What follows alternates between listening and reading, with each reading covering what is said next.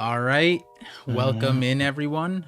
We are live now. Well, we were live, and we were setting things up. You guys know how it goes. Hopefully, the audio stuff is all good. As you guys can see, today my guest of honor is the King of Lightning. There's some interesting things that transpired over the last few weeks, and I just me and Cole, we needed a round two after our what it was like a 4-hour stream on your channel. It was Yeah. On my streaming channel, we did a pretty big conversation about like hidden power systems, and we talked about various things like that, and talked a lot about various things that could be going down in the future in terms of like power systems for various characters, Luffy and Zoro, and other characters like that. And it was a pretty good conversation. I think people liked the conversation, though people wanted a lot more power scale in the conversation, but that's fine. You're not gonna say go down those treacherous roads. I mean, I frequent them all the damn time. It's like Don't Be's ghetto power scale, and like, we pulling up. They have to have like a certain amount of energy, but that's fine. Like I'm not gonna stress it. Like we're all good. We're all good.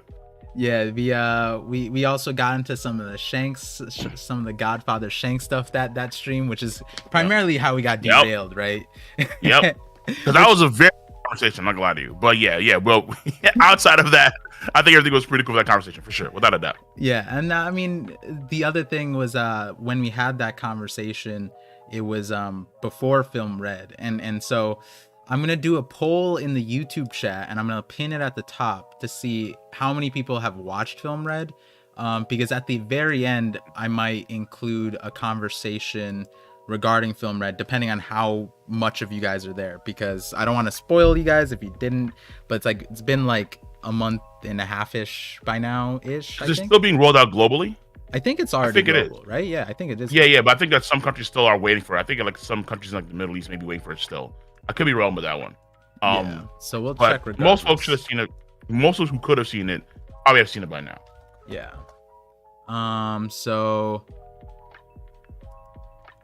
let me see. Okay, I put that poll up in the YouTube chat. Let me know, guys. It'll just be pinned at, it'll be there for the entire stream, and I'll be watching it and seeing if we can include some Film Red topics. But part of the reason was last time we talked about Shanks a lot, and then the movie about Shanks, or with Shanks, more appropriately, came out, and there was a lot of talking points, and I heard you really like it. I heard you watch it like 20 times or No, we're not. I tried 19. I was really close. But I mean, in reality, I could only go see the movie 5 times. But I would have seen it more if there was showcases that were near me. But the showcase that actually, because around the time Wakanda Forever popped up was when those showcases actually started to go away. So that was unfortunate. Like at least near me, like I had to go out of my way to like the cities actually to film, which I could have. By the time I was too busy to kind of do that kind of stuff. So, but I personally did enjoy the movie. I thought the movie was. I think it is my favorite One Piece film of all time.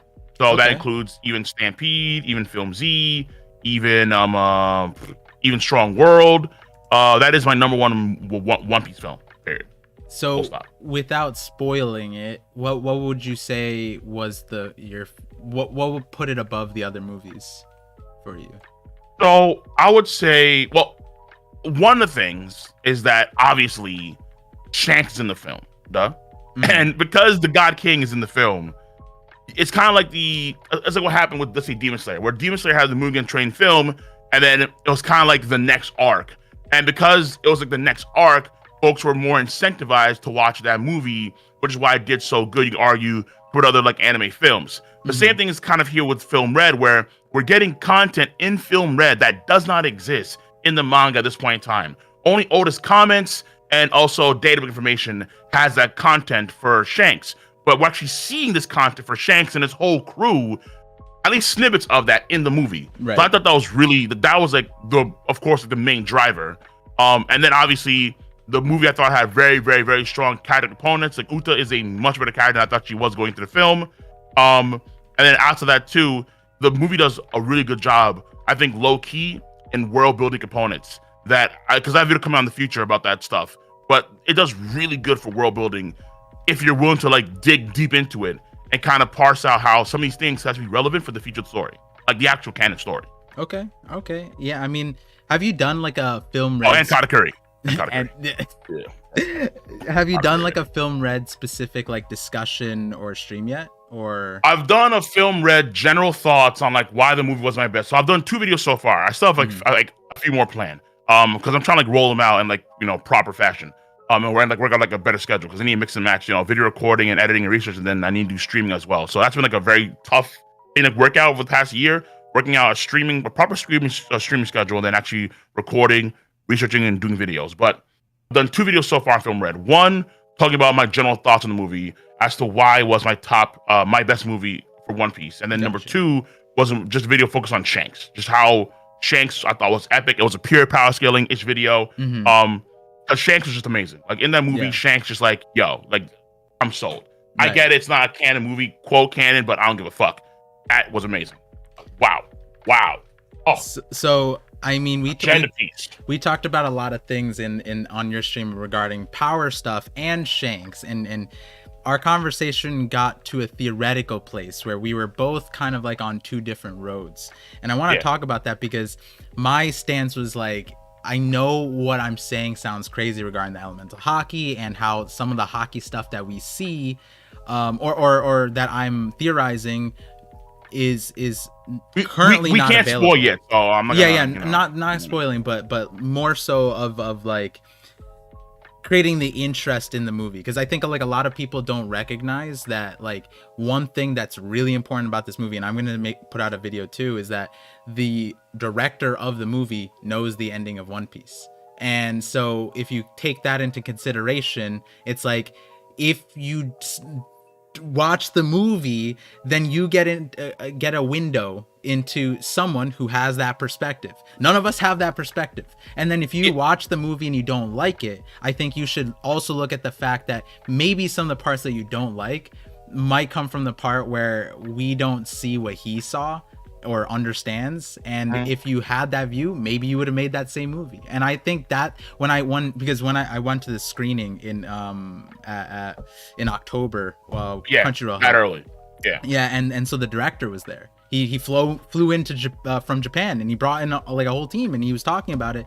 And the way he was talking about it, I was just like, okay, so this is like so did he say at that point in time that he actually, because I thought that like the idea that he knew the ending, that was something that he tweeted like in an interview with Oda, or did he actually say at Comic-Con that he knows the ending? I got a curiosity. I think he tweeted it at, like, I think this was known before, but the way he doubled down on it, because this is like my paraphrasing of what he said.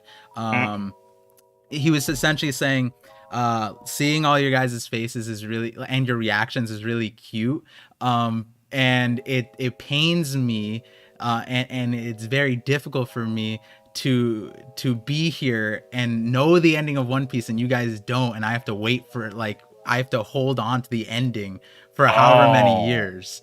And so the way he said that, it's like, it's almost like this movie was a peer into that, you know what I mean?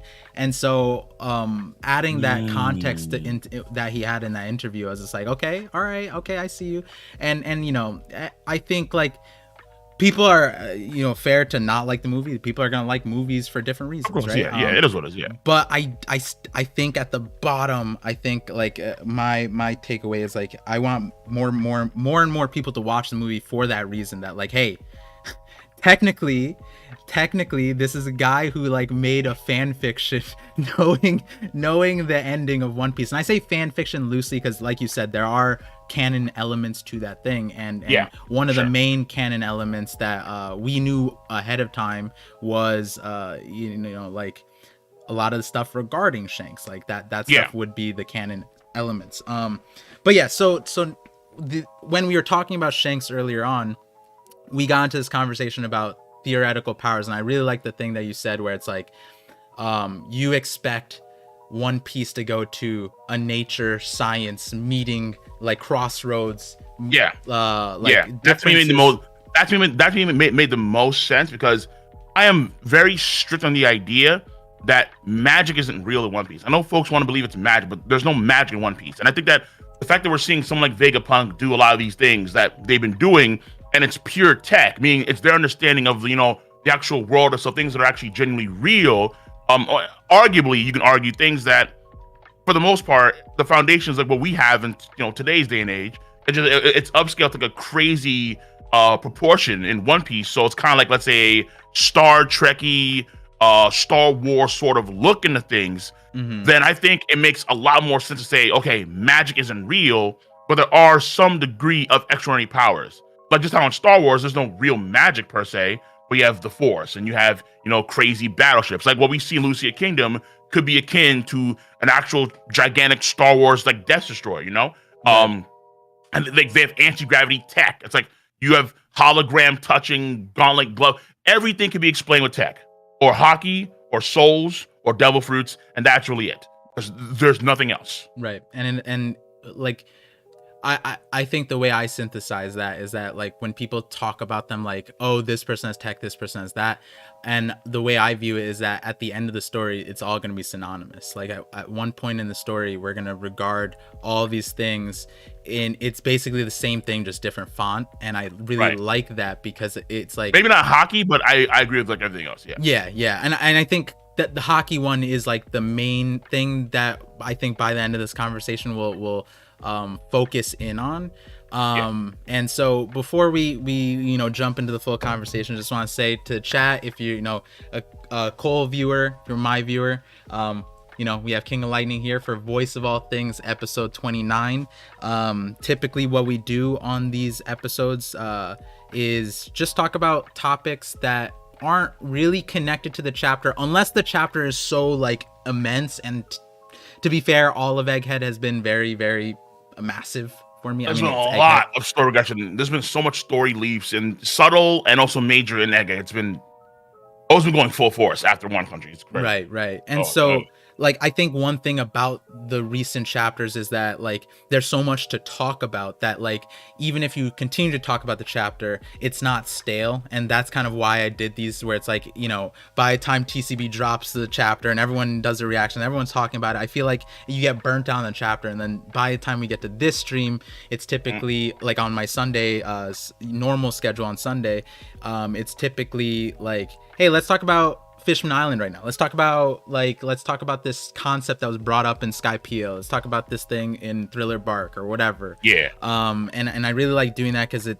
changes it keeps it fresh, keeps the chapter exciting. It might be connected, and I think that's what's really cool, is that we end up finding more and more connections to the current story that way. And again, going back to the current story right now, Oda's doing a great job of doing all that work for us, because there's like, even with the last chapter where it was like, it didn't feel like the heaviest chapter in the latest releases, but you still ended up being able to talk about like anything and everything, and yes, the conversations never ended. So yes, and so just want to say thank you guys for tuning into the Voice of All Things. If you guys have, I'll be reading the chats.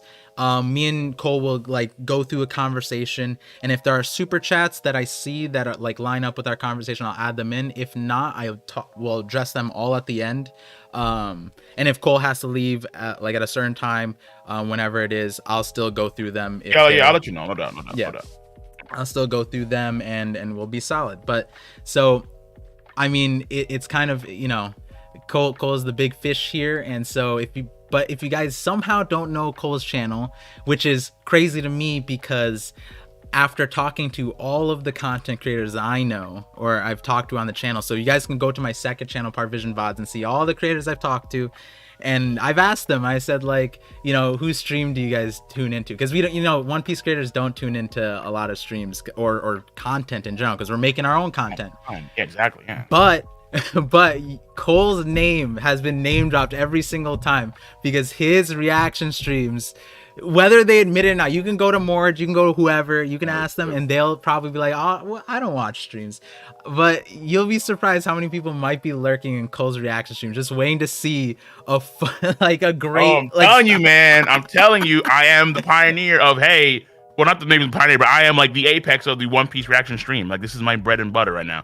Like, people come, they flock through, especially like a hype chapter. Oh yeah, people are coming to mass. Like, what's going on with Clayton? Well, and mind you, I have a long system too. It's like, I don't go into chapter immediately. Like, right. Yeah, fuck that bullshit, yo. I will milk this to the high heavens. I will have a whole routine, and I will do discussions in the middle of that stream too. I will make sure that you get your money's worth, your time's worth, for damn sure. Yeah, So, I remember hey, one time me and Morge were both in the stream, but we were both lurking, and I forget what chapter number it was, but you started like an hour later because you were reacting, but then also like your streams, whenever I tune in, it's like Schrodinger's cat a little bit, where it's like I don't know if like the Twitch and YouTube chats like pop off with the donos and subs because I'm not there, but whenever I'm there, bro, you click go live and then it's just like 1,000 gifted subs. I'm like, what the and then there was one time where I just clicked on your channel and then good time, yo, man. I saw you doing the drums of liberation on your belly, and I'm like, oh, where are we? Yo, streaming, dude, like, see, because I wish I could do more streaming in a general sense, but I just enjoy streaming on like when I can for like content that I really appreciate, like One Piece stuff that I really appreciate, of course, like other manga that I read, like Hunter x Hunter, One Punch Man. Like, you should see my reactions. Like, if you follow One Punch Man, you should see my reactions like earlier in the year for like the One Punch Man shit. The One Piece shit was crazy with Luffy and Kaido. The One Punch Man shit was like, yo, this is like some absolute, like, I can't be contained right now. Like, and thank God I got some new headphones too, because one of my issues too, it was a low-key issue, but one of my issues was that I actually had like a wire plugged in headphone. Now I have Bluetooth shit, which means that I have more fucking freedom. I can do shit. I can move around more. Yeah. But either way, like, I try to have like a fun time, because for me, it's like, it's almost like an event, you know? Mm-hmm. Like, you're going to like someone's concert, but instead it's my fucking reaction stream, and we just talk about the chapter. We go into greater detail. I try to get everybody if I can. So because obviously there's a lot of cats that want to say X, Y, Z, and other. That's why like a lot of cats like donate sometimes too. But all I gotta just try and do more of that stuff. Like, even like, let's say for other streams, like when I do, like, rarely sometimes, but I need to do more of that with other content creators, or let's say with my tier 3 guys, where let's say I go over, let's say, some One Piece related content, like the best girls of One Piece, or let's say the best arcs of One Piece, or like later this year, the top 30. That's gonna be Cancerous too. It's gonna be like probably like a 10-hour stream. It's like, okay, here we go. Like, we're gonna, like, it's gonna be nothing but Cancer. Like, saddle up, get ready. And then it's always funny also coming back to like the stream later on and then seeing like people's comments on YouTube. It's like, yo, this stream was hella toxic but mad fun. Yeah. It's on the point, you know. I think the vibes you put off are, 1, unique, 2, a breath of fresh air, and 3, you like, you can tell that you're having fun and you're doing it for the fun, and you're giving a lot of people like happiness, you know what I mean? And that's kind of like every content creator, I think, tries to do that, bring happiness to their community. And I feel like yours, I've spoken about it at least in the last few conversations with other creators, where it's like the pure, I forgot what analogy I used for you with Jay. Oh my god, it was actually, no, this is actually a spoiler for something me and Jay might talk to you about later on, because hold it. We'll hold it in. Hold it. But I already got some super chats. I want to shout out a few of them right now. I see Mr. Bushido. I see Ziz. So the Hidden Island with a $10 super chat. He says, love to see this right now. So Hidden Island, another content creator. He'll be showing up at the Reverie that got announced. So wait, actually, did you know about the Reverie?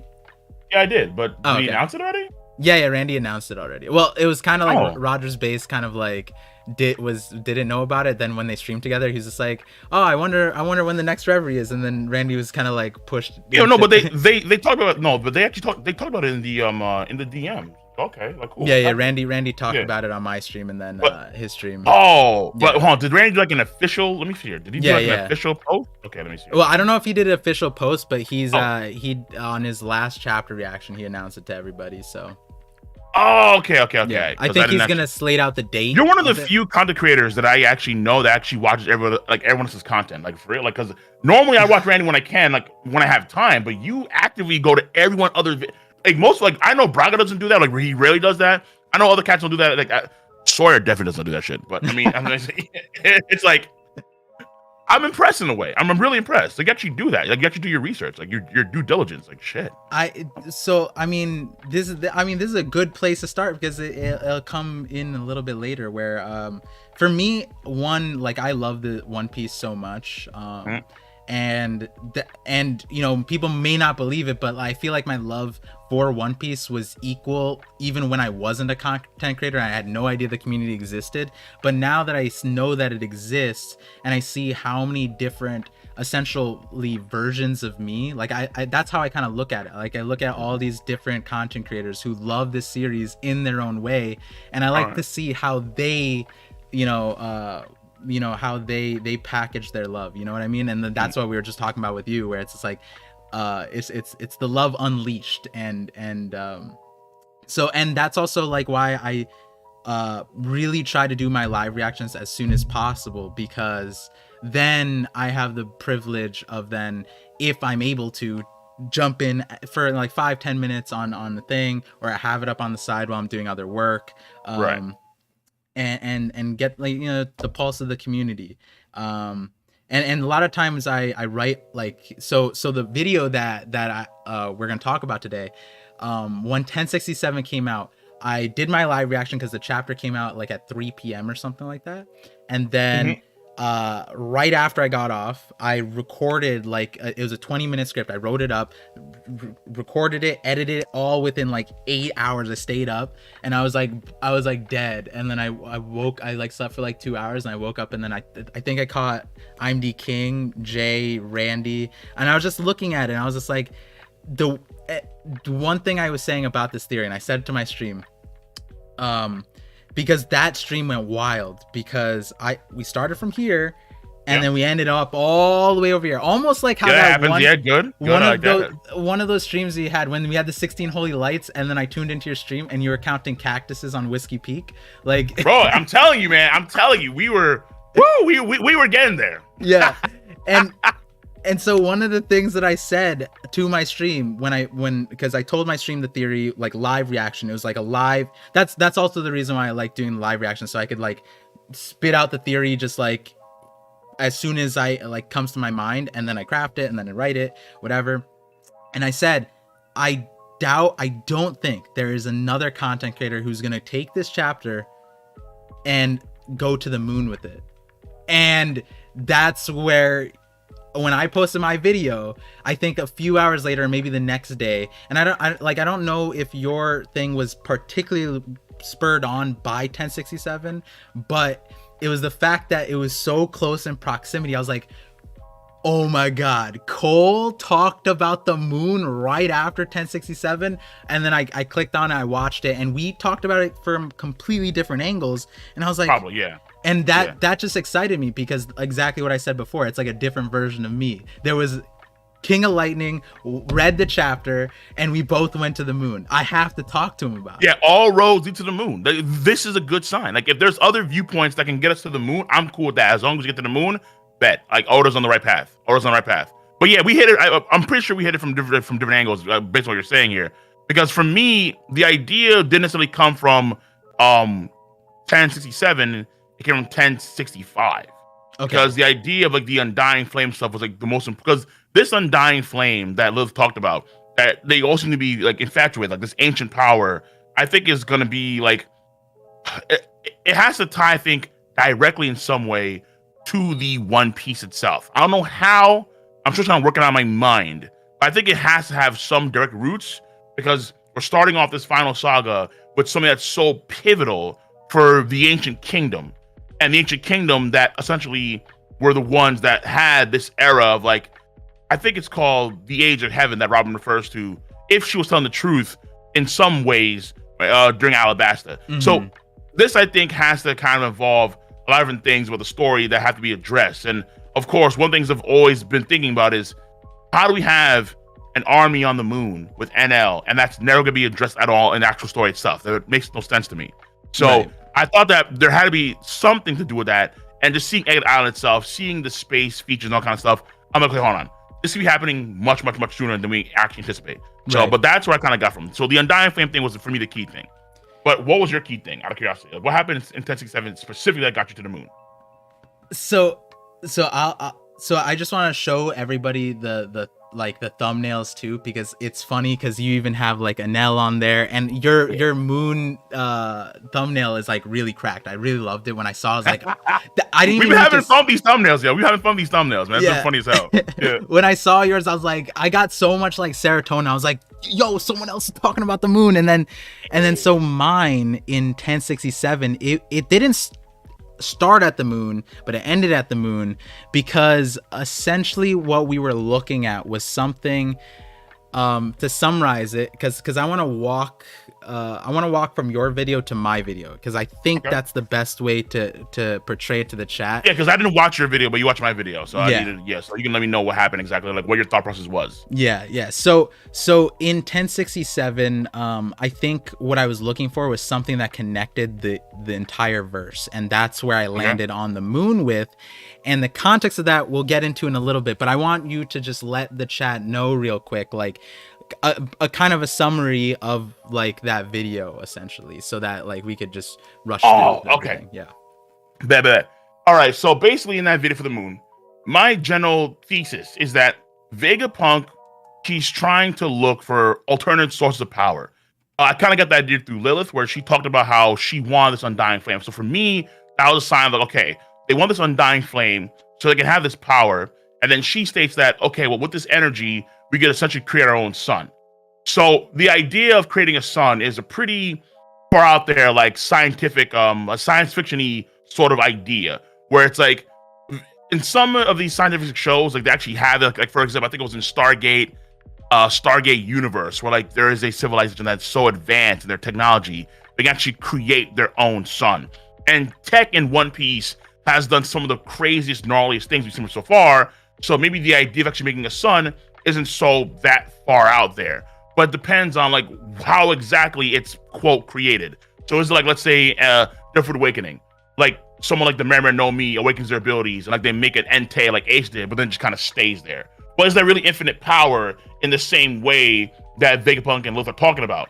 But what about, let's say, like the baseline idea would be like, let's say nuclear fusion, because nuclear fusion is what powers the actual core of the sun in like, let's say a general sense. And then so that energy is the greatest form of energy in terms of equal fuels of energy. So like if you have equal parts of fuel, let's say nuclear fission, nuclear fusion will always give you more power. But essentially speaking, it's like a power that we're trying to reach now and use on like a regular basis. And if you could figure, and like let's say if you could figure it out, then we will be able to actually have a lot of power and like, you know, to be able to do like various things. So the idea was, is it possible to have some sort of power that we're not privy to in the world of One Piece that is hidden somewhere? And one of the best choices was the moon, in my personal opinion, because there's actual depictions, murals on the moon that indicate or showcase suns. Like there's 3. There's 2, I think, in chapter 425 cover story. And then there's another one, the 427 cover story. I believe it's those 2 chapters specifically. I forget exactly. But there are depictions of the sun in the NL cover story, at least 3 of them. And they're being used in some way to actually power the automata. And then also, what really caught my attention was the fact that in the NL cover story, there is a person that was that lives on Vegapunk's hometown of Baltimore. And this person just so happened to make robots that were identical to the ones on the moon. The robots were called Spacey, Cosmo, Galaxy, and then the other one, I forget his name. But essentially speaking, these robots that the person who lives on Vegapunk's home island on Baltimore are the exact same robots that NL finds on the moon. And then from there, the idea was the space pirates are on the moon, or the space archaeologists and pirates are on the moon. They were digging on the moon to find these ruins. Why were they doing that in the first place? Why? And then I always thought to myself, okay, hold on.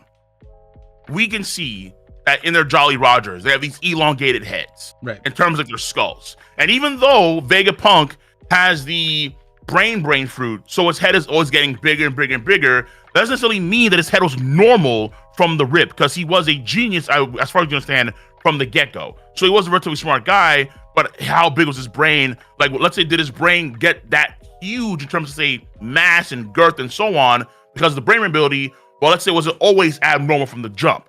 Right. So there are various things that I want to find out more about. But the idea is that with these roads, you can easily kind of point to, hey, there's a connection here inversely with Vegapunk's home country, literally, and the moon. Yep. That Oda hasn't addressed, but that probably means something.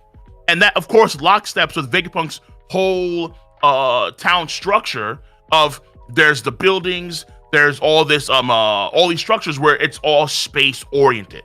So the keys were there, and the matter of, well, how do we get there, I think it's also pretty damn simple too, because we have the introduction now of anti-gravity tech.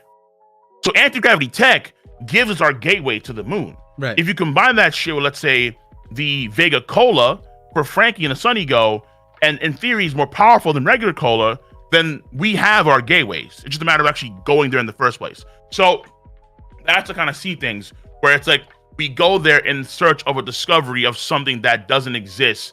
And I think the moon would be a great spot for the ancient kingdoms to hide some of their like major infrastructure, or let's say power sources or things like that, when they lost to the 20 kingdoms of yore. So that's like the general premise of that video.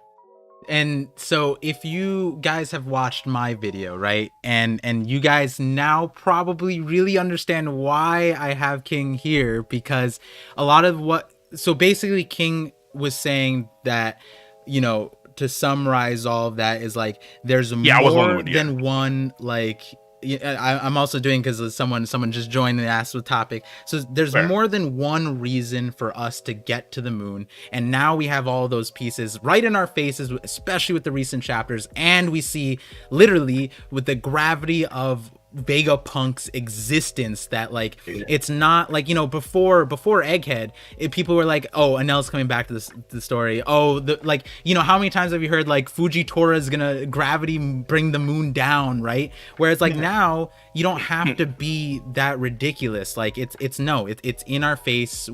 There's tech, there's mirror dimensions, there's Anel is there, like there's so many different ways to walk to the moon. Now, the questions that Cole is bringing up, like, what purpose does the moon have? Dr. Tsukimi's presence, which you guys know I did a lot of focus on. That's like the crux of my Void Sentry video, which is like over, oh God, I keep swiping out. My Void Sentry video here. So there's a detail in there that I think, like, even the One Piece wiki doesn't know, and I'll just let you know on this one, Cole, was that something interesting about that. We could be getting there, but let's go ahead, because I have a feeling that we may be thinking the same thing, but go ahead. So this detail is really interesting with Dr. Tsukimi, right? You noted that it was Karakuri Island was where Dr. Tsukimi, the guy with the automatas in the Nell cover story, and Vegapunk, their islands are one and the same. But something that a lot of people didn't really focus on is, do you remember what climate that Dr. Tsukimi was in? Yeah, he was like in like a Wano sort of themed climate, which was very intriguing. I'm like, we don't see this at all. Like, it was in this area, it's not snowing, even though Baltimore is known to be like a very snowing winter area. So I'm like, why is this area unique in that standpoint? Right. And so like, it didn't matter what the video that I was doing. But then when I thought about it more, I'm like, is he doing some weird shit with the weather? Maybe. But then, so it's so that video, I was like, maybe it was summertime. You know, like I thought, okay, maybe it just could be summertime. You know, so I kind of brushed it off. Like, okay, it just could be summer. I don't know, whatever. But it was interesting to see, especially I think it was one of the robots. I think his name was Galaxy, who has like a Shogun theme to him. I'm like, that's interesting. Okay, so you have a kind of like they're eating dongos and so on, and like a Wano Japanese theme like house, and then there's no snow in the area, and then you have one of the guys that's a Shogun themed. I'm okay. So a lot of Japanese themes there. Named Tsukimi too, which I think is called Moonwatcher in Japanese. I believe, right? So, but again, I'm like, okay. I'm not too sure if this actually is what I'm thinking about, so I just kind of brush it off. But I think we're going the same path here. Yeah, okay. So I'm not going to talk too much about that in detail, because that video is separate, but if you guys want to see what I took that detail and made a long ass theory, it's a theory that I had for a long time and I just finally got around to making it. It's essentially talking about an ice age of sorts and how that would be possible. But hold the note about, you said the climate thing, and that's an interesting point, right? And then some of the other questions that you brought up was like, you know, the ancient kingdom tech, like on the moon, clearly there's some kind of connection there. That's more or less where my moon video goes. So as you can see by the title of the video there, it says Oda told me why the moon is important, and that's where 1067 came in. So to walk you through finally the thing, so you can kind of tell with the thumbnail where we're going, but it was Joy Boy, or not Joy Boy, it was Punk Records that sparked the thought. Punk Records sparked the thought. And so what my synthesis, and I think it also started from 1065 as well, where we started getting the understanding, you know, confirmed. We always had the idea the ancient kingdom was this advanced civilization, right? Like there was like said slightly and alluded to in a lot of regards, but it was like finally confirmed by the man himself, Vegapunk, to the point where not only were they advanced, they were beyond Vegapunk. They were beyond him. And and the way it was described to us and the way we feel about it is that the past is the future and the future is the past. And I use the quote a lot, which is in chapter 99 at the very beginning. It said, legends that endure in the future existed in the past, or were stories of the past. And so that's like a thematic that I've been using a lot, where it's like the story that we've been following is probably one and the same as the story of the Void Century, just in a different font. And now when you take that to Vegapunk, something that I've always said, or something that I started realizing more and more, was that he kept on telling us what his perfect scenario would be, but he never got to that perfect scenario in all the cases. The Seraphims, he didn't have enough money. The Aircons, people couldn't make it. The robot, he didn't have the energy source. Every single time there's something that prevents him to getting to the last step, and the energy source is that main thing. He doesn't even like the vending machine too. Like there was a lack of like actual chefs and actually technology to actually make the vending machine to actually make all the foods that they could make quite easily if they could. So even that's lacking, stuff.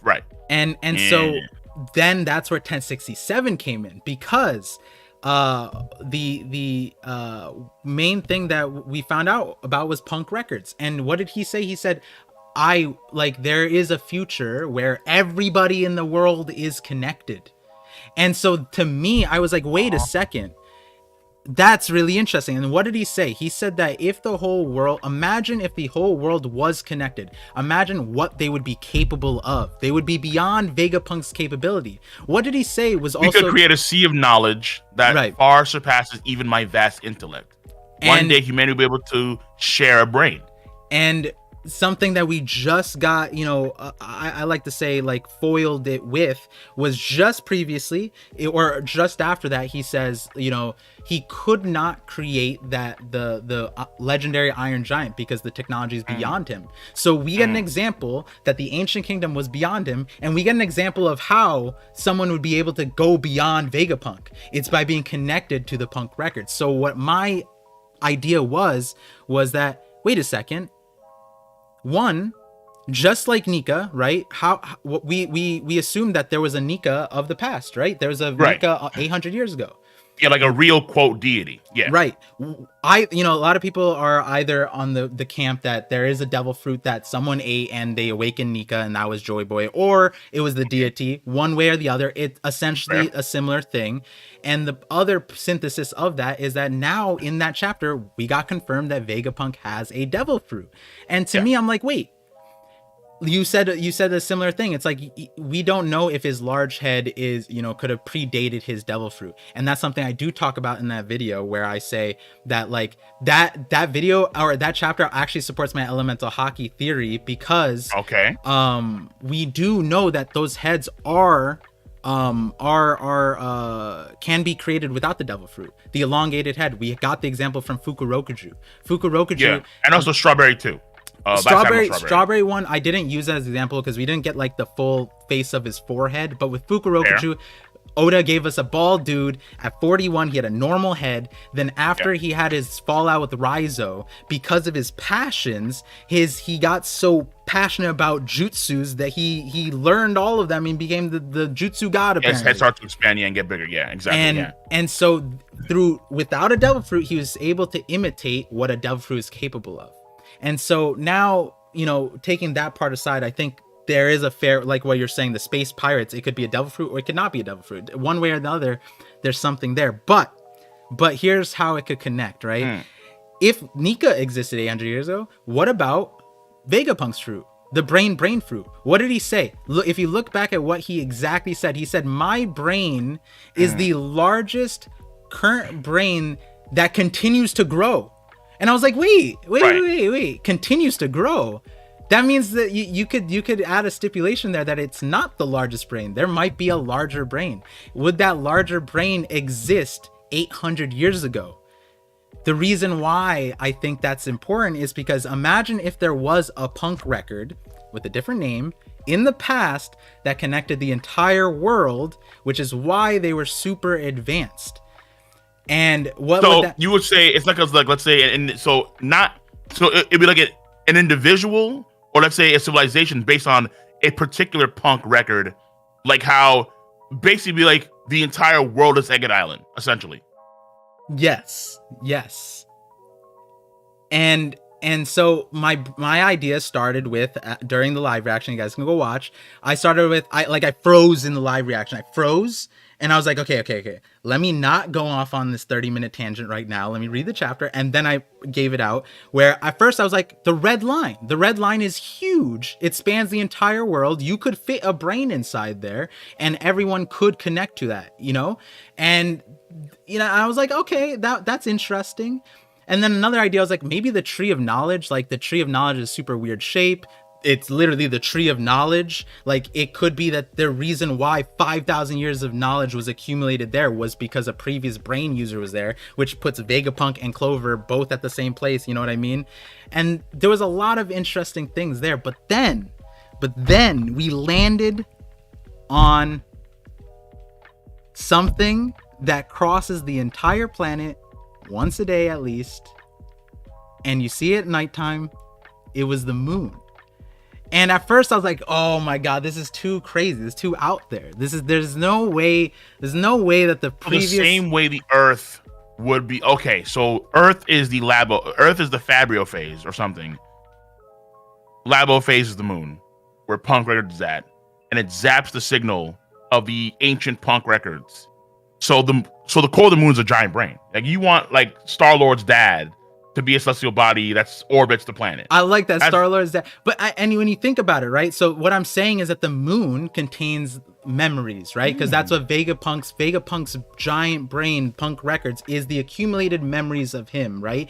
But yes, history, knowledge, that kind of stuff. Yes, and he'd want medicine, whatever the hell, yeah, all that stuff. Yeah, and he'd want the entire world to sync up with it at least once a day, right? That's what he has his own Vegapunks doing, at least once a day to sync up to it.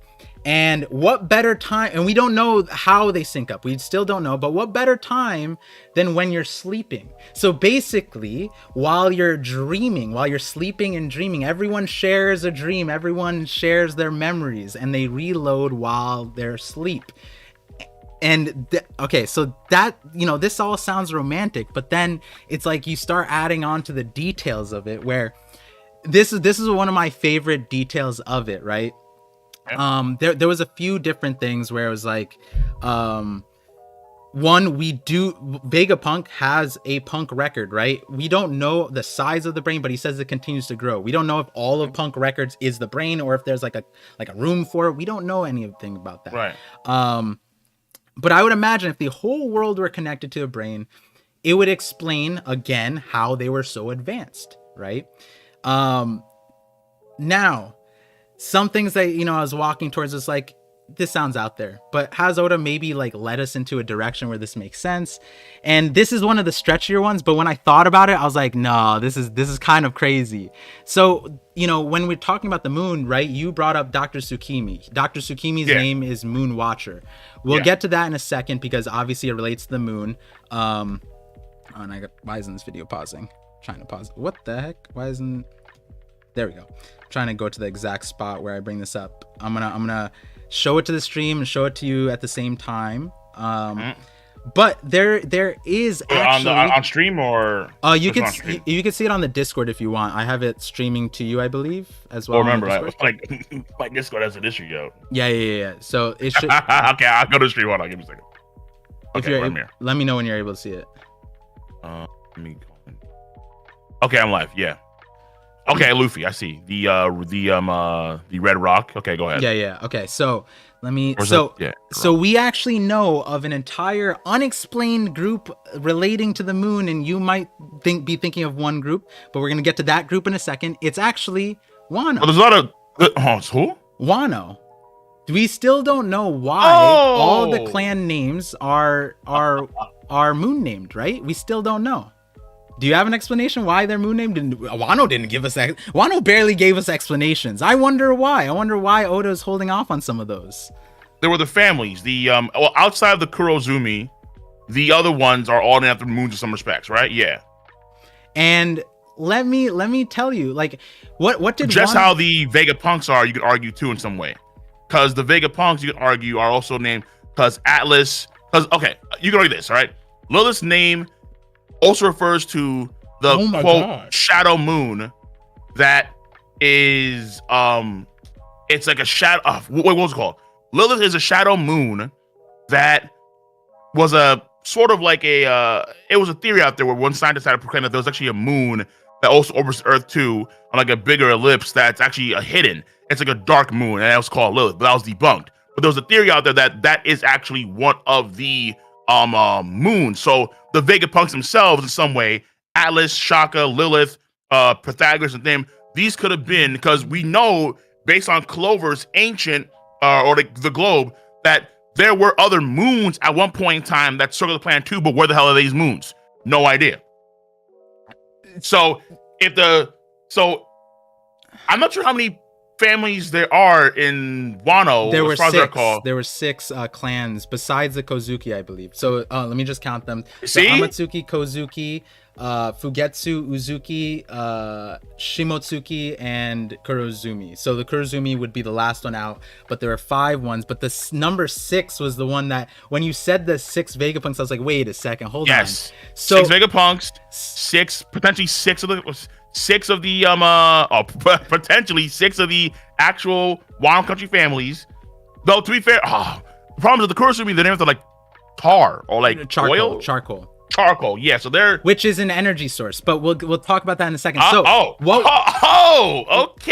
I like where that's going. Yeah, so to let you guys in on a secret, me and Cole are talking about this because I think, in terms of wavelength, which a lot of my channel, we call it mind rope. I think I brought that to you on your thing. Yes, where mind rope was essentially confirmed by this chapter, because what is connecting to the punk records would that be? That would be mind rope, essentially, being able to connect to somebody telepathically. And we've been getting more and more of that kind of power. Dude, and it's oh my god. Cool. I know I'm shocking you with it. I know I'm shocking with you. Okay, So with let's walk it back to the Moon Clans real quick. Yeah. The Vegapunks are defending punk records. What is the clans? What have they been defending? They've been defending Wano, right? The lands of Wano. That's essentially, which of course we all know equals Ancient and Pluton. It's like, hold that thought. Maybe Oda subliminally gave us an idea. The Moon Clans defending the lands of Wano. Let's take a look at what Wano looks like real quick. Do you guys see that? Do you guys see what I'm looking at? The shape of Wano is in the shape of a brain. You see right next to it is, I don't even know why Oda put this brain stem right here. This if he didn't add that, it would be a kidney bean. He added this little thing. And it's like, okay, all right. And then, a few other people hit me up in the comments. They were like, and Dak Sake, they were saying that Mount Fuji would be like the antenna that like the Vegapunk would connect to. And I'm like, all right, that's crazy. So I laughed at this one. I was like, all right, this is too. Because that's something about right now, but hold on. Because, it's like you can argue that we're a little bit too, like the brain, the way it's shaped, the top is on point. The left is it's missing something. Yeah, it's right. Like we're missing something here.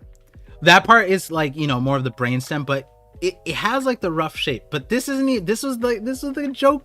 Like you know, if you guys watch my videos, like Yeah, but now we're getting somewhere though.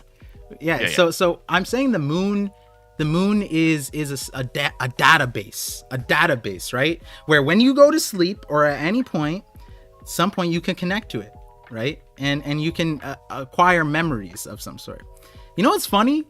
That actually exists in the One Piece story. Let's look at the Sulongs real quick. What do the Sulongs do? They look at the moon.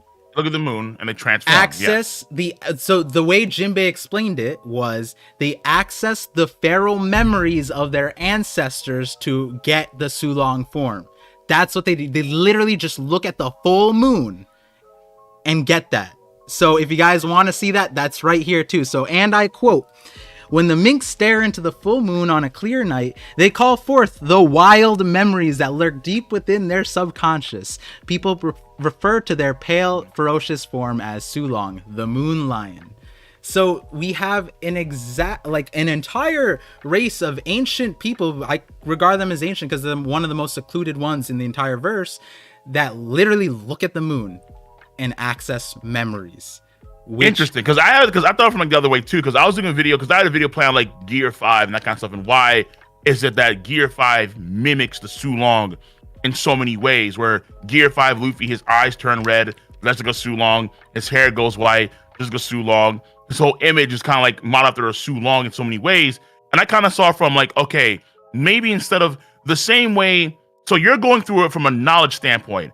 I'm kind of seeing it from more like an energy standpoint, where just how Luffy could potentially gain energy from the moon, which could be in lockstep with the idea of this, you know, sun, this undying flame.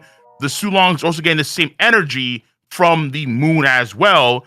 And then that's why they also and also the sun itself, when you look at it from space, it's viewed as white, not orange. Mm-hmm. So the idea was that this energy source that they're all requiring is kind of being filtered in some way through the moon down back to them, if they're actually getting that power from the moon. So, but you're saying it's knowledge, where the moon is actually directing knowledge, or there's something in the moon where they're getting that knowledge from them. Okay, so I guess. Well. Okay. Wait, no, I see. This ties back to Tsukimi. So Tsukimi would actually build the robots to know why were his robots the same exact robots that were on the moon? Because he gained the knowledge to build those robots from the moon, since he's the moon watcher.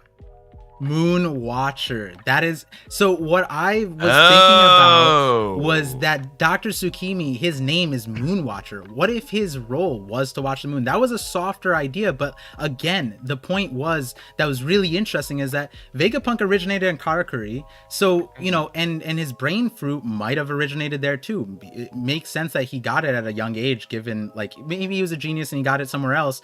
But you know, it'd be interesting if Oda gives a story that this is where Vegapunk got the brain fruit, or if he just wants us to assume it is from where his there was a fruit on the moon.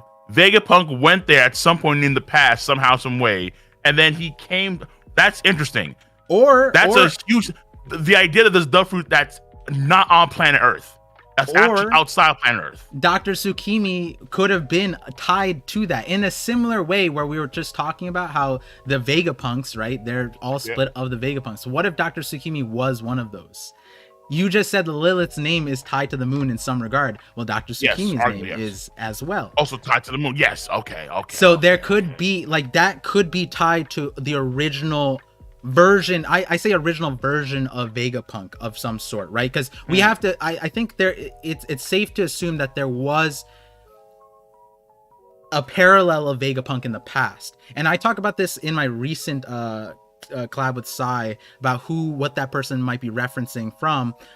Given that you know, just a tidbit into it was that Vegapunk gave us his dream, the free energy thing. That was Nikola Tesla's, I believe, his like primary goal as well. And when you look at a lot of the things that Ancient Kingdom did with like energy, the stuff, Tesla was attributed to that, even to the point where his dying thing was creating a death ray. But like, I don't know if he named it a death ray or that was like a propaganda thing, in the same light as ancient weapons, where ancient weapons Shirahoshi, I don't know if she was running around like, I'm an ancient weapon, you know what I mean? More so that was like propaganda naming her that.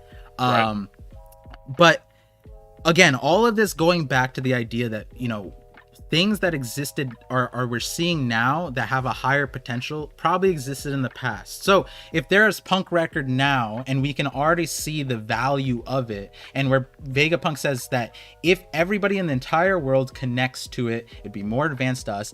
I think that there's more than enough to say that it probably existed in the past. Now it's just like, where? And I think that's where me and you got to a similar like crossover of thinking. It's like, well, yeah, so where you think it's knowledge and a brain. I think it's just energy. So that's the difference here. It's like, I think it's just, and that's where things are interesting because the moon is like a self-sufficient thing. It orbits, it feeds off the sun. If I was trying to get energy, I would put it in space. You know what I mean? Like, and then on top of that, look at what we see internal underneath. Okay, so two more things was that inside, underneath the moon surface was that generator, right? That essentially Enel just powered up. And right, there are the ruins. Well, yeah, that was a good question. I'm like, yeah. Which is I was wondering, like, why were the ruins on the moon underground? Why are these people, these excavators, they're in the first place? Who sent them there? And this is where I have to harken back to Rob Lucci's words about why Vegapunk may have a tie to Lucci Kingdom and that being destroyed, which could tie to Emu. Like, for me, it was it sounds dumb, but even though I know like they're not necessarily a clan per se, I do wonder if Emu also has an elongated head. I really do want that too. Because I have to wonder, like, okay, like there has to be something here where these guys in the first place went there. How? Why? If there was a way where, let's say, this gigantic thing that destroyed Lucci Kingdom, if it has anti-gravity tech, it's also not bound by, gravity. So it can go literally to the moon if it wants to, just like that. Literally. And I think the energy and the memory thing could be like we were talking about before. A lot of these things, these power systems that we're talking about, are gonna be, in my opinion, synonymous by the end of the story. So memories is something that I talked about in the previous video regarding Big Mom. So like the explanation I put in there is, I think I might have figured out why Oda showed Big Mom with amnesia on Wano. I think it could be something valuable, and it's tied to memories specifically, and which we're talking about, which is again why, like, another thing about my channel is that all the videos connect one way or the other. But when we're talking about the moon, right? One thing that was really odd to me, on top of the giant generator, which for a database I would imagine is really important. Dr. Vegapunk is talking about that too. But 3, the space pirates coming to the moon, and then they're also digging. They also have elongated skulls, and I was in the video I was talking about, like, that's a really odd thing to do. Why would they come to a barren wasteland and dig and then have the thing? What if they know about that brain, and they're trying to find that brain, and they're trying to uncover that brain and access it? And that's essentially their inherited will, because their Jolly Roger is the Vegapunk head, or the elongated head, which would tie back to the ancient time stuff. So that's why I don't think, like, that's why I'm not gonna say that it's necessarily, let's say, I don't know if there was a Vegapunk of the times, because you look at the actual murals of the ruins, it was the Skypians and the Brickens and the Shondians. They were the ones that were actually building the robots on the moon. So there was a case here that, but here's this, everyone was advanced per se, but there could be one key pivotal feature, or like one key pivotal person that was the architect of, let's say, all this stuff, but we just don't know how exactly it would work. But here's the thing, Cole. Here's the thing. I mean, we have this in our world, right? Like, if there's a mega genius and he puts his stuff on the internet, everyone in the world has access to the information now. So that's the beauty of the punk records, right? That if you actually connected to it and you got the whole world connected to it, not everybody has to, like, not everyone has to be Vegapunk versatile, but if you're our Chopper, right, you access the memories, and now what did Chopper say? I can study medicine across the world, and other people can also study the same things, right? So it could just be that the Skypians, those depictions, they had access to the thing. In the same regard, Dr. Tsukimi was able to build the same exact robots. That would Yes. explain how people from completely different places were able Are to doing make the same thing and thing. link up in some crazy ways. There's actually a link up point that's the moon, but Yes. no one knows that until we actually get there. Yes, and there, you know, there's a conspiracy theory part where, like, in our world where I could bring it to, but I don't want to go there here. Maybe I'll bring it in the video, but people don't like these the alien theories. I don't think it's an alien thing. I love them. I love them. So I mean, I love them. So I mean, bring them. I think Oda also plays a really well on like, you know, cultural theories, you know, cultural like rumors, folklore, like across the world, like things that are really popular. Like I just talked about how the Denden Mushis were apparently based off of the fact that if there was an idea a long time ago, like a midwives tale kind of like, you know, rumor thing, where if two snails fell in love and you separated them out, no matter how far they were, they would always face each other and come back to each other. And that was a rumor where then Oda apparently in an interview established in the story. Yeah, made it the Denden Mushis. And so similarly, now let's talk about you brought up Emu, and then let's talk about Blackbeard, right? So the reason why I bring up Blackbeard, what did Blackbeard say in Jaya? He said, people's dreams never end. Never die. Yeah, they never. Yeah, exactly. They never end. And I'm thinking, what's crazy about that is he doesn't dream. He doesn't sleep. And if I'm saying, so in the video, I go about why this is important, because now again, the theory wasn't perfected. The 1067 dropped.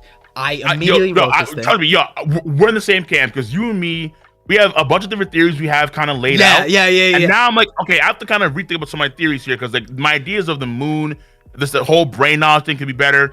Because I had an idea too with Blackbeard and the moon too, and how he doesn't sleep with the moon.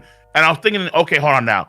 If the moon is, let's say, an energy source of some kind, does that actually prevent Blackbeard from going to bed? Because there are certain D-Clan members that actually linked up more with the moon in some respects here. Or it could be the case here where if he is, let's say, because they bring it up in I love this. Go. No, I can't. I know you can't. You can't. Film red stuff. We can. I talk about it in the video where I basically say, hey, go watch Film Red, because this will make more sense. And you watch Film Red and you know how this is making sense right now. But let me hit you with this. Let me hit you with this. You touched on a thing, right? The sleeping thing. Blackbeard doesn't sleep, right? And then, you know, I tied it to the winter thing because, you know, Karakuri randomly turned to winter. That's an interesting thing. But let's talk about this. If you have this is where, you know, a lot of database and IT and computer scientists came in and were like, this isn't exactly how a database works. It could, but there's a lot of different ways, right? But let's just talk about it simply. In the story, there's a lot of people that would reach for the idea. Wait, if you have a giant brain, a memory thing, what happens if Pudding walks up to this brain and she's the memo no mi, and she just deletes a part of it, right? She can walk up to Punk Records and just delete a part of it. And let's say a Vegapunk accumulated 100 years of history or something like that, and then she deleted 100 years of history. What would happen to the people connected to that? Would that create a void century of sorts? In a way, yeah, it would. It's possible. There's a possibility. Now, I'm not saying that there aren't a lot of things that need to happen for the Void Century specifically to make sense.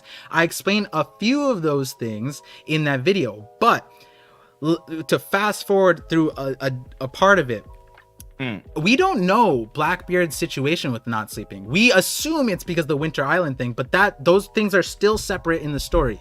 We have no idea. No idea.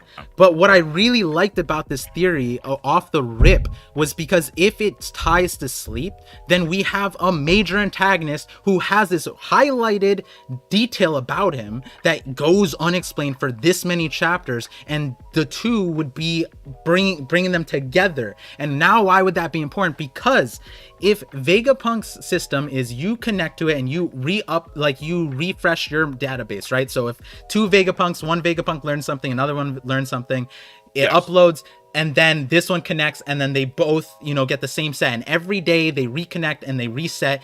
Now let's take this one, right? Well, let's take out some of the memories. It uploads.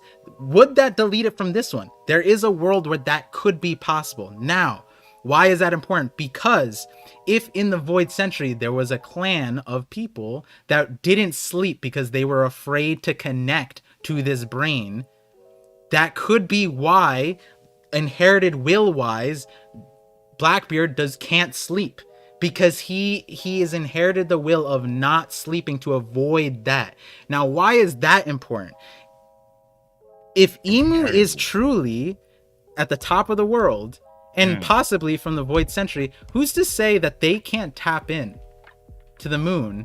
And while the world sleeps and while the world dreams, Im is not playing Big Brother the entire series. And that's why Im, though in the hole they are in the Chamber of Flowers, they're able to tap in to the dreams of the entire world. And then, hey, this island's a problem. Let's cross off Lucia right now. I saw what they were thinking about. I saw the dreams. I saw the visions. I don't know. Okay, so this is a bit tough, but I will say this. It's like the idea, because Lucia was already open like rebellion. So like they were going to be, so that could be just like an unlucky choice on, But at the same time, the idea of the dream state being the key, it's not necessarily known that the Vegapunks themselves do that, because we don't know that part. That's right. Yeah, because it seems like the one that does that, the one that sleeps, the one that eats, and the one that defecates for them is York. So it seems like all their needs, like all their natural bodily functions,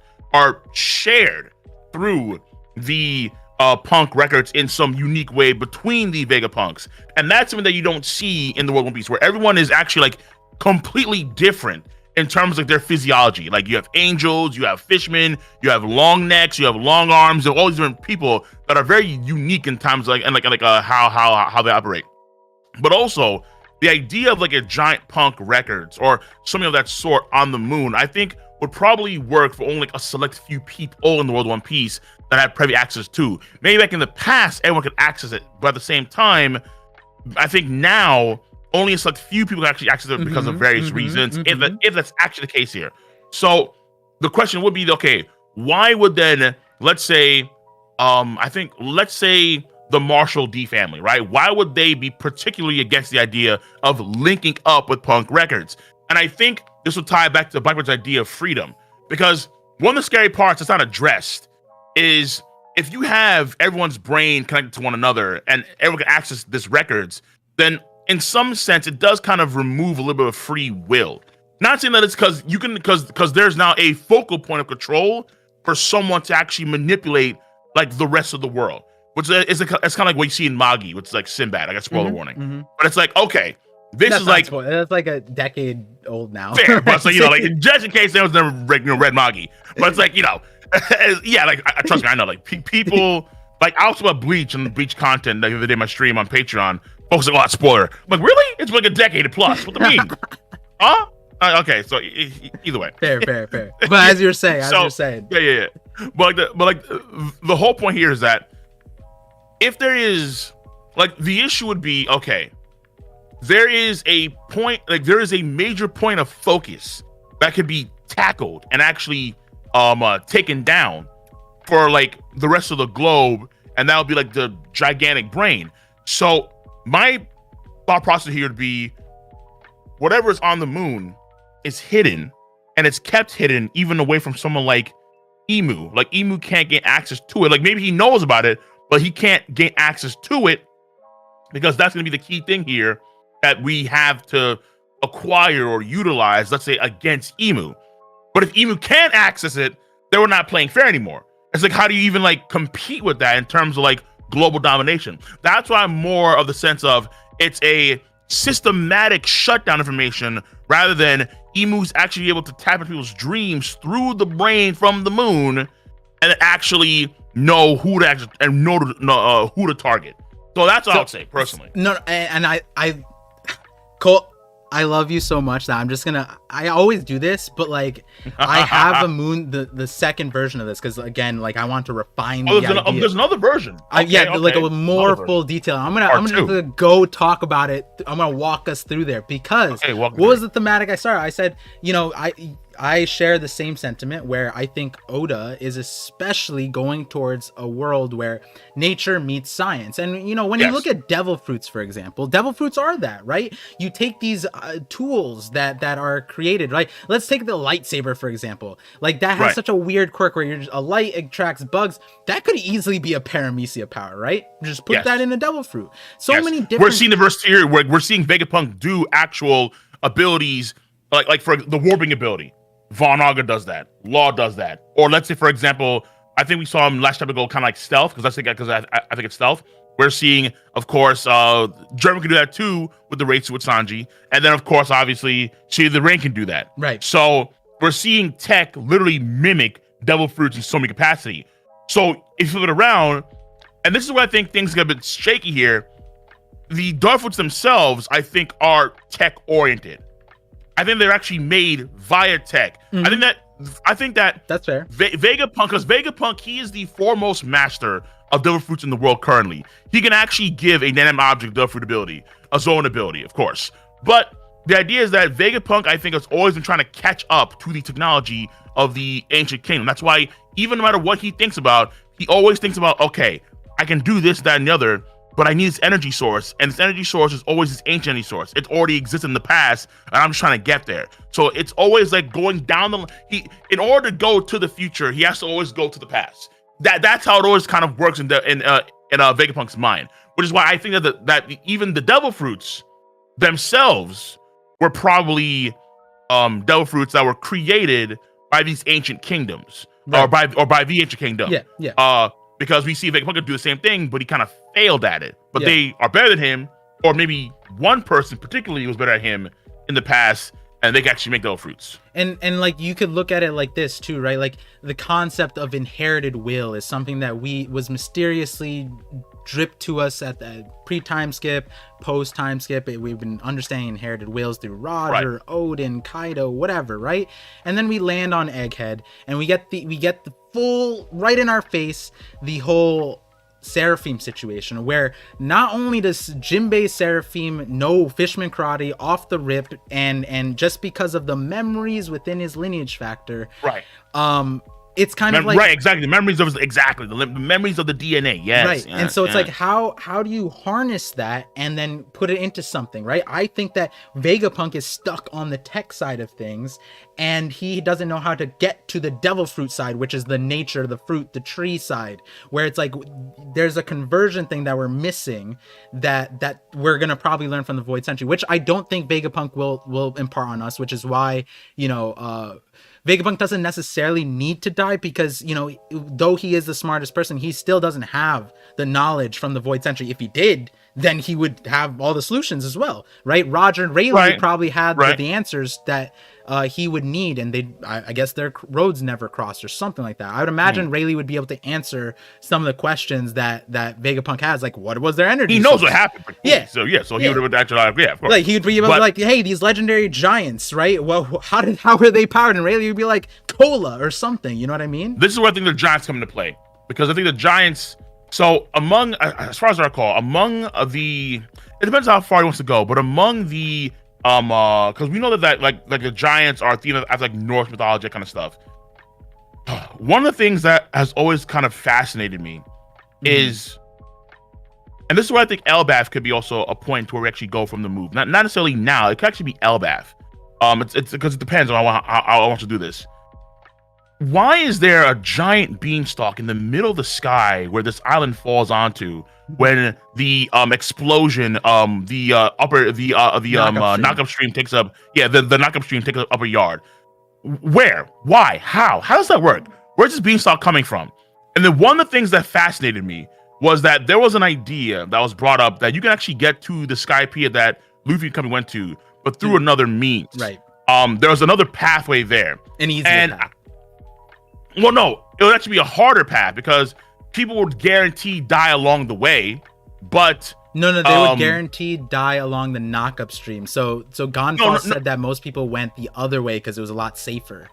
It's just most people couldn't survive up there because of the air, but that way was safer.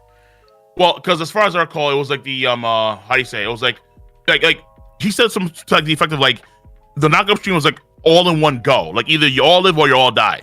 But the other way is like you may have folks die along the way, but you'll get there safer because not all of you are gonna die. I think it was something of that sort. I forgot what he said exactly, but I was thinking about it like, is there a possibility where there are other roadways that kind of stem from Elbaf, or maybe other parts of Elbaf that tie to other parts of the world that we're not, too familiar with? And then this would be the fabled Yggdrasil tree, where like the Yggdrasil tree would be a roadway across the planet that kind of like Kuma's ability, where it'll be a roadway across the planet that actually allow you to get from place to place to place to place. Something of that sort. No, I think I feel like it makes sense that the Straw Hats will interact or learn of something, because like Oda gave us that information that there is another path, and I do think that Sky Islands are important. So like if you've seen my videos, what Cole is talking about with the knock-up stream, I highlighted that, right? One thing that a lot of people, the point of that Nolan video was I went through, picked apart the Nolan video and realized, and this is before Leloucia, way before Leloucia. So basically I said in that Nolan video was that, not way before, probably like 2 months before or something like that, where I was basically saying, it's this video 5 months ago. I was saying that I think that in the near future, we're going to get a situation where the Gorosei and Ym are going to delete another country. I don't know exactly how, but the knock-up stream might be one, because I think that the knock-up stream might be controlled by Imu and the Gorosei, because similar to Leloucia, the knock-up stream followed the Reverie. So 400 years ago, Nolan landed on Jaya. He went back home. He had to get approval from the Holy Land to go back on the expedition. And right after the Reverie, a year later, after some setup, I'm guessing, the knock-up streams begin. So Nolan was there for an entire month on Jaya, not a single knock-up stream. I forget. He actually had to get approved from the Holy Land to go back and actually, really? Chapter 292, 291, around there.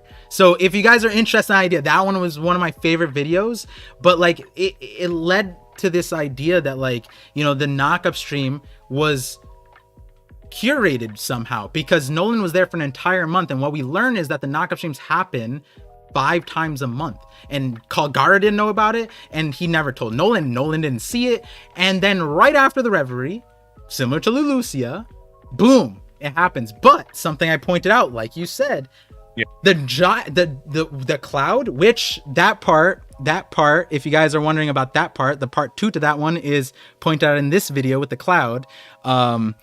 There's something interesting about the cloud, because the cloud it seemed to move as well. The clouds don't stay in one place, but for some reason it happened to line up with the knock-up stream and be perfectly placed so that Shandora would land right on the giant beanstalk, which is like, hey, whoa, beanstalk's like out of nowhere. It's like, wait, how? Where's this beanstalk come from, dog? And like, what the hell? And like, so if you want the answer, guys, it's in that video. And the beanstalk? Yeah, the beanstalk answer. So really? The answer to that, which is this is why I'm loving this conversation, because you're like, I feel like when I watch your streams, especially,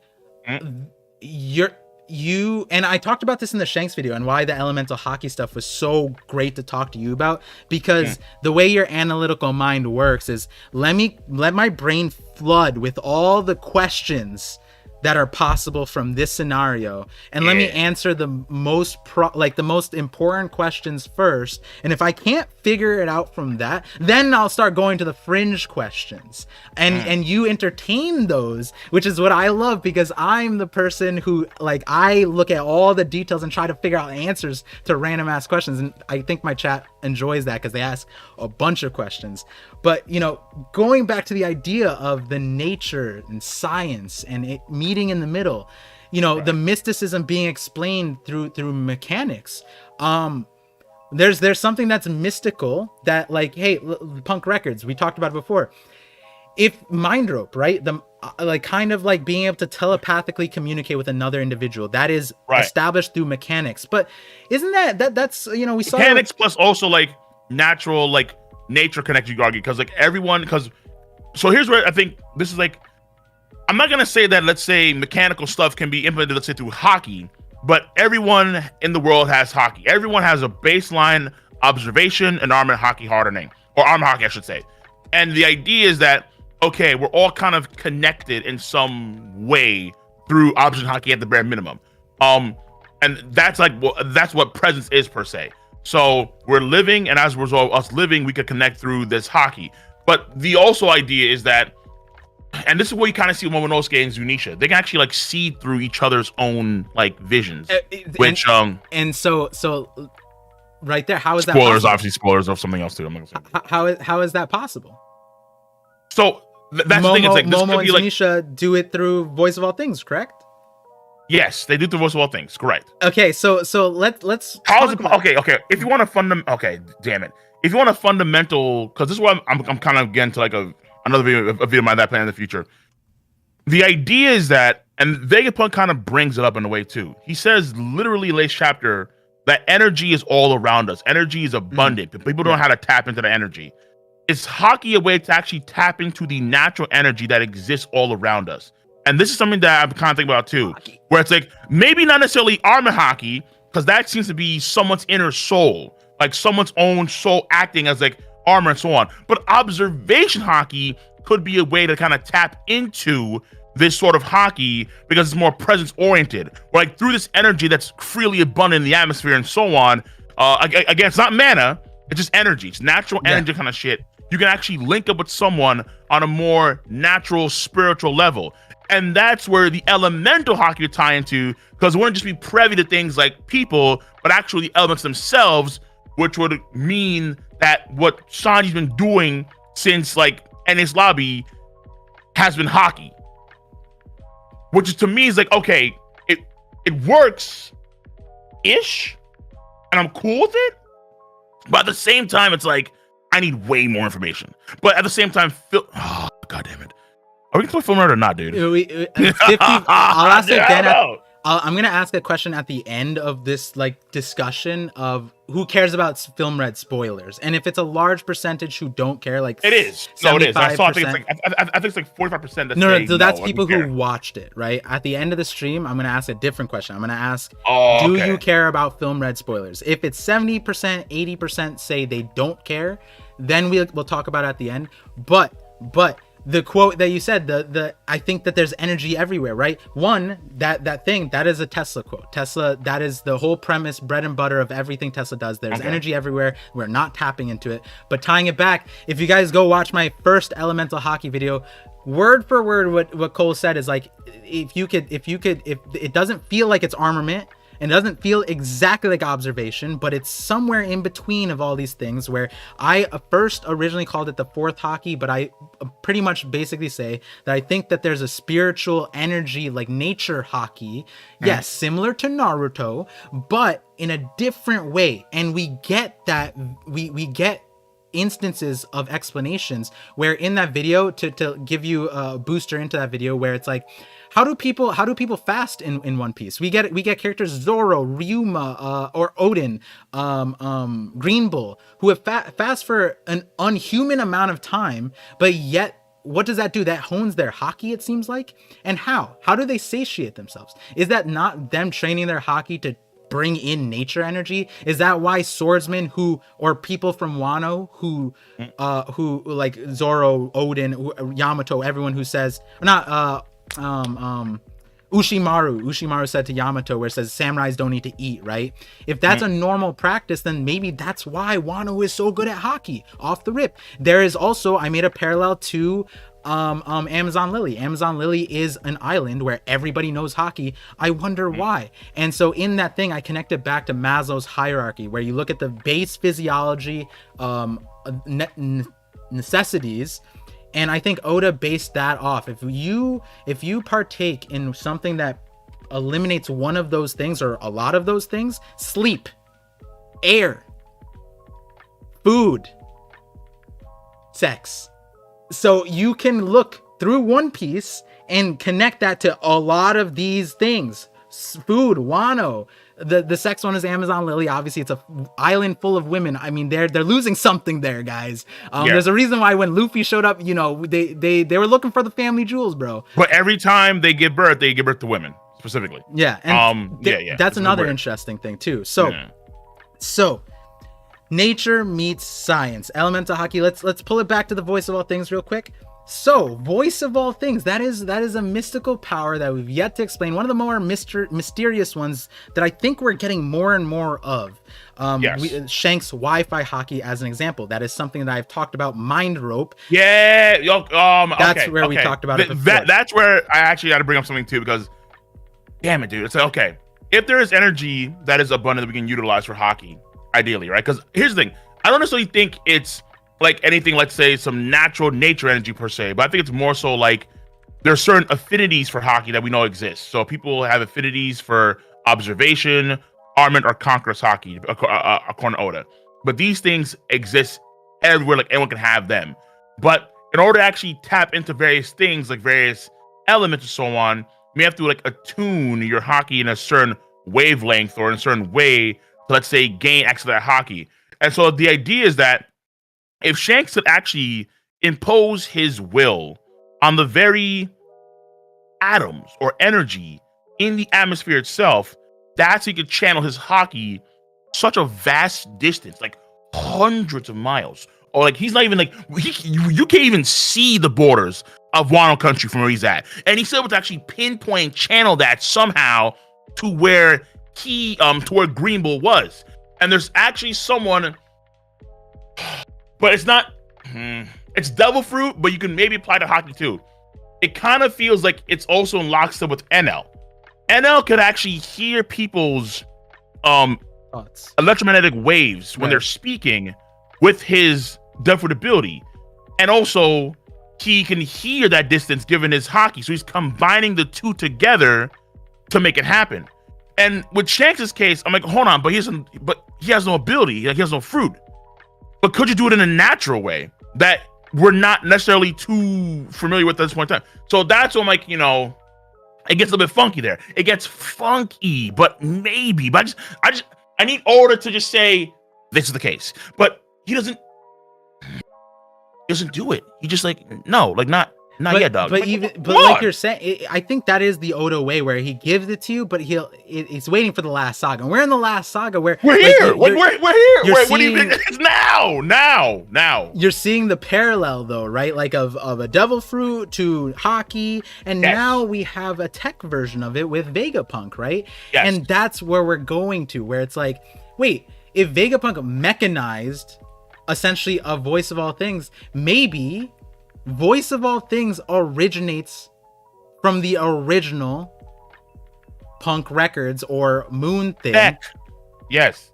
Tech. And so it ends up because you lose how it works. Like if I had a phone, if I gave someone a phone, select few folks that can tap into the brain are the people that can use the voice of all things. Hence why we see a lot of D-Clan members do that. And you know what's really interesting? Hey, memories is a really important factor, right? Like memories is a crazy thing. We see that the Ancient Kingdom has this, from what we know, the offshoots of the Ancient Kingdom. Let's talk about Shandora, Zo, Wano. These we know are tied to the Ancient Kingdom on the ally side at least. Yes. What's interesting about all three of those places, and we could bring in Fishman Island, but they don't have a direct one. They have a different graveyard, but the graveyards and Forest of Ancestors on Shandora, Zo has a village of ancestors essentially. So where it was like with the tree place with the pineapples, that was a very special place where their ancestors. I forgot about that entirely. Okay. Wano has two things actually. They have the Eternal Graves where they with keep the swords, and then they also have the Fire Festival. Both ways to essentially tap in or preserve. I like the Eternal Grave ones. It's preserving the dead, preserving the memories, preserving the souls, whatever it may be.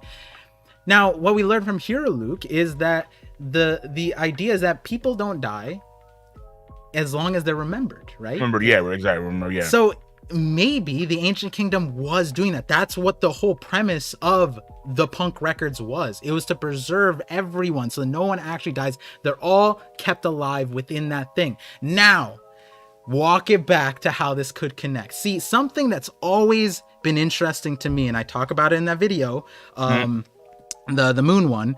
And this is, I'm going to talk more about it in a future video. I've talked about it a little bit in the past on streams.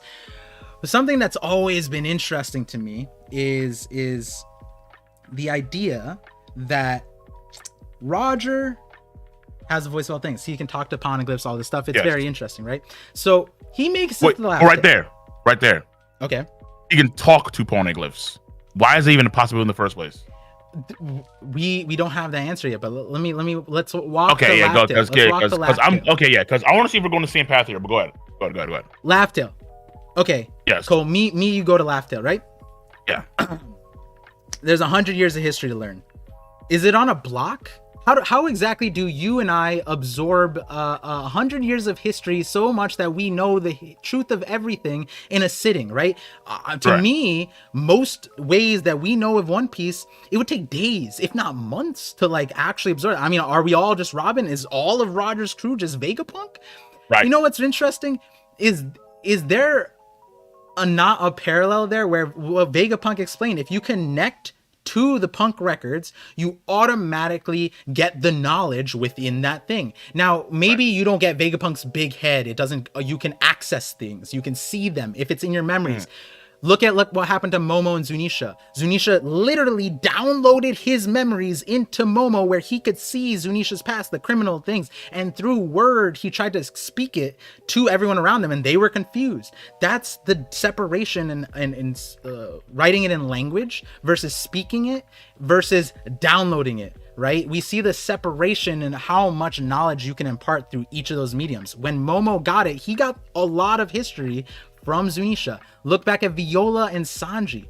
Viola was able to give Sanji all the memories. Hey, that's an ability, though, to be fair. But yes, you're saying though, like they were shared memories, all these connect, right? So now, Momonosuke and Zunisha, I thought that it was more so just like they shared their vision at that point in time. So he knew what was going on. Not necessarily he actually imparted his wisdom to him. Zunisha, at the time, he told us the story of Zunisha, that Zunisha committed a crime of the past, and everyone was like, "Wait, what? Yeah, what exactly. Yeah, but I don't call them actually like sharing the moments that, like, we didn't see the moments, right? But we saw, like, that's not a current thing. I just want to clarify that. Yeah. That's not a current thing that Zunisha didn't commit a crime now that he was exiled and he was atoning for, right? Right. So that's some sort of memory that was imparted into Momo that actually like brain blasted him, right? So now let's on Laugh Tale, right? They have the entire crew. Not all of them are Giga Brain geniuses. Even Rayleigh said that they're not smart, right? They just had the voice of all things. Hey, isn't that a really key line? They just had the voice of all things. The voice of all things. The voice of all things from the Void Century would be in the moon. Could it be that instead of Odin reading a poneglyph of 100 years of history and then telling Roger verbally and telling the entire crew verbally, it makes more sense that they somehow tapped in to the records and automatically got all the knowledge. Now, why is that? That's actually a case for the One Piece being this brain, not the moon. FYI, that's a better case for the One Piece itself being the brain. Which I talked. Unless you want to say it's one and the same, then that's. I think I propose that in the I like you know, me and Mew share a similar thing where at least for me, none of my theories are like even this theory I like the possibility of it still is 0%. Why? Because I have 100 different theories and this is just my favorite one that's really cool and ends up connecting. Right, exactly. Yeah, like a swing possibility. Yeah. Because I feel like the memory thing, the memory bank that's introduced in this whole thing, plus the infinite energy, they have to tie in some way, and one or the other have to, or both have to be important in some way too. But how they're important could be relative to just, well, infinite energy, because I think that has to mean something too. Yeah, no, there's like a literal power source that they talk about that probably exists or still exists to this day, or that's being kept hidden, or the enemy has it, or X was the other. That thing has to be just as important too as the memory component as well. It has to be just as important. I agree. Because 100%. All this stuff doesn't happen unless it's infinite energy. Or nigh infinite energy, I suppose. So some of you guys might like, if you guys are, I don't think we'll be able to fit in all of the energy talk today, but I do think that there's a world where the memories itself like can give energy of some way. And wait, that so would be whoa, break. DNA? I mean, we do have, so that's what I'm saying. We're not there yet. But let's walk there a little bit. So one other thing about Laugh Tale was something interesting that Roger said to Rayleigh, right? It was that part where, like, to this day, it's kind of confusing. from two parts, where one, Roger says to Rayleigh, I won't die. Clearly he died. But what do we know in the case of One Piece world? You don't die if your memories, and you are remembered in that regard. Yeah, the pirate Remember what Whitebeard said too. Yes, that's the other one. That's the other one. Where he is the man Rod Grainford teach. It's not you. What do you mean waiting for? So I had a video. I did a video. I think it's like 10 years old now. I did a video where it's literally titled "Roger Still Lives." I literally did like Roger Still Alive. You gotta link it to me. Yeah, it's such an old video. We're gonna bring it back, dude. Damn. I mean, even with the elemental Haki thing, right? Like, I might have talked about it in an original way, but I don't think that it's an original thought, right? Like, we talked about that at the Reverie, and one of the main things was that after, the reason why I like talking about this on streams with a lot of creators, because I want people to show me all of the ideas that I might have missed, and eventually, time permitting, I'm able to get to them. And one of the coolest ones was that you had a theory about elemental Haki also 10 years ago, and like I watched a part of it, and I was gonna bring it up in our earlier like on your stream, but we talked about so many other things. But yeah, the point is like, what if at Laugh Tale you are allowed to then upload your brain into the thing, or it might not have to be Laugh Tale, and that's the point later, where there has to be some kind of apparatus, which again is still in question. Is it sleep, or is there something specific? In Vegapunk's regard, there was the antennas, right? And so this is where some of my commenters actually like gave me the brain blast on that video. So I'm gonna shout them out when I get around to making the video, because I already had the voice of all things part, and I already had a feeling. I have my own explanation for how they possibly got the information at Laugh Tale. There might have been like a medium of some sort that made it that they had to ingest. That probably will make a lot of people think from that, but I think what's really, really interesting is you asked earlier, and I know we're jumping a little bit, but this video's 2015, dude. Oh dang, that is a long time. 2015. I told you this is an old video. Roger lives. Clues from Whitebeard, Rayleigh, and Haki abilities. One Piece theory. Yeah, this is oh boy. If this video comes right at some point in the future, I'm like, yeah, listen, like, guys, everyone's late to the game. I'm early as fuck. Yeah, to me. I mean, hey, I agree. I'm taking credit. Hey, listen, 2015. But all I'll say is that I like where this is going a lot, because I didn't think about because the brain thing to me, I thought was just relevant for Vegapunk and what could be the case in the future. But now we talk more and more about like the idea of like the past, and how like Vegapunk is trying to capture the past. I can also apply for himself as well. And I like the idea that there was a shared memory or a shared like a shared memory that people had back in the day through this sort of like old punk records. And it allowed them to literally like conquer the world in a sense and master the world at infinite energy, potentially even more. Let's say space travel through the moon or to various other moons, and probably even led them to, let's say, create things like the Red Line, because the Red Line probably ain't normal. Like, I mean, it's just, there's a good chance it's man-made. Yeah, there's a very good chance it's man-made. Right. So, yeah, so I do, and I'm gonna give you the link to the video too. But I do wonder if that was also what granted them their power.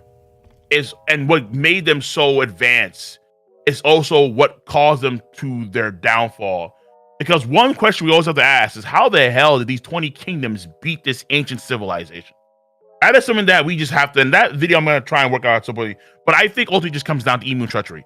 But I'm pretty sure it's more complicated than that.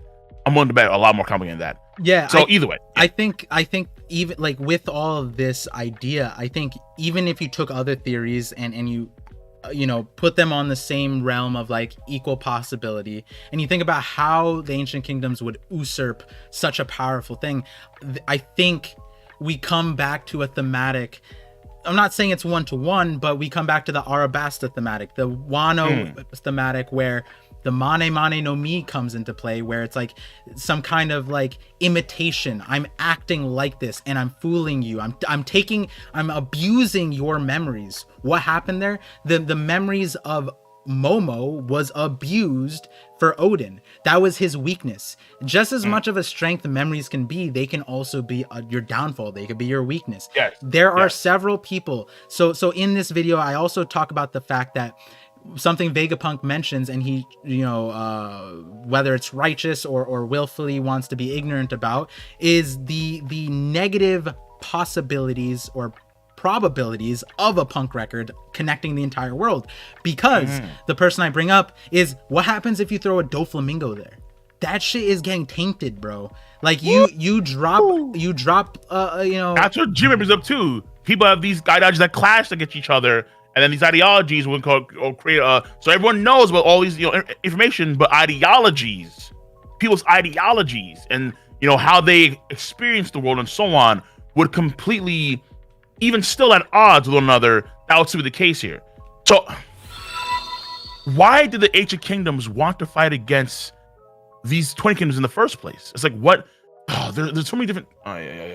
So I actually just talked about Jay. I talked about this with Jay. I didn't tell him all of this stuff, but I did tell him the other part, because this will be in the thing. Oh man, I'm so happy right now. How long is it gonna be, dog? Damn, son. Dude, I mean, this is something a lot of my viewers love. A lot of my viewers are like, bro, I need longer videos from you. And I'm like, but if I want to appeal to the larger, I drop a 50-minute video and they're like, it's not long enough. Versus, oh yeah, you do videos like once every few weeks on your channel. Yeah. I do once a week videos. They're once a week. Yeah, they're hard, but it's there comes times, with the kid coming along and stuff, like there was a block of time, and this is when I reached out to you, where I was saying like I want to prioritize talking to all the creators, because once the kid comes, I can still make videos, but I can't talk to everybody on a random schedule, right? Of course, yeah. So you have other things to take care of, right? You have your own journey to go through, yo. Yeah. Woo! All right, that's gonna be a fun time. That is gonna be a fun time. That's why I'm loving this conversation, because like, you're matching the, not to put you in the ADHD bubble, because like, Tekking has the same vibes too. It's like Tekking is all about the moons as well. It's like, because Tekking and we were like big onto the moons like years ago, and then we kind of got like lost in the sauce of like modern day stuff. But we're like what's going on? Like we're like a lot of the Wano country stuff and Hokigan stuff, all kind of stuff. But like the moons have always been like on our minds, because like just the idea that we saw Clover's globe, there were like 6 main moons. One moon had its own moon. It's like, wait, what the hell's happening here? And then you have these like different themes. Like you have the like the moons of like the clans of Wild Country near the moons. Then you have, of course, the stuff going on with Ed on his cover story. Then you have the ancient weapons. It's like all these different things that kind of feel. I'll put it like this, okay? I don't think that it was a mistake on Oda's part to have the main backdrop of the Gift of Awakening be the moon. I think that that was done purposefully by Oda for a particular reason. Yeah. Even though he is the quote sun god, the moon drop is repping for a reason. And I think that has to mean that the moon has to play some role, a direct role into whatever Oda has planned, which is why when folks tell me the moon's not happening, I can't believe that. It doesn't make any sense, because the moon, I think, is just too damn important. Either way. No, I agree. I like, you could even say something along the lines of like, someone in the chat said something interesting about part of the theory that it's a really goofy theory, because one of my viewers brought it to my attention a long time ago. I was like, and then over time it started growing, and now I'm like, yo, I'm including this in the video. But the point being, I think like, so Oda has said that the power of the world is rotation, spirals, cycling. That's what devil fruits, the earth, the sun, the moon, it all cycles, right? And if we're talking about energy, it's that perpetual motion. And also the DNA, double helix, the spiral, the rotation, like it all comes from the same thing. Yeah. Exactly. Yeah. And I think that the devil fruits, like we see Luffy, like the moon stuff, I think and then Tama's fruit connects to the moon as well. Like I think we are gonna see, and then Sulong's connect to the moon. Like I think we're gonna see more ties to the moon than not. And I think it ties into like, wait, Kibidongos do? The Kibidongos, they when she feeds them to an animal, they the commands that she gives them expire on a moon cycle. So that was told to us in like 1052, I believe, 1053. Yeah, you're right. Yeah, it is. It is after every month. No, 3 months? No, month. No, it was moon cycle. She said moon cycle. and that's oh, you're right. She can see Moonstruck. You're right. Yeah. Okay. And that's a reference. Shout outs to Hidden for this. Wano. Japan has a in September they have a moon watching festival, and they have tsukimi dangos, which are moon dangos, and so that's what Kibi dango is supposed to reference for that. But yeah, I think the moon is going to be like when you're talking about the energy, right, existing all around us, right? The separation between us using it is simply knowledge, right? So if the energy is all there and we're just wasting it and we just don't know how to get it, then maybe tapping into the moon for the knowledge would give you the energy. Now, the separation of what you're talking about, the moon giving you the energy, that's where I'm thinking that it connects, because I think that the energy is there. Vegapunk just said that it's all there. He doesn't know how the separation is. We don't know. The stuff is the memory. And that is the exact problem that Tesla had. Nikola Tesla. He was the first person to tout wireless energy. And apparently figured it out. But then met his fate in a similar fashion to the Ancient Kingdom knocking people out and deleting them. Right. And so me I forget where it was, but there's a whole Tesla me and Sai, we had a weekly thing. Clearly I talked to a lot of creators this last week. I talked to like maybe 5 about various things. It's a lot of fun. Well, Nikola Tesla's on my radar but now I kind of look into it because history's not my strong suit. It's definitely not. It's more like math and engineering. Also, since you mentioned teching before about the moon stuff, we need to run this back with teching on the moon later on. Yeah, teching has a lot of good moon ideas. You should definitely talk to teching about that stuff. I wonder if he still has them, because it's been a minute now when I talk teching. But teching and I, because we had a lot of moon conversations too. There's so much information about the moon that's just so fascinating, and it feels like it's the one part of the One Piece world that Oda has not really touched upon. When I think it was the filmmaker director that said, like, he talked to Oda about how we can go to space and nothing will change, or like it'll make a lot of sense if we go to space. Like, yeah, of course, because like there's so many things that are up there, and then just getting there too is relatively simple in theory, because we've seen the little Spacian we see the robots get there with balloons. The Armada they get up their moons. NL takes a ship up there. It's like you can just fly up there essentially and just get to the moon. But it's a matter of like everything else that's there, like why the archaeologists are there in the first place, why the ruins underneath the ground, the moon. You can go there, but like even like I think it was chapter 1065 or 64, where we actually see Vegapunk, Lilith with Pythagoras and Edison. Behind them is like this sort of like astrological map. I know what you're talking about. And I'm like, wait, hold on. Why is this here? And of course, I'm counting. Okay, how many there are there? Are there 60 of these things? I'm like, oh, here we go. Because I swear, woo, man. Okay. Number 16. Holy. Woo. Yeah, I know exactly what you're talking about right here. 1065, right in the back. And is that the One Piece world, or are we talking about planets here? That's, oh my god. Oda could just do so much. Right here. Let me show the chat real quick. Show chat. Oh my god, dude. And see if I have my red filter. Oh, there it is, red filter. Just in case. But before I hit Cole with the last part of the idea, because I like, again, like for me the videos are second to the fun and like talking and like seeing like someone I'm not even say as passionate as me, I'm gonna say respectfully more passionate than me about One Piece, but and the reaction live about the idea that I'll make the video later, that's second notch, right? But fair. But I just want to thank the chat for being here. Hopefully you're enjoying me and Cole going off like That's this. The chat. Much love. Yeah, much love to you guys. I know that there's a lot of super chats and bits, and we're gonna get that.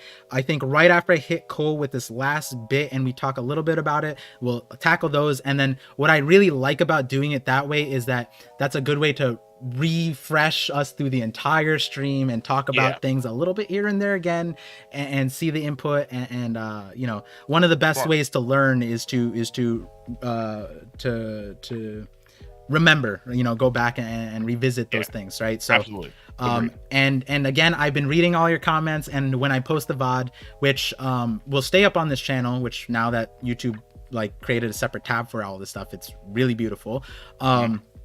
I'll be looking through the things when I annotate it and look at it. So love all the thoughts. I've been seeing a lot of really cool ideas, and if you might have noticed, every once in a while Cole's talking, though I am smiling because of what he's saying, there's sometimes you guys are saying something, I'm smiling because it's in the future video and I can't wait for you guys to watch it, or you guys say something that is answered in one of the videos. So if you guys are like, oh, I had a question and it wasn't answered, ask one of the mods. The mods all know the videos and will be able to link you to the right video. And if you're enjoying your time here, please drop a like. That really does help me. Subscribe if you aren't already, and also thank you, Cole, for being here, for bringing the squad, bringing the vibes. This is some good stuff, yo. We are here, baby. We are here. Oh my goodness, this is some good. That's again. Listen, I'm not gonna lie to you. Like, this is also how I think my fans and also just myself just kind of broaden our horizons on what is possible, because like the brain idea, I just really, that to me, just like the idea of like, okay, this is the thing in the past. It makes so much sense because it matches so many themes of Vegapunk and the story in of itself. And we've always had like these same ideas of like Haki and kind of how this combines with nature and how this could actually influence a lot more of the world than we're privy to. Oda's not, even though we're in the final cycle, we're not there yet, but we're getting there. And I just the idea of how like impressive Oda's world building is. Like, I think in the future, because I think we all kind of want to give it a shot at some point in our lifetimes, where we're influenced by so many different mediums, entertainments, and so on, that we actually we want to give storytelling our own shot. Like, can we do a story just as good as like One Piece? And just seeing how expansive Oda's world is and how much detail he can actually fit in there with like the most minute things. It's like, damn, it's like you think world building, and then you One Piece like, damn, nah, I don't know shit, yo. This guy is on a whole new level. This is crazy. No, I'm glad you said that, because like, shout outs to Joy Boy real quick for writing the book and the booms, and he sent it to me to check it out. Joy Boy, solid guy, really great person. Interestingly enough, I didn't know a lot of the creators, embarrassingly enough, when I started my channel. But when I started posting my videos, a lot of people are like, whoa, you're like Joy Boy Theories. I was like, who's that? And then like, eventually I caught on, and then lo and behold, Brago ended up bringing both of us on the same collab early on. And that was like, our tour was also there too. And then we hit it off. We talk all the time in the back, well, not all the time, but we, as content creators in the background, as we do sometimes, and a lot of recently on a lot of my videos, you can see some of the comments, and I've just been like baffled, because a lot of people have told me this personally in IRL, to like, yo, you should start a YouTube channel, you should write a book or write an article. And to give you guys context, me and my wife have a business where we essentially like publish people's stories essentially. So it's in that space, and a lot of people are like, you should write a story. I'm like, I don't know. But recently I've been getting comments on my videos like, I would love to read a story from you. And I'm like, I don't know if I'm ready there. And I feel like what you said about Oda's story thing, I need to learn. I need to understand. Even if I had all the time in the world, you put me in the hyperbolic time chamber, I don't know if I could hit the level like Oda in that regard. Like, I think respectfully, he would never want to be called God or Goda or an alien, but you have to ask yourself, like, what he has punk records, he has his own punk record, he has to, like, you know what I mean? Like, bro wrote the story in like 1995 or some shit, like and he's found a way to go back and like really incorporate a lot of the subtleties that he's put in the story back then, and then just kind of like flesh it all out. And I think one of the core things that the world of One Piece, I think in his mind, was already expansive, but he never gave us the full scope immediately, and it was never like restrictive on just like one or two locations. It was always like the greater journey. And as the greater journey continues, it always kind of like expanded and evolved and evolved. Like he himself even said, he never actually planned to have the story this long. While came the Shichibukai. And the Shichibukai needed like arcs to actually have them all fleshed out. And then the process, they just got bigger and bigger and bigger and bigger and bigger to where he is probably now. So it probably is not something that you can do off the rip immediately, but something you have to kind of grow into as you continue to write and make your own story. Right. That's my guess here, but I haven't even like have my own framework of what, like, let's say I have the ending in mind, I have the opening in mind. Everything in between is like, how do we get from point A to point B and make it dope? You know, like, how do we make it dope as all hell and just something that people could enjoy for years to come? That's where things really kind of get dicey, but it's an experience. And I think Oda's done a pretty damn good job. I mean, that's why he's, like literally like the best-selling author of any comic of all time. Like, Right. it is what it is, you know? Like, Yeah. And And like, I think one thing that I've been harping on a lot with like recent my videos and streams especially, is that I think somehow I spoke about this with Randy Troy actually in our collab, which another great conversation, because he watched the moon thing and we talked a lot about this, and he had he has the writer's perspective. He hit me with so many different things, and I was just like, wow, this is so beautiful. And truthfully, a lot of the ideas, the way I'm explaining it makes a lot more sense after bouncing it off of Randy too. I feel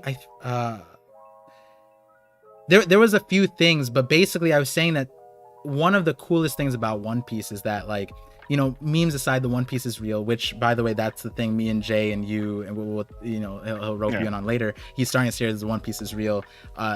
He had a first episode with me yesterday. Bet. It was a really good thing. We talked deeply about Robin's character, from the way Jay loves talking about stories, the sentimental emotions, like how it relates to people, that kind of thing. And one way or another, right, you listen to that conversation with Jay, Randy's conversation with me, whatever, it was the idea that not only is it just fiction, but it's like the concepts Oda introduces, Haki, for example. How many times have we said, like, yo, that bro has Conqueror's Haki? You know what I mean? That was a Conqueror's Haki moment, right? Like, this fictional thing, like, we don't do that with jutsus, you know what I mean? Like, yeah, we kind of, like, you don't do that with other power systems in that same way, where it's like Oda's fantastical ideas somehow end up feeling relatable in our world. And I feel like the way the One Piece is, right, when you think about Punk Records, the idea of it is this database where everybody can connect to and essentially understand each other, right? Because if you share someone's memories, like, it's not spoilers to Shippuden, but like, you remember the cloak moment where in the Great War, he put the cloak on and everyone feels the memories that Naruto had, right? And like, you acclimate that to One Piece for a second. It's like, once Zoro felt Luffy's pain, he understood Luffy a lot more, right? Yeah. And the way I see One Piece as Oda's Punk Records, where we're all connecting to the One Piece records, that if you just replace One Piece to Oda records, I think we get a view into how Oda sees the world, what he sees comedy, how his brain works, but then we also get a bridge to each other the same way I'm talking to you. No offense, but like, I don't know, if we didn't have One Piece, would our paths cross? Would the chat be here? It's part of the community, it's like, I think ultimately it's like his story of One Piece is in some ways a representation of his life and his experiences and his memories, that kind of stuff. And part of the thing too is that you kind of see how Oda always says, like, who is he in the story of One Piece he's created? Like, he says that because, obviously I know this, like, he most relates to Sanji and the Strat crew, and overall it's Shanks in the story. Like, he is Shanks. Like, I think he even did his interview, like, we see his house, like, the first time. He's like wearing Shanks's pants and stuff like that. It's like he works at the Film Red release in Japan. I think he wore Shanks' outfit there, I think. Yeah. Exactly. Yeah.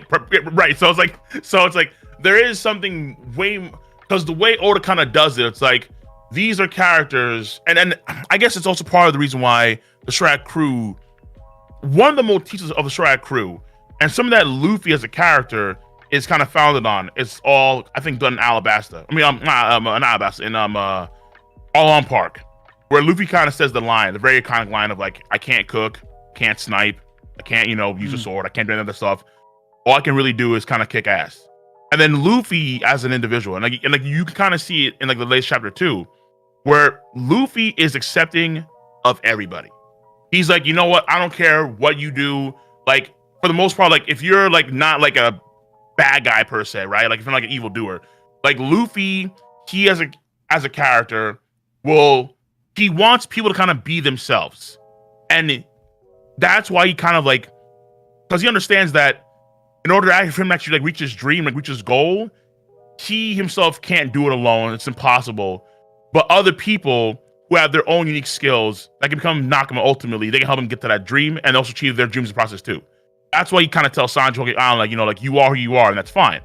Like, he doesn't want to necessarily want him to change. Like, it's okay being yourself. Like, even Vegapunk, he can be some weirdo that wants to give people energy. Like, so, cool. Like, I'm Right. cool with that. Yeah, you can join the crew. And I think in some ways it is indicative of Oda himself as an individual, where so many people and so many individuals have helped Oda get to where he is today in terms of like his career. And I'm not too sure if Oda will be like, so as far as I understand, he's not, let's say, as like he's not like stifling or trying to like force people to like do X, Y, and the other. He just wants to kind of like have his story written now and like expand in like these very cool and wonky ways, and then he kind of goes with the flow. And like there are certain things among his life that I kind of see in One Piece that, for example, like he did work under the author of Rurouni Kenshin, and I kind of see how a lot of that has affected him in the story One Piece, and because I can see various things of, let's say, Wano Country in that I actually used to see in Rurouni Kenshin. So it's very interesting how Oda kind of depicts the story of One Piece through his long life experiences and how he kind of views person-to-person relationships. That's what I kind of see it as. Well, and if you think about it like that, if you know, the way he expanded out the story, he added these islands of different you know, cultures and views. Like, you know, a lot of people see Skypiea as like indigenous people across the world, the strife that they had. Fishman Island, you know, we understand that one. And then, you know, you go to Dressrosa, there's the Latino stuff and the I forgot the word, but they have a relevant history there as well. And the way I see it is like, if Oda didn't have that, right? Like, you know, hypothetically, this one makes the least sense, but let's delete Fishman Island, for example. You'd lose, if you guys don't understand how much we'd lose, look at the episode. You lose a lot. Yeah, look how many creators would be disconnected from the story. Go back to my conversation with Jay on my stream, or the conversation yesterday, or fast forward to the future conversation Jay is about to have it. Go back to Brago's conversation, my conversation with Sensei. So many different people, right? You lose a huge heart of the thing. And at the same flip of the coin, right? I feel like Wano, maybe a lot of us didn't, you know, like it off the rip because we didn't inherently connect to it as hard as maybe it wasn't meant to bring us into that world, but maybe give us a window into something that relates to Oda's world, right? Oda's Japanese, Wano's Japanese, right? That's why that's a giant cornerstone of it. And the whole point of it is like, here's your world, here's that person's world, here's this person's world. I'm gonna go across islands connecting. If you don't relate to this island, you'll relate to this island. If you don't relate to this island, you might relate to this one. If you don't relate to this one, maybe in hindsight you can see a connection across these islands. He created a way for you to connect one way or the other. And so like, yeah, like Oda is really ridiculous in that regard. And so the way, you know, I want to bring it back to this, you know, the moon brain thing is, we got cut off track. Yeah, go ahead. I think it brings itself to like, if that's the thematic of like connecting One Piece, like the world into that regard, then that's going to be a huge thematic in the One Piece world, which is probably why Voice of All Things has been shrouded for this entire time. And you, off the nose of the wording, Voice of All Things, title of the stream, by the way, Voice of All Things, it connects back to the voice of all things being the things that you tap into. Now, the question is how you tap into it.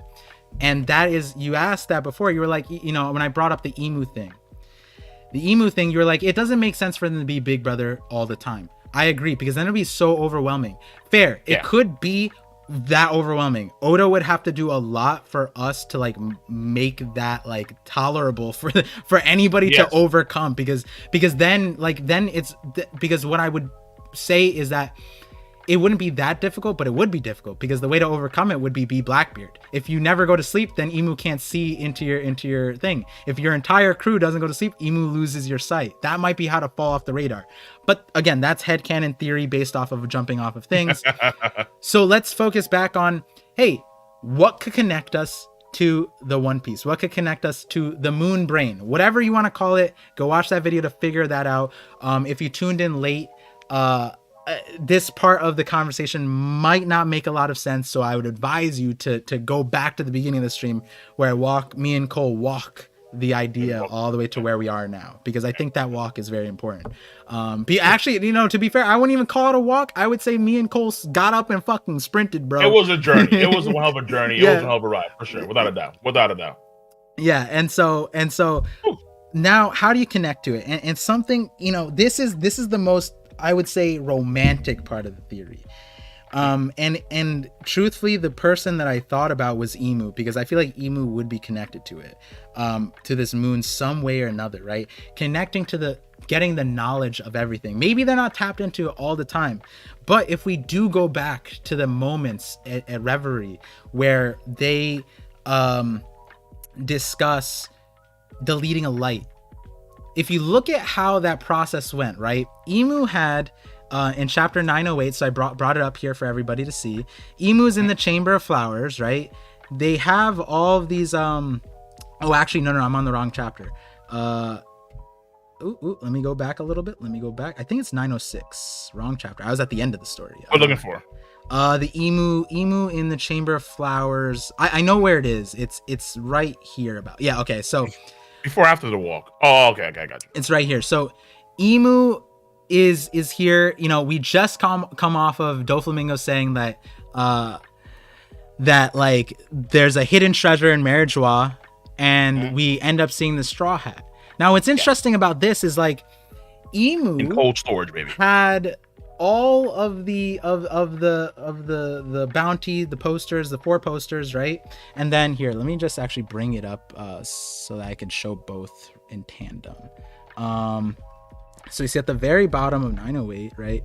It's Emu is in the Chamber of Flowers after this thing, right? So the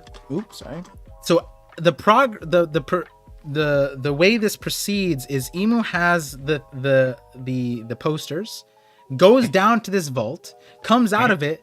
Now all the things are chopped up. To me, it seems like what did that visit? Why was that visit important?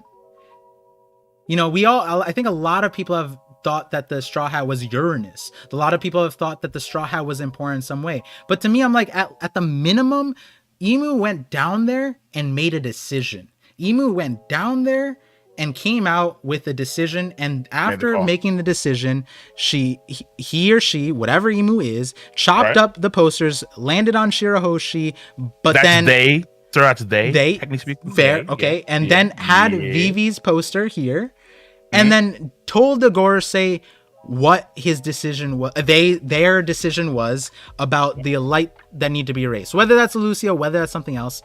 Interesting, right? Now, the thing about what he saw, I was laughing. I was like, wait, what if the Straw Hat? What if in the Void Century, the significance of the Straw Hat was that the Straw Hat was the antenna? That was the ancient antenna that you would need to connect to the Void to the Moon Record, the Void Century Moon Records. Oh, and that is a significant part of Luffy having the Straw Hat. Shanks, Roger. We still don't know who gave Roger the hat, but going off of Roger's Jolly Roger, we don't know who that is on his Jolly Roger. But we have to ask ourselves how that hat and why it's important. It could be him when he was younger, honestly. To be frank. Yeah, I mean, but his mustache does grow differently. He has it does. The Jolly Roger is a blonde mustache. Like his mustache actually kind of twirls in the same way like a devil fruit would, Yeah, the one on the Jolly Roger is really to give you guys, to show it to you, Roger's Pirates.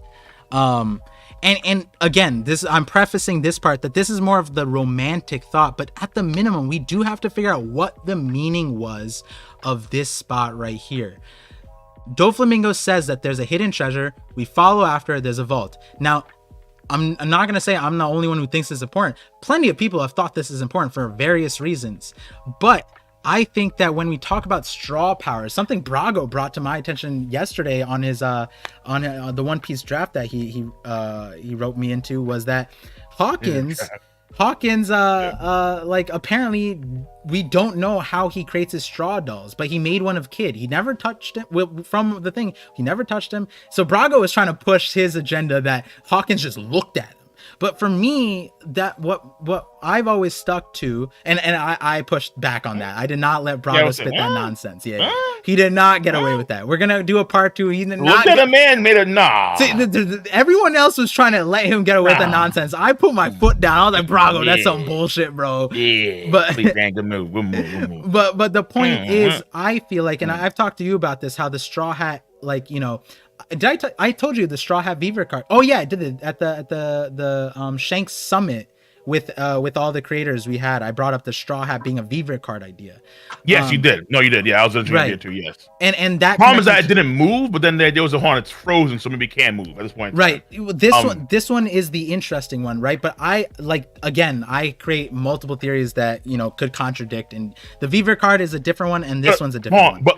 But like I told you before, I didn't like the idea because for me, the Straw Hat itself being some sort of antenna for such a card, it kind of takes away the freedom of will of the individual. If let's say there is a control mechanism about the Straw Hat, that's why I was like, I don't know, because for me, it kind of contradicts Roger as a character or Luffy as a character, because Luffy always says, "Well, who am I? I'm Monkey Luffy." Well, yeah, but you're also kind of being subtly manipulated in ways that you're not really too keen by the Straw Hat. And I'm like, that's where I kind of get funky. Personally speaking, right. Go ahead. No, yeah. and I think that's very valid. So like something that you said earlier that really sparked my brain. You guys can see in the thing where you were like the Vegapunks were split into 6, and then the Wano clans are split into 6. I was like, wait, could the originators have been the original like split up people from the thing?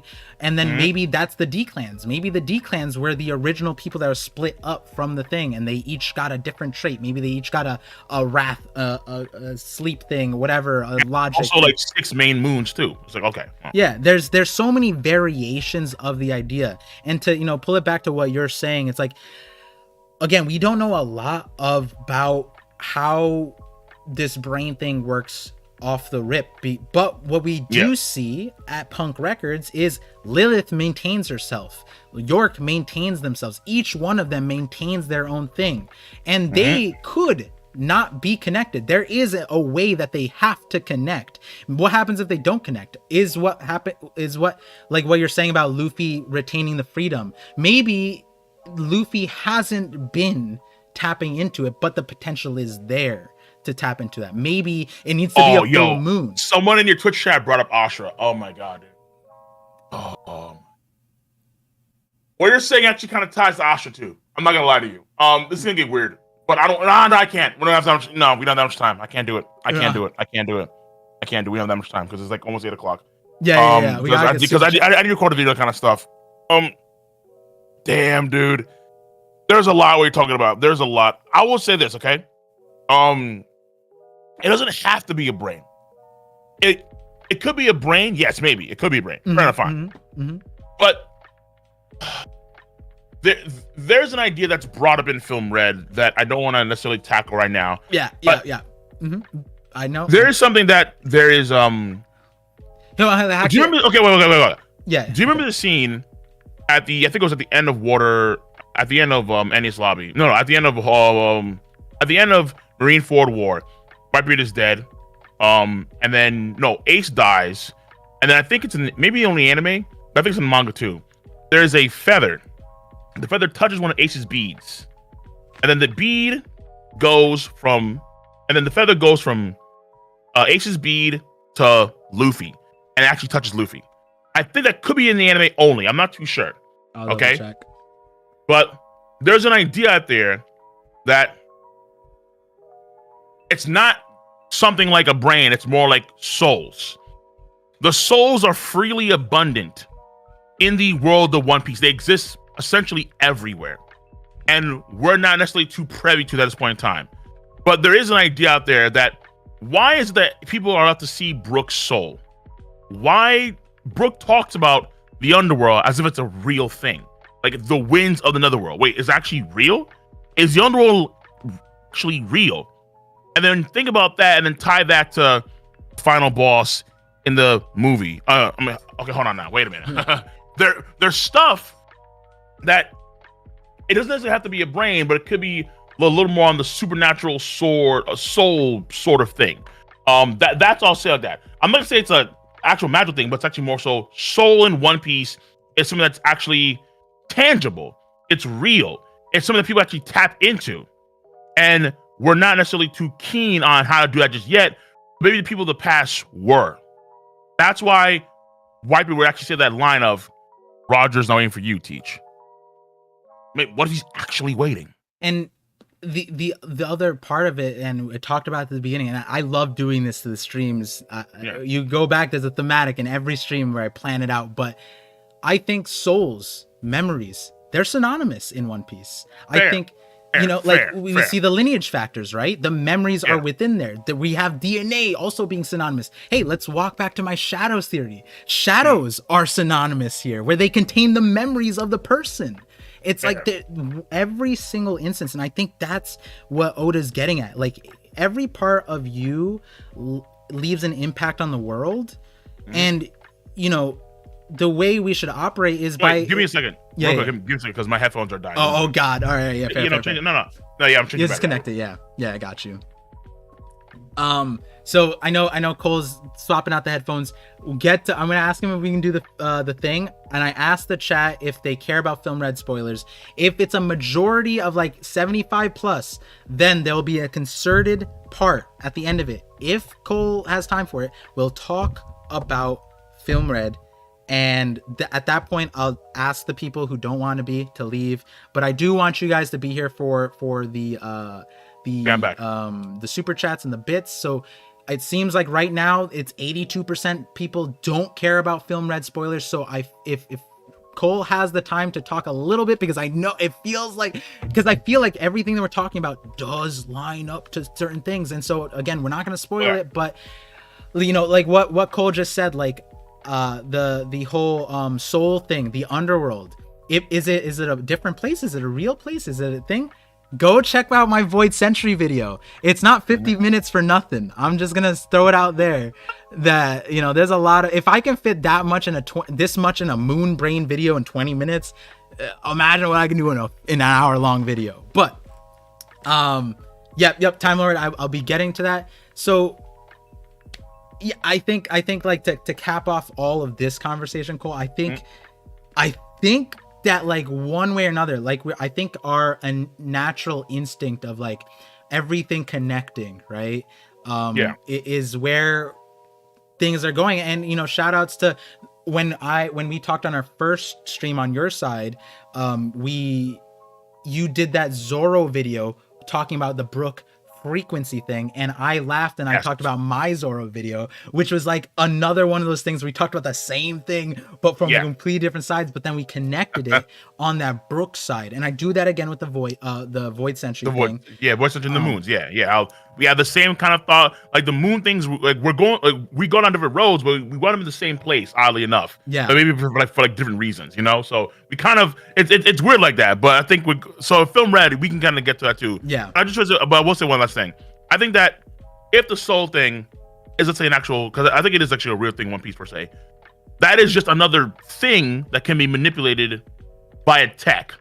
That's the whole point. Let me hit you with technology has advanced so kind of in a Star Wars way, to the point, or at least at one point in time, it advanced to the point where even souls could be manipulated technology. Yeah. Okay. Cool. I'm gonna give you this thing so that if you want to make your own video, I know you're gonna do it. Whether we could do a stream about it, or you want to bring me on, something like that. Special sauce. Do you know what Tesla's bread and butter is? Dude, go ahead. It's frequencies, bro. His bread and butter is frequencies. Energy is frequencies. You can manipulate all energies through frequencies. He even has the 369. That's a thing that he said that you could solve the world if you figure out the truth of 369. And apparently he did, and he couldn't impart that on the world.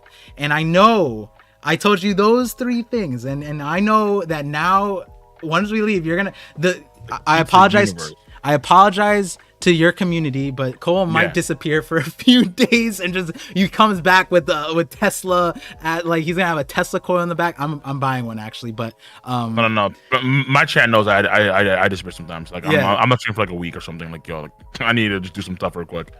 And so the Tesla stuff, the frequency, you're gonna love that. I'm actually gonna talk about Tesla in a different light to make everyone realize how important Tesla is to the story, because we just talked about it. And now again, I just love it when, like, if you make a video and I make a video and we talk about the same thing, but we don't talk, you know, it doesn't overlap at all. And like, right. And somehow that it's just like, and then we come to these conversations and we just talk for like 3 hours, 2 hours, whatever, off the rip. If you want to find the secrets of the universe, think in terms of energy, frequency, and vibration.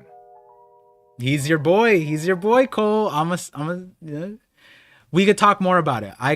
Listen, I did like in 3 different classes across my lifetime, and my grandpa, like my uncle, I got Tesla knowledge out the ass, bro. Oh, and anime too. There's I watched all the anime relating to Tesla too. There's a few good ones. Oh shit. Okay. All right. I'll get this one. Yeah, we'll do that. Yeah. And you know, so if you guys enjoy this conversation, I'm gonna get to the super chats, and then Cole, do you have enough time to do that film red like section? Yeah. I got enough time. All right, cool. So we'll do the super chats. I just want to thank you guys again. Hopefully you guys enjoyed this. It's in my bones. I feel like, you know, regardless of the frequency of me and Cole meeting up again, I think it's in the cards of me and Cole hopping on another stream when we get time and we just lose ourselves on a Monday night. I think our last thing was on a Monday night. You allotted like 2 hours. Monday night, Tuesday nights are like better for me personally. Because I'm just like working my schedule. So for the time being, those days for me are like my best days. Same. Works out. You know, we're One Piece creators. We share a similar schedule. Except I'm not on his similar moon cycles. Exactly. We're on similar moon cycle. Except Cole has a lot of different sauces. Hunters there. I feel like every time I click on your stream, you're on a different thing. So yeah, dude, I have to, because like a lot of times there's so many different things that are going on right now. So like One Piece, like I would love to be like One Piece exclusive, and I tried it because I may for the most part, but I also try and dabble with series too, because I do really just like One Punch Man, Hunter x Hunter, other series like that. So like I'm trying to do like a lot of read-throughs like Hunter x Hunter stuff too, because Hunter x Hunter as of late has been like phenomenal. It's been like, yo, this is like some of the best content I've ever read. And so I need to kind of dive into this because it's been such a long time. Hunter x Hunter had like a lot of focus, and so I'm so rusty on it. But fuck, man, there's such good stuff. But either way, yes. So super chats. Let me not stop you. Let's get to the super chats, and then we can hop into the film red talk, because I think we're both more than excited to talk about that. Because I like film red. I won't go too far because that video's planned for film red, but yes. Yeah, me too. Yeah. I like, truthfully, on these streams, because like the streams are like, these are like the super loyal, though you get like thousands of people. For me, it's like the core people who, you know, will watch my videos regardless, but the people who watch my videos may not tune into the streams, right? So I'm like, yeah, let's just spoil all my ideas. It's a lot of fun. Let's see. So, 2 hours ago with Zmore, was starting with the bits, just with the cheers. He says, came to say, hey, love you both. Hey, appreciate you. Appreciate Zmore. Okay, let me, this is super far back. Never mind. Okay. Hidden Island, we touched on this. Okay, Mr. Bushido with the €5. He says, I don't think the world was that advanced 900 years ago. The tech came from the moon. It was just discovered 900 years ago by the ancient kingdom. That's a fair take on it, right? Because like, for me, I think that it feels like the ancient kingdom was the progenitors of the stuff. But there could have been like something that they also went through a similar Vegapunk cycle where they saw something, try to recreate it, and ended up superseding that to a dangerous level that made it so that the world government needed to take action, right? Like the world had Nika level powers and that kind of thing, but the ancient kingdom clearly did something that united the entire, or conquered the entire world to the point where they needed a world government adversary, right? So But what do you think about that, Cole? You think that? I mean, I would like to believe that the ancient kingdom of old was probably, because for me, I'm willing to go as far as like they were pseudo Star Wars, meaning like they were able to actually travel between Earth and then the moons that were orbiting Earth, or if it's not, let's say moons, when we see it in Clover's globe, more so it was I want to say a geocentric model. Yeah, that is the possibility that it was geocentric, right? Right, but then the question is, how does the sun revolve around the planet? Well, and that's the thing. Because for me, it's like, you know, if that's the accumulation of 5,000 years of knowledge, are they going to destroy a part of it? They might just leave that there and update. That's the thing. Around. Yeah, it's like because I think that whatever the truth about the world is a truth that affects everyone across the planet. there's the universal truth about the world itself that folks are not privy to at all up until it's actually revealed. Right. And I get the feeling that it could be similar to the ending of Astra Lost in Space. Now, there's another shonen series that came out a while back on basically about like these kids are going like a space trip because like they live like in a more advanced world, and then essentially speaking, like these to like wrap it all up, they find out that like they go on like a space trip, and then they go from planet to planet to planet to planet, and then they wind up back, and then they wind back on like planet Earth, their home planet.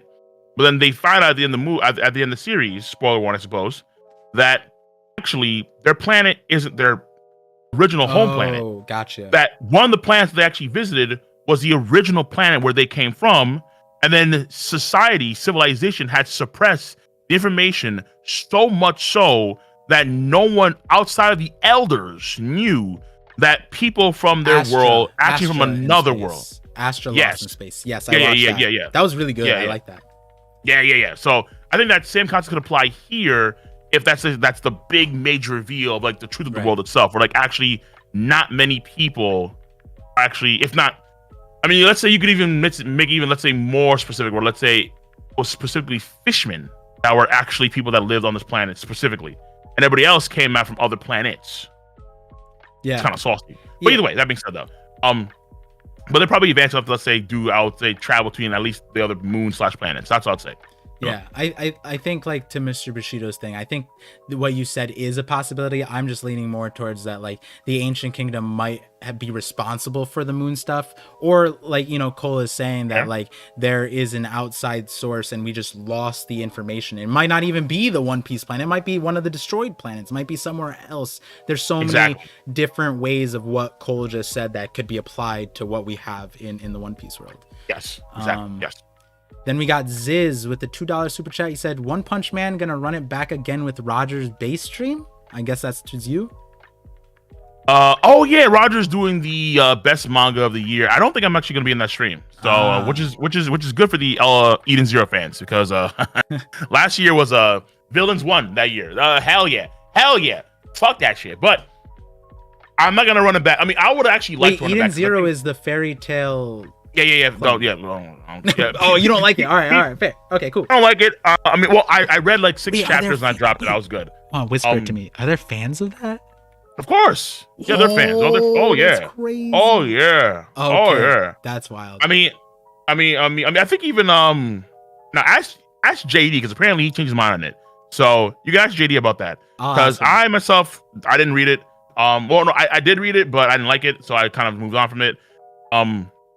But I know folks do like it, and they're gonna probably push for it hard this year for whatever reason, just to try and get it like in like the top brackets. But I'm pretty sure either One Punch Man should win again this year, or probably One Piece Saga. Because, well, then I guess it depends on how you feel about the ending of Wano Country, because that was hyper polarizing. Like folks love Wano or hate Wano just based on the ending alone. So. Ugh. Outside of that, I'm not too sure, but yeah. So I'm not gonna run it back this year because I'm gonna put it on stream. I'm gonna be an outside. I'm gonna watch from afar this time around.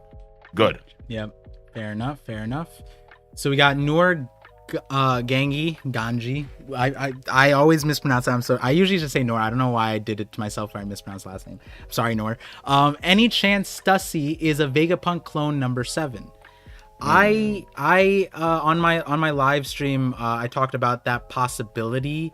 Or I talked about it with Sai. I think at the minimum she has some kind of weird affiliation, but there's not enough for me to go off of at the moment. There's like that one line where she says she's familiar with here, and then you insinuate from her actions based off of that there could be a possibility, but you know, it's not super strong yet. My synthesis is like, I'm going to be watching Stussy like a hawk, and you know, maybe Cole is gonna be watching Stussy for a different reason at like a hawk. But no. I'm with you. I'm actually with you, because I did my review. I'm like, how do you know? Like, what's going on here? Is there more to this than meets the eye? Like, my theory right now is that maybe she had an operation, like the same way Kaku and Lucci, so on, had an infiltration mission for years on Water 7. Maybe she had one on Egghead Island.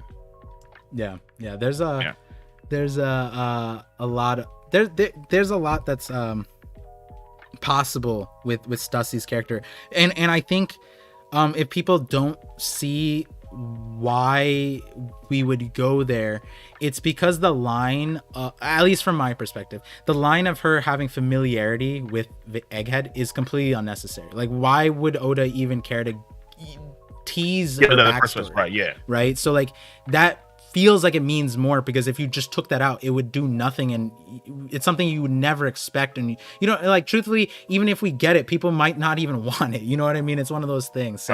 So I would like, if that line is important, for it to be something that people would end up liking in some way or fashion. And I think, you know, the connection like that would be cool. The first words that came out of my mind was a triple agent, her being like an emperor, CP0 plus like a revolutionary would be. Oh, you really want to go sick. deep, Jesus. Yeah. Triple agent. Yeah, that's where I went. That was where my brain instantly went. Wow. Like, live reaction. That deep for her, but let's see. When I read that line, I literally went, yo, she's a triple agent. And then I had to pause because everyone's like, triple agent. I had to explain, and it was fun still. I liked it. But I feel like you have that on your stream too, when you freak out and then you're running around and then everyone's like, yo, why is he doing that?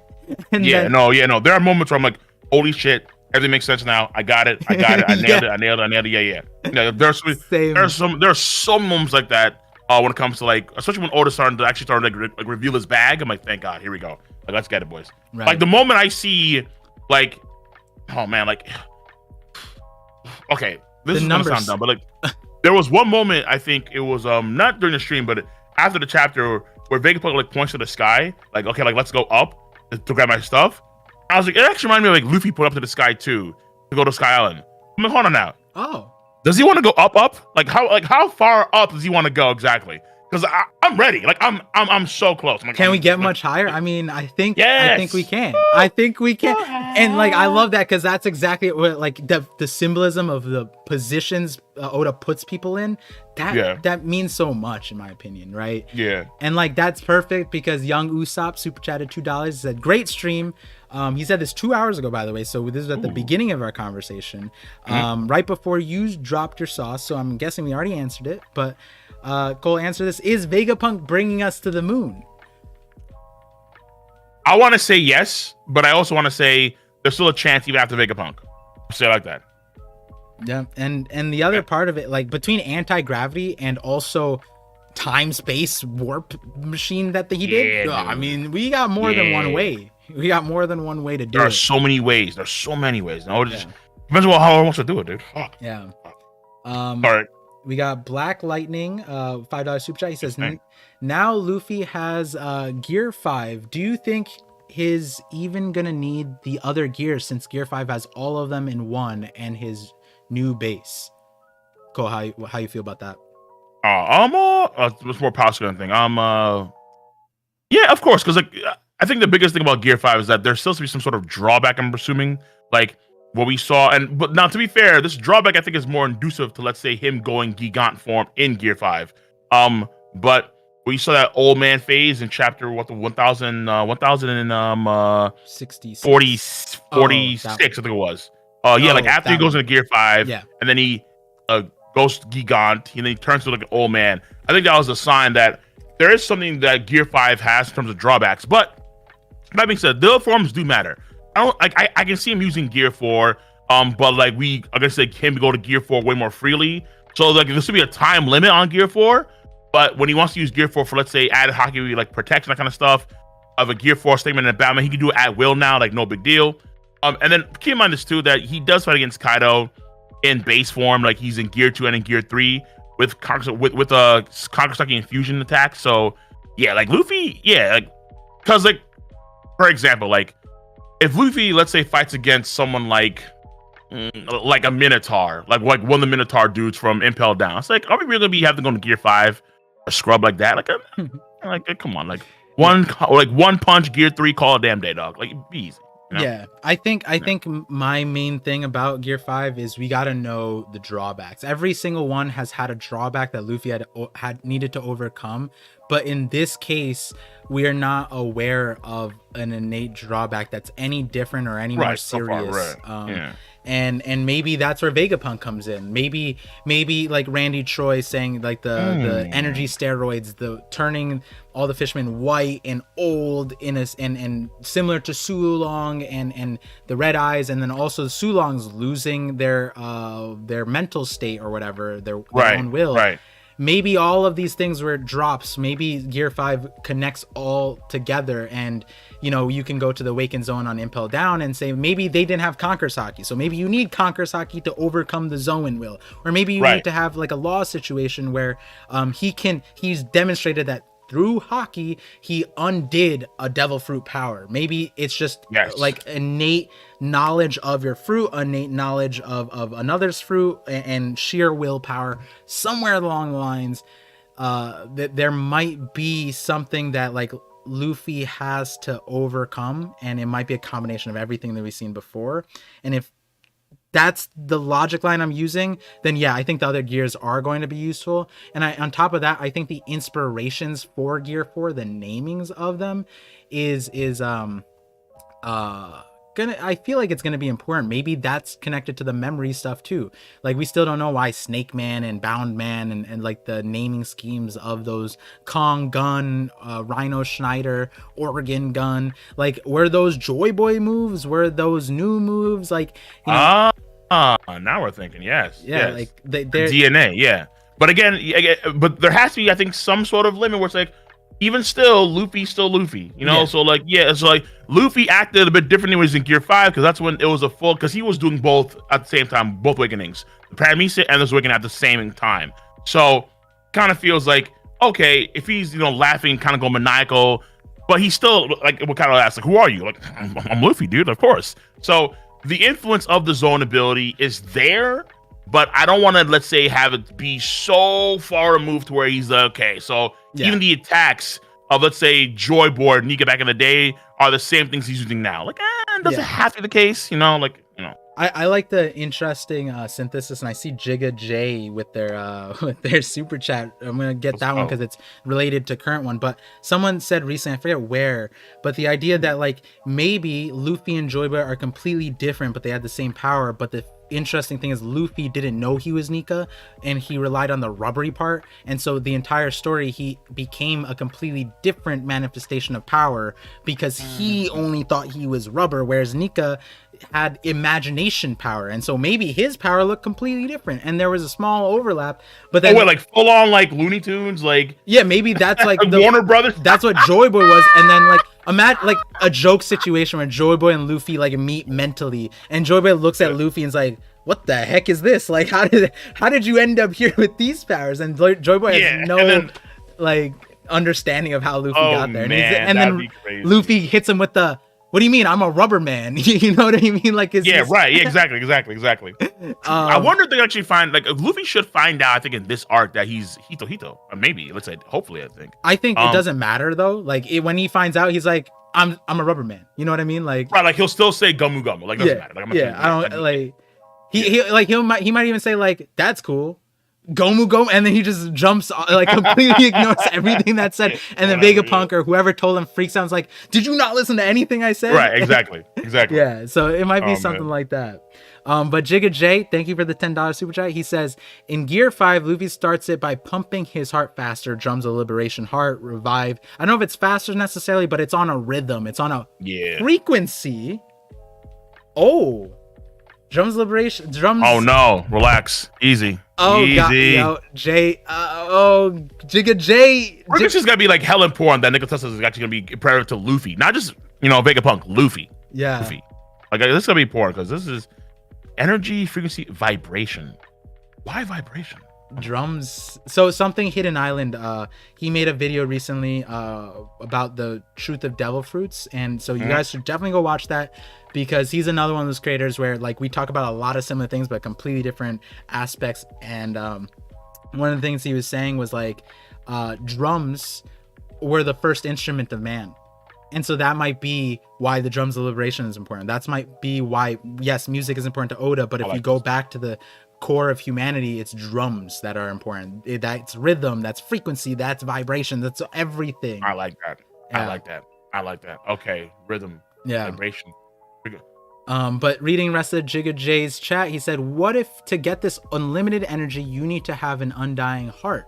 Ties in laws of mortality surgery and plays on heart pirates. Again, I think that like all of these things are synonymous. If you think about the heart is a drum that beats the blood through your body, right? Like there's a romantic way to explain the heart. I'm sure in past textbooks that could be references Oda used that, you know, the original, like, so for example, in my Sanji video, I always talk about how Oda might have used the first books of emotions and passions and gastronomy, which food and emotions for Sanji makes a lot of sense. Yep. Interestingly enough, those first books came from France. The French philosopher René Descartes for the emotions and passions, and it makes a lot of sense and mirrors Sanji's arc in Fishman Island. Go watch my Sanji video to figure that out. But in the same light, maybe for an when scientists learned anatomy and started researching that, maybe they paralleled the heart to a drum of some sort when they were first researching. I'm just spitballing, but that's a possible idea here. I do like that. The undying thing. I mean, that connects to Cole's idea with the whole. Where does the energy part come from? How does the moon, the spirals, if it exists everywhere, frequencies, Tesla? I think we're hitting the note here. All the right notes, pun intended. We got the. Damn. Okay. Yeah, we got the script here. Yeah, we do. Yeah. So next we got Abyssal Leviathan, $2 super chat. Thank you. He says it's gonna be crazy when Lucci destroys Gear 5. See, I don't know if you're in either one of our streams, but he ain't no way, bro. If you want to see the breakdown, I'm sure Cole talked about it. I talked about it with Sai. That shit ain't happening. Oda's gonna put an interruption. He's not doing, like, think about it like this, okay? 8 chapters into Egghead, Luffy Lucci fight.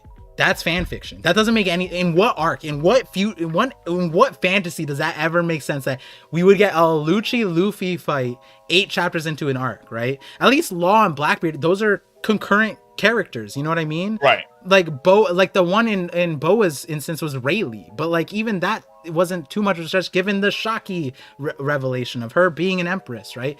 But Lucci coming back like that and having the run back from Eni's lobby, bro, 8 chapters into the arc. Yeah, I don't know if we're doing that. Like, I don't know. Look, I would just say this: like, if they do fight, I think there's a good, because again, I think power scaling does matter in terms of like things have to make sense in terms of, like, as shown in battle manga to begin with anyway. So I just don't see Lucci being that guy to actually press Luffy like that, especially after he beat Kaido, right? It's hard to believe that Luffy's gone through all that to be pressed by CP0. Because then if Lucci's that good, it's like, hold up now. Why would you guys afraid the Yonko if Rob Lucci pressed Luffy now? Like, what are we talking about?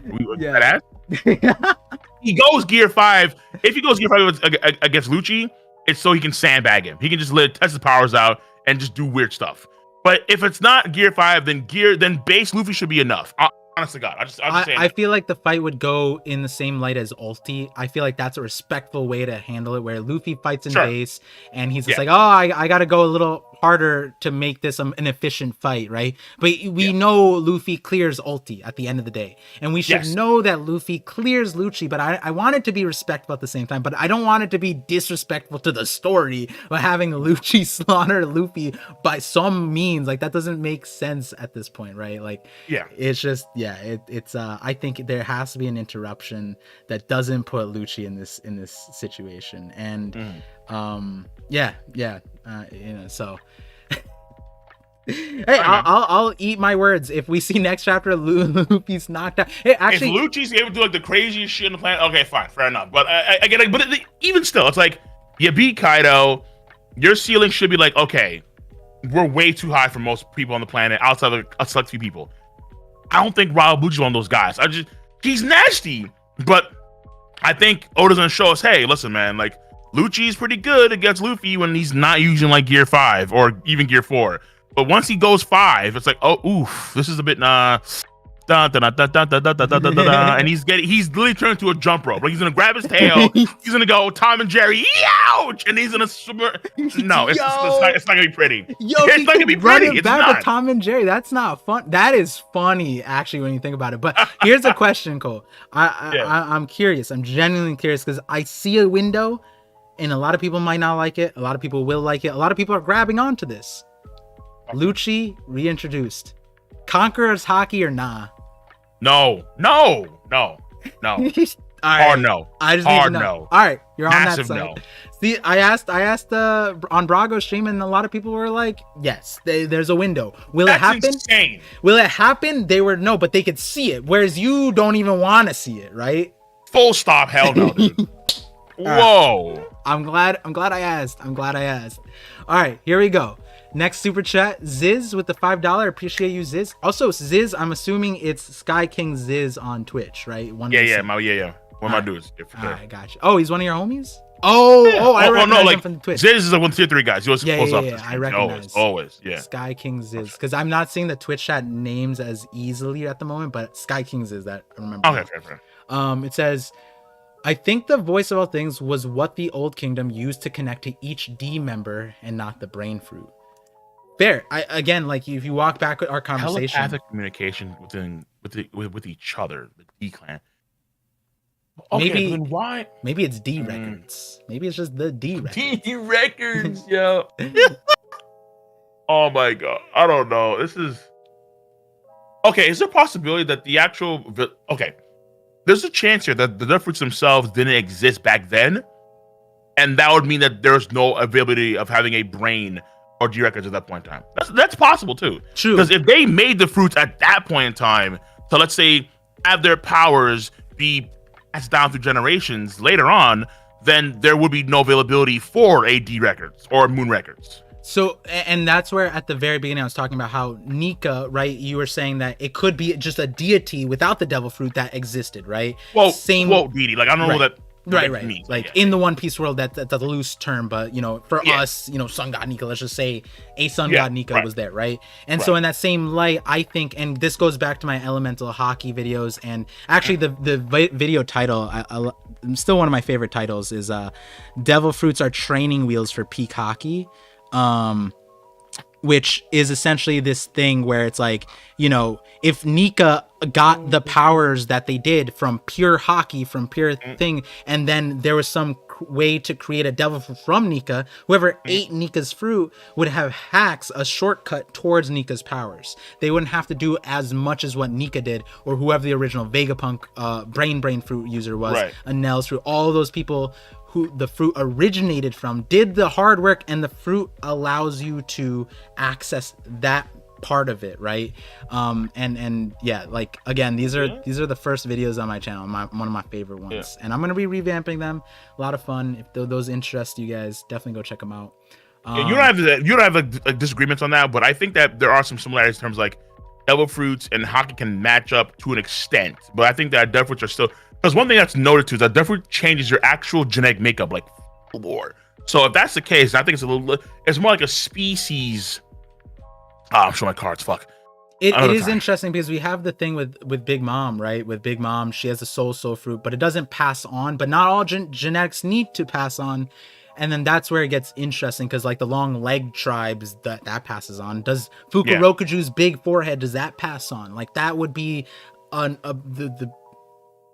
that would be the knowledge I would need if that's hockey related. Like that could be just what he can do in terms of like his species. Like maybe he is actually a member of this clan, but let's say members of this clan can only actually utilize their powers given us certain stresses. Like for Strawberry, he gets sad and his head gets taller. Right. And that goes back to the whole elemental hockey, where I think the mental aspect of it, like when do we see hockey bloom? Mental stress, right? All of these stresses come out, and it's like then why can some folks do it, but other folks can't do it? And that is the special sauce that we got to ask ourselves, right? The D clan, the giant stuff, like Oni stuff. If you're wondering about the Oni stuff, by the way, check out my recent Big Mom video because that would explain it. Okay, cool. Because I've only things in the past, though I'm not sure. I still hope I'm right about the Oni stuff, but who knows? I'm gonna see. Yeah, I think the Oni stuff, basically to tease you, to interest you, Cole, is there might be more Onis in the verse than just the one with horns, because in folklore, Onis weren't just with horns. Onis in folklore, in Japanese folklore, yeah, but Oda already has so many different. Yeah, okay, but Oda has like so many. He has already so many different species. It's like, are we really gonna have it the case where, okay, like, are they gonna be Oni but they have no horns, or they have like one horn? It's like, wait, I mean, maybe, but it's like that to me. It's like you have already so many different things going on. Like, why even bother? The question there, right, is like, what are the ancient giants? Are those Onis? What are the numbers? What are Kaido? I think they're giants. I think that they're probably all just giants, but they're subspecies of giants. Subspecies. Subspecies. Yeah. And that's where that video goes, explaining a logic line where in Japanese folklore that exists, where regardless of species, there's a subspecies that across every form of life, there's a way to become an Oni, and that is in Japanese folklore. And so if you want, if that interests you, chat, go check it out, because I think the Oni stuff is very interesting, for sure. And spoilers, the thumbnail might give you an idea of what we're talking about. But moving on, I got DX Nasty, hit me with the follow on Twitch. So he's new here. I saw him hop in. 5 gifted subs. I appreciate that. And you also ended up gifting my wife a sub to my channel too, which is pretty funny. Good man. Yeah. Look at that RNG. It's beautiful. That's for the baby. So, yep. Yeah. Exactly. We got Time Lord with the bits. He says, what role do you think Celestial Dragon and the Gorosei 5 Elder Stars play in this? Moon names and then the government with star names. Perhaps this helps hint that the Fishman steroids from the Tamate Bako box were meant to be a way to mimic the ancient power source. Maybe a way to understand it is that amplifies your frequency, and so your frequency moves at a higher level and it ages you or something like that. You have to have a rubbery body to be able to tolerate, handle that, the frequency, the vibrations of it. If you don't have a rubbery body, you can't handle the stressors of that. Interesting. Well, do you have anything on the Celestial Dragons Gorosei thing? If not, we just... All right, not really. No, I'm good. Enough. Sky King Ziz again with the bits. He says Blue Nitro sent them. The Blue Nitro? Do you know? Blue Nitro are it's a Toriko thing. Oh, I know Toriko, but I don't know the manga. I watched the anime. I loved it. No. Watch the anime? You like the anime? No. I was younger. We came out at a younger time. You know, I was, Toriko. It was with the Goku, Luffy, Toriko. Yeah. But like, okay. If you can, at some point in the future, read the manga, because the manga's way more graphic. The manga's way more fun. Has way more hype panels. Has way more. I've been on your streams and you talked about it. I've seen some of it. I want to check it out. But I gotta get a One Punch Man first. I have to prioritize One Punch Man. Fair enough. It is ongoing. I'll give you that. Toriko's gone for the time being. Yeah, I heard 2023 there was like rumors. I'm hoping there's some news about a Toriko remake. I'll be on that shit like a hawk on him. I will change channel structures immediately. Goddamn. Okay. So we're almost there with the super chats, I believe. Mega Buster, $5 super chat. He says, I think the way Vega made the other Vegapunks is that he's awakened. The Vegapunks are machines and Vega had his brain grow in them. Huh. Like he can clone his brain? That's interesting. Yeah, because they're clones, but then we see Alice in the last chapter. What happened to her? Alice, she got Rogue Oguned, and then her face starts to crack like she's a robot. Yeah. And then she explodes like a robot. So they must be at least somewhat cybernetic in some ways. Yeah. And then also, but they may also have probably actual organic parts to them too. Other than one of these like organic parts, Yeah, like there's someone in between like Frankie and Automatas, right? Like somewhere in between. Yeah, that'd be the assumption. Yeah, something like that. Makes sense. I don't know about the awakening part, but no, not even that yet. Yeah, for me, I feel like the awakening would be like this entity in the Void Century, similar to how Luffy awakened his fruit after 800 years. Maybe the original brain fruit user did what he did through an awakening. That could be a thing, but I don't even know what that would be like, because then it would be like if he can remember everything infinitely, then the awakening would be like he could turn anything into him. Oh, is that what a poneglyph? No, that's not what a poneglyph is. Yeah. No, we can turn something into a brain. Yeah. That'd be okay. That'd be the idea. Yeah. Jeez. Yeah, that's Or like he'd be able to like manipulate other people's brains somehow, some way. yeah. At the bare minimum. Interesting. I'm not too sure if all fruits can awaken. I'll be real with you. Yeah. Yeah. I agree. Yeah, I'm on this like slow sort of agenda where it doesn't filter my thoughts, but there is a lens there where I think that there might be like a mythical Zoan or a Zoan agenda, that more things might just be Zoans than we realize. I do like that. Like Robin's fruit is one of my favorite ones for that, right? At the moment. No, I hate that. I mean, well, okay, you gotta watch the video before you hate it. Yeah, fair, but like the idea that, okay, myth is out of the question. No myth. No mythical like actual dragons running around, or let's say there's actual phoenixes that fly around and heal. Like, no, there are no weird like Orochi snakes. I would just say like, because myth to me is where things kind of get, is it myth or is it magic? I want to avoid magic as much as possible because I just hate the idea. Like no spells, no incantations, no Wingardium Leviosa, none of that. I'm gonna hit you with something, Cole. I'm gonna hit you with the dragons flying around. Let's look at Ryugu Kingdom. What their castle on top of it has a giant dragon, looks exactly like Kaido. If they never existed, but that is the thing, where did that dragon come from? Hit you, and you said Orochi, right? Amazon Lily, the very center of it is a Hydra head. Yes. We get several places where it could easily be in the guardian past, deities. You're right. Yeah, like, because I don't know what a deity is in the world of One Piece, but like a deity in the One Piece, because I mean, okay, maybe, but the problem is that these I would like to believe that these things may have been like man-made. It's like possible. The same thing that Vegapunk did. Yeah, not necessarily like actual real things. Yeah. My synthesis is that like are the way Rayleigh, I mean, this is anime only, but I think that I would like to attribute this to more anime canon than like just made up anime stuff, because it attributes to Rayleigh and Luffy like on Ruskaina and the training thing, where Rayleigh says like reading animals is easier because they're less emotionally complex, and that's not exactly said in the manga, but that was said in the thing. I remember that. And like that's one of those things where I feel like that's not a huge stretch to say. And so for me, what I see these like mythical Zoans as are these are animals who reached a level of Haki. They were able to manifest Haki on their own. Oh, and so because that's not a bad idea. Yeah, because if we're talking about Nika, if we're talking about any of these people turning into devil fruits and it's willpower based, then why not animals? Why not an animal? Like if you go back to Kaido's, like the lore of the carp and the dragon, that story, it was the one carp that had the conqueror's will to climb the waterfall to become a dragon, right? So if you take that and you attribute that to these mythical Zoans, then these are the animals that had enough willpower to ascend. And you look at an example in Wano, Gyukimaru, Onimaru, the fox had enough willpower to, and he has the mythical Zoan as a monk, but my topic is more so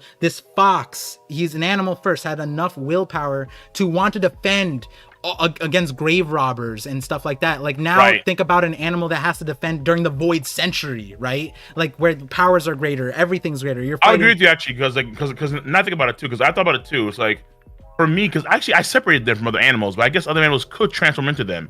Because my idea actually was specifically about Sea Kings. Sea Kings, I think that they're unique because they can talk to each other telepathically.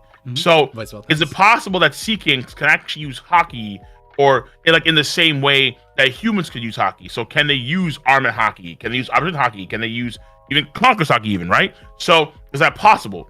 Animals actually, so Sea Kings use these things. So I guess we can also apply to other animals as well. Well, like they can actually grow and get stronger over the course of time. I mean, let me hit you with something, right? Like Poseidon's known to be able to sink the world, right?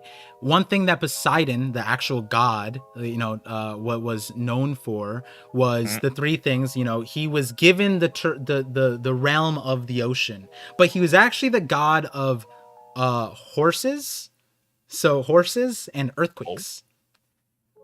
And so the earthquakes ones is really important, because now if you're saying that the Sea Kings could have Haki, imagine if a lot of people are downplaying Poseidon and ancient weapons. I'm going to say you're crazy, but imagine if the Sea Kings all had conquerors and that's how they could create earthquakes that way. Like they create gigantic earthquakes even better than Whitebeard could, and like they actually like sink like entire sections of like archipelagos and so on. Okay, that would be 1-to-1 with the actual Poseidon lore, where horses and earthquakes. Yes, the sea control. Like he's a god, right? One of the big three, right? So obviously his realm, he's gonna have control of it. But the earthquakes one was interesting because like, are the Sea Kings just tackling their heads into the red line and creating earthquakes that way, or is there another way they do that? I don't know. I'm not gonna say that they have Haki, but I'm not against them having Haki because what I just said. Yeah, right. Neither am I. Yeah. So that's okay. This is actually that's an idea. I like this was going. I do. Yeah. So we got Jigga J with the $5 super chat. He says, seeing the chat talk about the Eye of Horus in ancient. Oh, the chat was going on ancient Egyptian mythology earlier. He said the eye is also comprised of 6 different parts, each its own symbol. God bless you. Eye of Horus. We have a lot to. Yo, Cole, we might have to have like a study date. Like, we could hop on our voice. Because a lot of times I try to keep things like just to like. Oh, the Eye of Horus does have that swirl at the end that has the Deathroot swirl at the end too. Yeah. I've seen it. We talked about it before. So. Yeah. Someone put the Eye of Horus in a brain. Yeah, there's a lot of ways there. We got Sky King Ziz with this bits. He says, Cole, bring up my Coalition of the Sun picture. That was 2 hours ago, so I'm assuming we don't have enough time for the sun picture, but yeah, because actually the super chats are longer than I thought they were, so I'm like, oh wait, hold on, shit. Like the time. Because almost 8:30. Okay, hold on. We can breeze through the last bit. Okay, so actually because I just like what it is. So because I have to give it to you right now because my thing is like fucked up. Okay, because I was like, hey, actually I could give you a tweet. I'll tell you. Basically, the Coalition of the Sun is like there are certain like, the symbol, like the main core symbol of the are we talking Arabasta, King Neptune, Kurozumi clan? Kurozumi. Okay, the 5 shells. Okay, got you. So it's Alabasta. So it's Alabasta. It's Zoe. It's Water 7 in his mind. It's also Elbath and God Valley and Wano Country. Yeah. And so it's various islands that were the Coalition of the Sun actually teamed up to create the Ancient Kingdom long ago. That's the idea. Yeah. Or like something of that sort. And then there are actually markings of people that have these emblems on them that are very similar. There's actually one place that's actually no one's talked about before. It's a very weird place when I think about it. But I'm like, you know what? I'm gonna set for a video. So I'm not gonna say anything right now. I'm gonna set for a special video. No. Okay, got you. Because the one I was thinking about is Skypea, but that one I think is also in the picture. All right. Yeah. All right, save the special sauce. All right, let's get through these things now. Okay, so Fola became a member. Yo, I appreciate you, Fola. I always forget to say this, but something that YouTube members do get on my channel is early access to my theories, so in audio form. So there are 3 videos that are not the public does not have because I have to edit them, but as soon as I record them, they're uploaded. You can hear them. The next 3 are pretty cracked. I'm pretty sure I'm bringing 2 of them to the referee as taglines, so they're pretty fun. And so if you join as a member, you get access to that. So nice one, Fola, and I appreciate you. Thank you. Time Lord with the bits. He said, what if the world government quite literally caused the world to forget about the ancient kingdom by using an awakened memo? Because technically destroying the memory, the knowledge of the kingdom is exactly the right move if they were looking to make the ancient kingdom die, as you only die when you're forgotten. I think like that Cole has the thing where it's like not all fruits have to awaken, but I would imagine if you could awaken that fruit, maybe that's how it would operate, but that's also pretty... That's correct. And again, assuming that fruits even were around at that point in time. Yeah, I feel like it would be okay. This is a Naruto reference, but like I'll say it like it's Shippuden. I like hate that I have to do this, but it's Shippuden, whatever. Like Shikamaru's dad and Inu's dad, like the way they were like hive minded, connected. So like I would imagine you would need, I think you would need pudding plus sugar, for example, or pudding plus Hawkins or something, and so he could connect everyone with straw and then erase everyone's minds or something, like some kind of amplification, or like Doflamingo's string, parasite, birdcage, something. Fruits combine together to make like some sort of like network, and then they make the internet. Exactly. They make the internet, and then they link up, and then block. No. Okay, look. No. I want to. Fruits don't. Fair. Oh, I hit you with something. I forgot to add this because this is a part of the second the part 2 of the moon thing. Was there actually might be, besides the Sulong, there might be an example of someone connected to the network already. The Denden Mushis. They might be the ancient connection. That might be, they might be connecting. And I mean, that one was a stretch, but we still don't know how they managed that connection in the first place. They have antenna on their backs, don't they? At least some of them do. No, I don't think so. But what is interesting is that Doflamingo's birdcage cuts off Denden Mushi communications. It does, yes. That's true. So there is a very interesting line of connection that's possible. Like, I would be interested to see how Doflamingo's birdcage works on Vegapunk. Could he his strings cut frequency? Yeah. Oh, exactly. Right. Like because a lot of people, when I put that video out on my Mind Rope video, it was saying that, you know, Doflamingo's thing is supposed to represent Faraday's cage and holding in you know, charges in that regard. So it's not far-fetched, but you know, there really got to breeze through these last ones because I do want to get to the film red stuff. So yeah, quickly too, because I do have to actually bounce for like a few minutes. Yeah. Like Fluffa Bunna FT. I apologize for mispronouncing that. $5 super chat. Love to see two great content creators talking about this topic. If we are going to the moon, do you think it will be before or after Elbaf? Now, Cole, this is actually a question I did want to ask you, and we just got carried away. After now hearing my ideas about the moon, do we necessarily have to go there, or does this satiate your moon importance agenda, that this whole moon brain idea? We still have to go there for sure, without a doubt. Okay. Right. But it's just a matter of when, and that's what I'm thinking. Like, there are options here. It's like we can either go there after, let's say, let's say we go there after Egget Island, or we can go there. Because I'm not too sure if Elbaf is going to be happening after I get out. Like, it could honestly be because we're kind of building up for like the Blackbeard capturing Law, maybe capturing Law. Already has Pudding, Kobe screwed. So, okay, we may have an actual Blackbeard war on Fullet Island, potentially. But we could maybe do the thing where we go there after Elbaf, too. It just depends. Because if it's more in lockstep with the One Piece itself, then it could be after Elbaf. If it's not, we can go right after Egget Island. I'm cool with that. Doesn't matter to me. But eventually, we'll get there. All right. We'll get there. Yeah, for me, I don't think we necessarily need to go there. Maybe Anel comes back with the information, or maybe the information of the moon gets slotted in from poneglyphs or something. Because if it's Ancient Kingdom related, then maybe one of the poneglyphs in the future ends up telling us about it. Or maybe the moon ends up being that connection that we need, and we find out about it on Laugh Tale. So, and you know,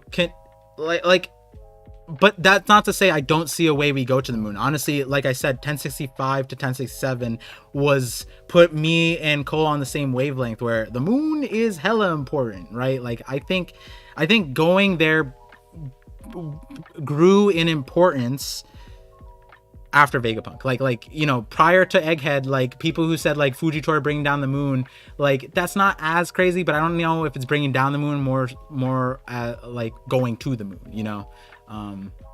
And like, again, why introduce like anti-gravity and time-space warping if we don't use it in some way? And that would be a great way to use them. Yeah. And Sky King's apologies, said, how would a brain as the One Piece make Roger laugh? I think that would still it's not necessarily the One Piece made him laugh, it was the tales that Joy Boy told, right? And this would be the medium of that story. Like, he would have literally talked to Joy Boy, essentially, the essence, the soul, the memory, whatever you want to say. That's why he said, like, I wish I was born during your time. Yeah, because and then he would know, because he would be able to see it. He would be able to see everything. In the same way that Momo saw Zunisha or understood Zunisha's things, or Sanji saw Viola's past in those instances. It'd be very similar to that. And if you're curious about that, like, the Mind Rope stuff is a growing agenda. It's being confirmed left and right. We'll talk about that in a second. And go check out that video. It's another favorite. Jigga J says, oh no, we got here. Okay, so we're caught up. We're almost caught up. Okay, so Sky King Ziz, another one says, Cole, run back the frequency idea to the 2016 theory of Phantom Luffy passing through objects. I'm assuming you might want to save that special sauce for a video. Well, no, that one I don't think I'm ever touch again, because I don't think it's gonna be happening anymore. But like, the idea was essentially like, okay, Luffy was able to actually change his atomic structure with his rubber abilities to where he can actually phase his molecules through objects. That's the idea. So like he basically pulled like what's her face from X-Men, like some I think her name is Cat. Yeah, so like he actually changed his atomic structure with his rubber abilities and actually phased through matter itself. That'd be the idea. Yeah. No, I feel that. That's it. Yeah. I like that we stretch the ideas, because my first video is a different version of that, where I thought like Luffy was doing gear 3 and he's kept on getting bigger. I thought to beat Kaido, I made a parallel of how he beat Doflamingo, Katakuri, and Kaido. They said a line, and the line Kaido said was finesse, and like he needs to focus or whatever. And so I was thinking that Luffy would get infinitesimally smaller, and instead of getting bigger, he'd focus all his power into like a pin drop. And that would, like, you know, if you focus all your energy into one spot, it does way more damage than spreading the energy. Oh, I see what you're saying. Yeah. I see what you're saying. I still like that video. It's a first one. It's a fun one. Well, okay, Luffy can actually do a lot of these things still, because he's not. Yeah, just the way we see actually, because like right now, Oda's just kind of doing like some. Luffy, I think, has yet to actually touch even like the baseline of his actual powers like Gear 5, because we even see come the end of the fight with Kaido, he does the like eruption of fire on his body. It's like, wait, what the hell is this weird thing? And then he beats Kaido, because Oda has that line about how, well, you know, he won't beat him with a punch, and people are like mad because, wait, he said him with a punch. It's not a punch, it's a flaming punch. So they're different. They're different. I'm saying they're different. Fair. True. It is.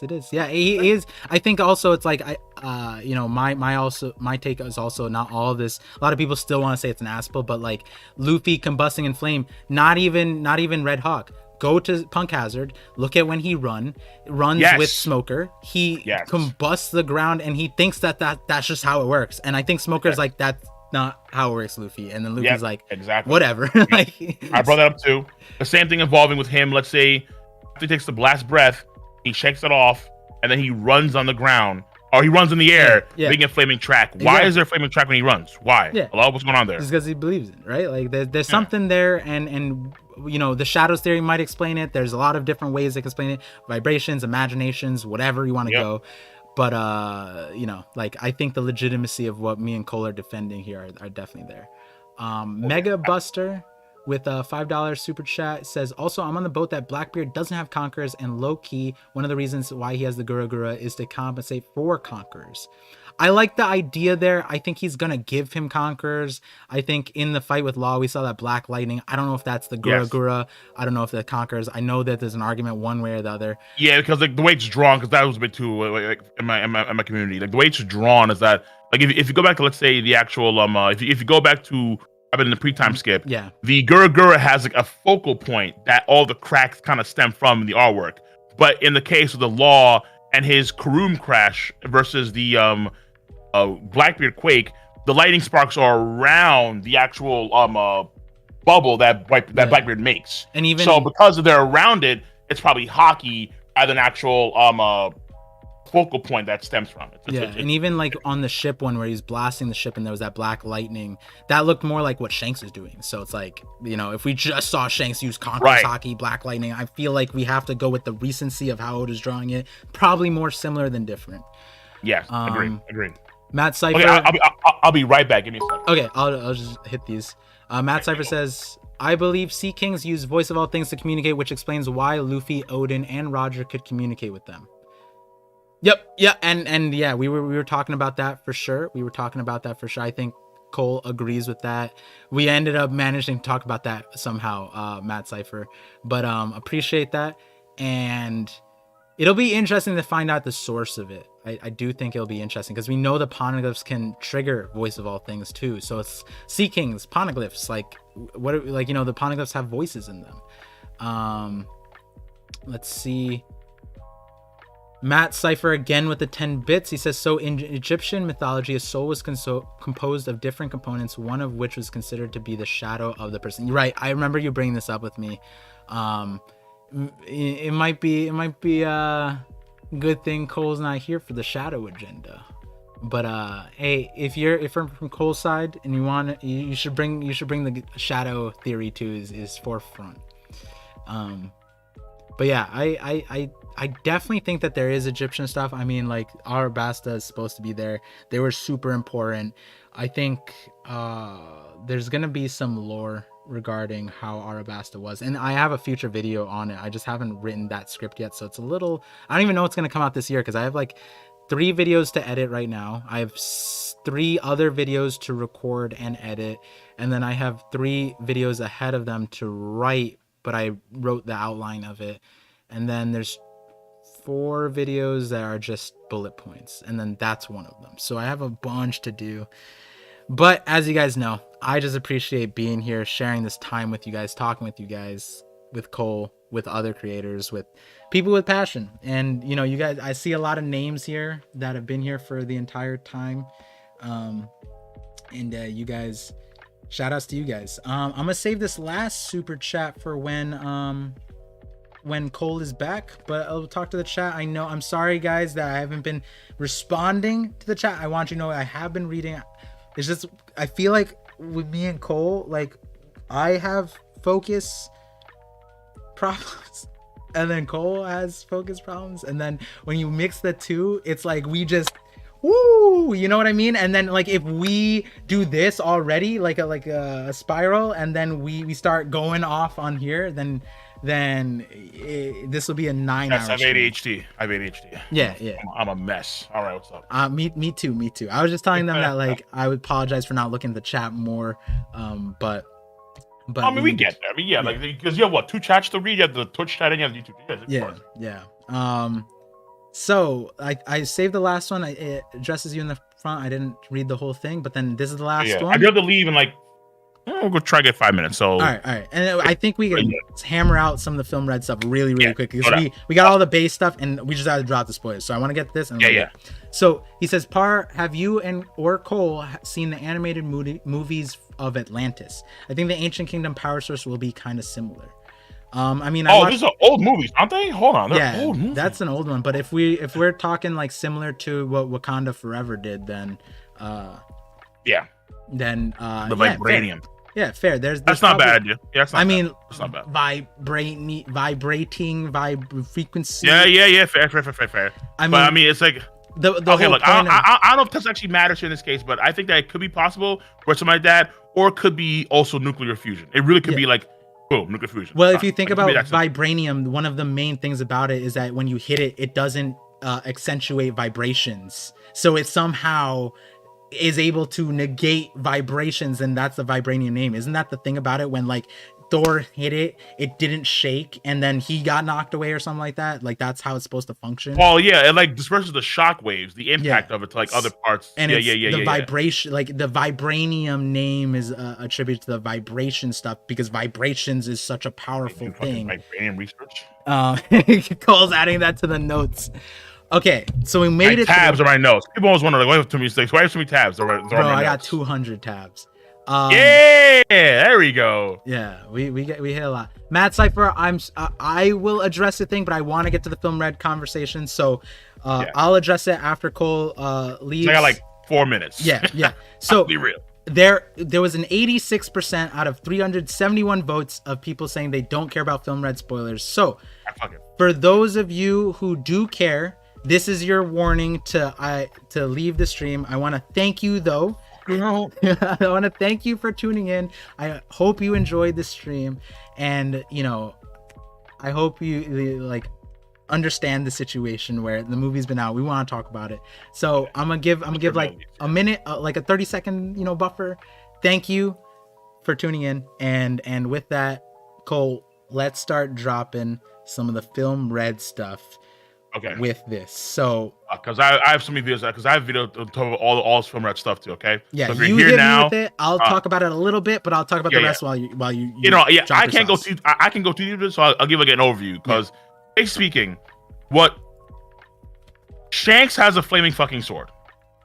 We see his flaming fucking sword, and I'm like, okay, this is ridiculous, because he has the flaming sword that he's doing like he's kind of like manifesting.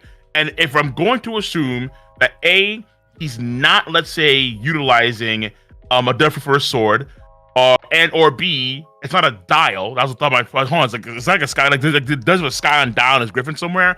Probably not. And the likely option is that he's actually using Haki in some way to actually create the fire. Or this is a figure land thing. It's not a thing that actually applies to Haki per se, but people of the Figureland bloodline can actually utilize fire in some unique way, like a Lunarian could. So I thought, okay, hold on, time out. If that's the case, and Sanji can do this, who the hell is Sanji's mom? Like, what's going on there? And you know, I think you know, a few of my videos talk about like lineage. We might be surprised that lineage is connected more ways than one. It doesn't have to be that like it's a direct lineage. Like, for example, one of my videos is talking about Fishman lineage, where it's like if we're talking about slavery and Fishman, well, real history of slavery is that there's a lot of procreation that's involved, and what comes from that is, you know, mixed DNA. So we might be surprised there's more characters with Fishman DNA and more people, Figureland, Lunarian, whatever it may be. My thing is it, for me, it makes more sense that there's a mechanism that there is remembered in their lineage, a trauma, a memory, emotional trauma that lets them easily access those things, but it's accessible by everybody. It's accessible by everybody. Maybe. The reason, because Oda said specifically that folks have affinity for Haki types.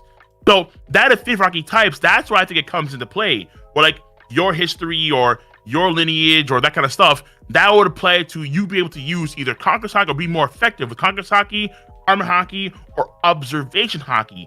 But the Haki elemental things where things kind of get iffy, particularly how Sanji, when he does Ifri Jambe, he differentiates his Haki to his fire. That's what things kind of get a bit wonky there. Like they're separate things for him. So, and like he uses Haki as a purification to actually handle his own flames. And that's where, so like, you know, Cole doesn't have the time to watch a 1.5 hour video on Sanji, no. But you guys should watch that video because, like I said, Sanji's arc in Fishman Island, which gets slandered through the roof, parallels like word for word Rene Descartes' book on Passion of the Soul. And the point there is that when you're emotionally driven, when your emotions are at the forefront, like it is for Sanji, moving your soul, which is what Haki and willpower is. It's moving your soul, making Conqueror's Haki, dictating something, manifesting something. That is willpower. And Sanji is the person who can access that the most. And so if you look at Enies Lobby, if you look at Ashura as a Conqueror's Haki type of thing or a spiritual type of thing, then on the flip side, Sanji demonstrated an elemental Haki thing. And so, and whereas Luffy might have demonstrated a devil fruit ability. So we get on Enies Lobby like a trifecta of that, which fits so perfectly well. And if you watch the Sanji video, I break it down even with Zoro's character, the stoicism. That stoicism was the exact thing that prevented us from understanding emotions. If you guys didn't know, emotions was a word that was invented in France after years of we never had a word for emotions for all those years. It took emotions. Emotions, by the way, what do you think emotions means? The etymology of it? Emotions means to stir. By the way, that's what emotions. Okay, maybe. I mean, I think it's more so just, you know, the Duffer thing, because like, you know, he is the German. You know, they all have this. They all have the swirls, and mind let me hit you with another one. Like Niji, Yonji, Niji, Ichiji, and Rage. Niji, Ichiji, and Yonji, they don't have any emotions per se. So, and that's the important thing, right? They access their powers through the raid suits. No, they are able to mimic it or whatever. But that's not just raid suits too, but also like the natural bodies, because Niji can do that without his raid suit to a certain extent. It's not to the level Sanji can, right? And that's the important thing, where we have to figure out if they can even use Haki, right? Because if Judge took away their emotions, can they do Conqueror's Haki, for example? You and I gotta do a separate thing. Right. Yeah. So going back to film red. So let me just kind of blot through some of these things real quick. Yeah. Then you kind of like mull over them like in your mind.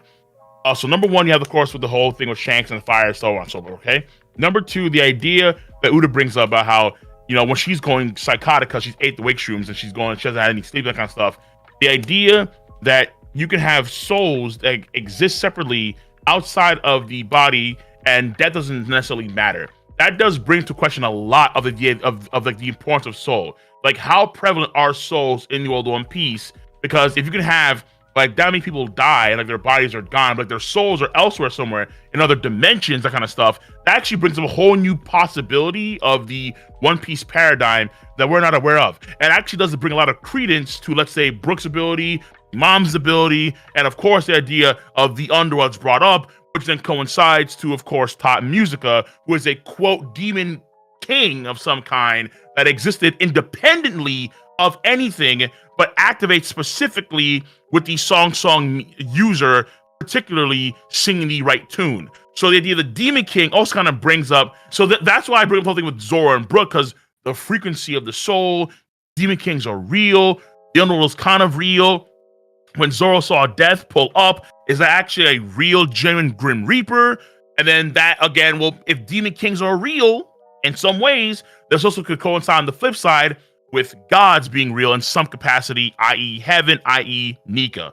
So, yeah, but that you know, blah, blah, blah. Because one thing I will say is that, wrap it all, basically, I suppose, there's a chance that coming in the series, Luffy does die.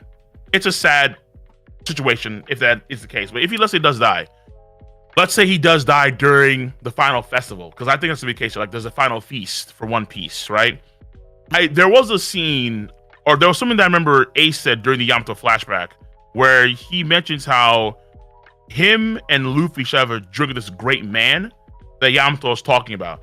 And I always do wonder if there'll be a scene like that, where, let's say, during the final feast, everything's all said and done, the souls of the people from the past also come and congregate with the people. Like, it wouldn't just be, hey, people are living now, but would it be people that are actually dead too? They kind of manifest as like specters, and they also enjoy this global party that Luffy is the orchestrating. So people that have died. So Roger, Ace, Luffy could literally be on the same table, whether either Luffy's dead or Roger and Ace, you know, and so let's say he goes up the spirit world, whatever we call it, like on some Yakusho shit, or it's vice versa. They come down to the world and they all have that celebratory, you know, kampai, those three on that table.